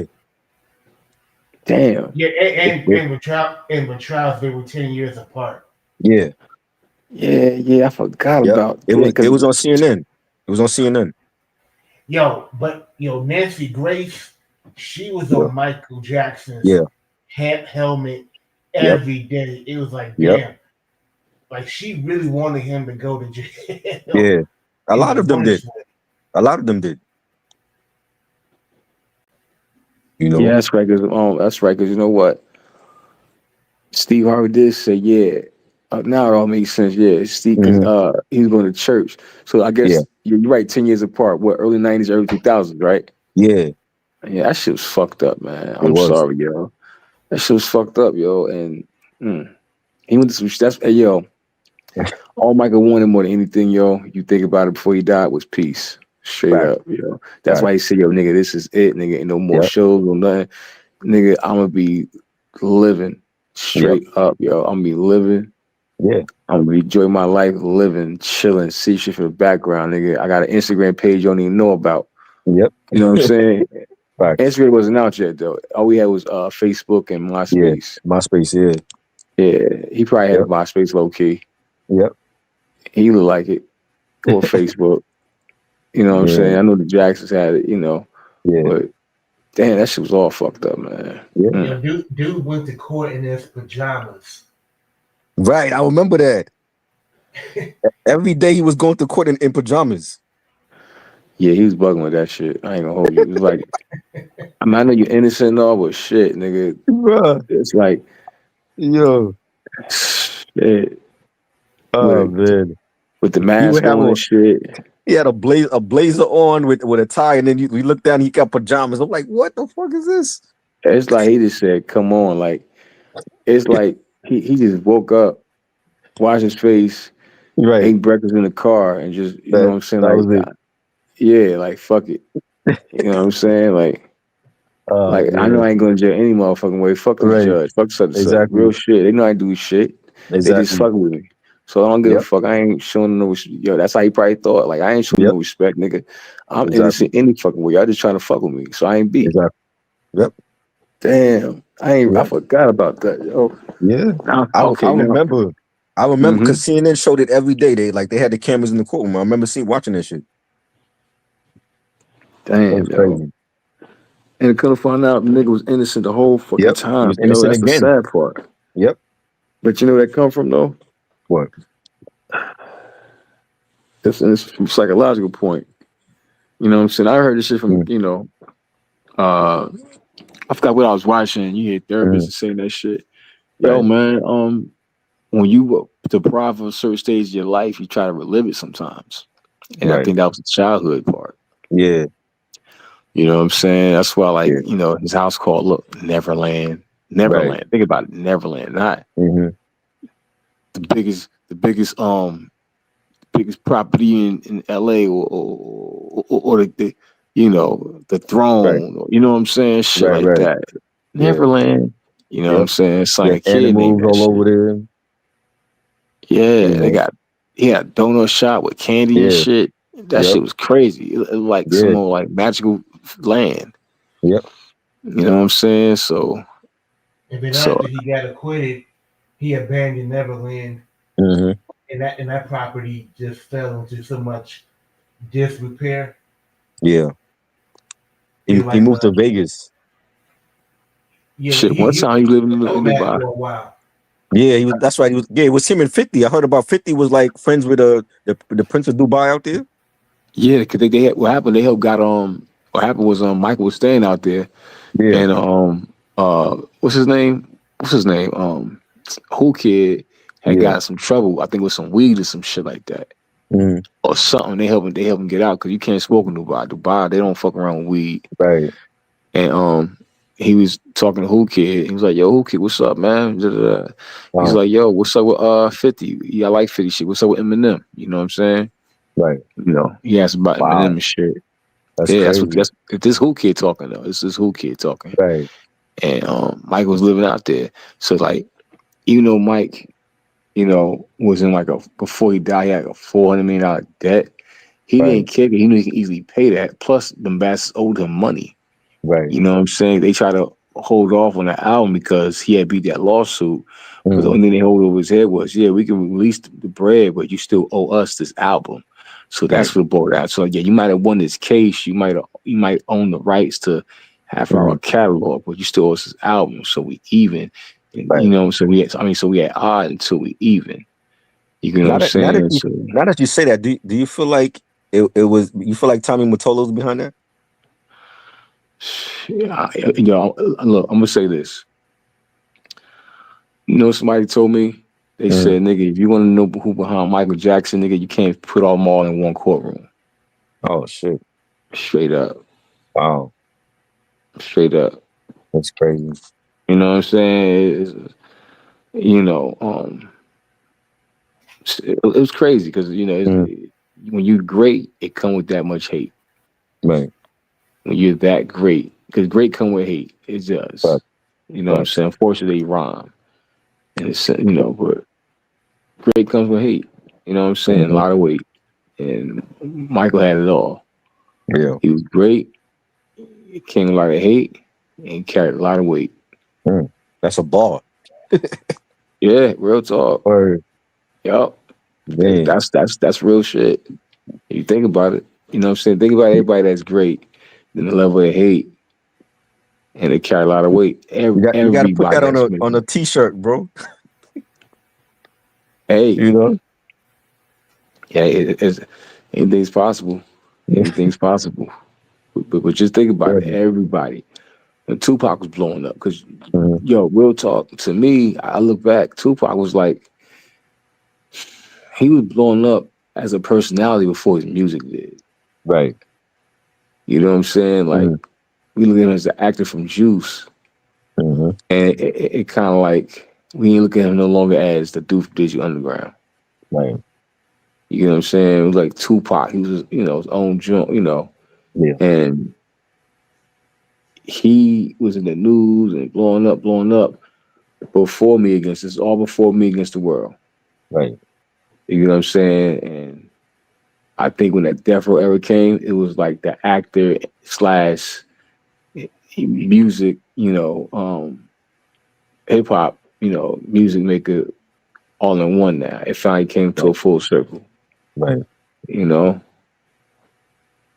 But But I always I felt like don't know.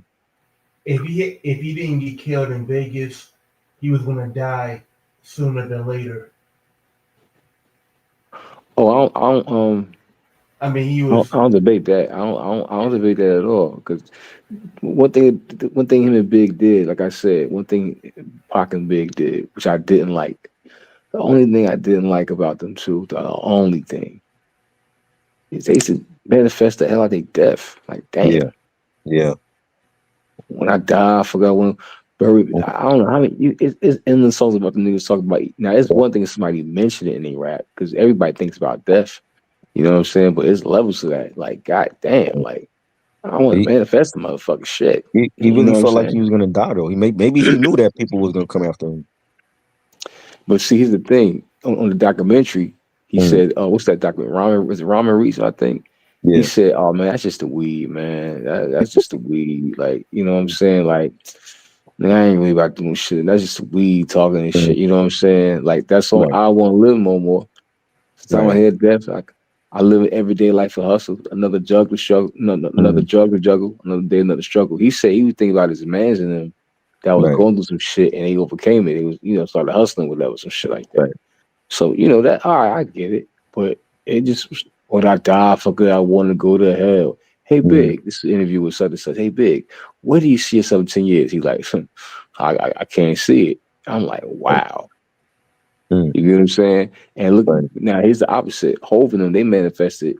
Hov said it back in '96 that he's gonna be that nigga, and that's why next 2001 when the blueprint dropped, he said, "I told you '96 that I came to take this shit, and I did. Handled by biz. I scrambled like Randall with his Cunningham, but the only thing he running is numbers, man. Jigga held it down 6 summers. Damn, where's the love? Real shit. You know what I mean? Same with Nas. He manifested he was gonna be that nigga. So that manifestation is deep. That's why I never understood when Lil Wayne said, that song The Game. He said, I asked God why you never take my life. Why the fuck would I ask God why he ain't take my life? What type of shit is that? You know what I'm saying? Like, nah. Yeah. But that's the only thing I didn't like. Because reason why I didn't like it, because I ain't want them to die. I'm enjoying their music, so I want them to live. Facts. Yeah. There's in that Dear Mama documentary, there's a scene when it's right before he was supposed to turn himself in to to answer, because he had already been sentenced, but this was before he had been convicted, but this was before the sentencing. And I remember his aunt talking about when he was staying at Jasmine Guy's house, that when they came back home, he had a rifle.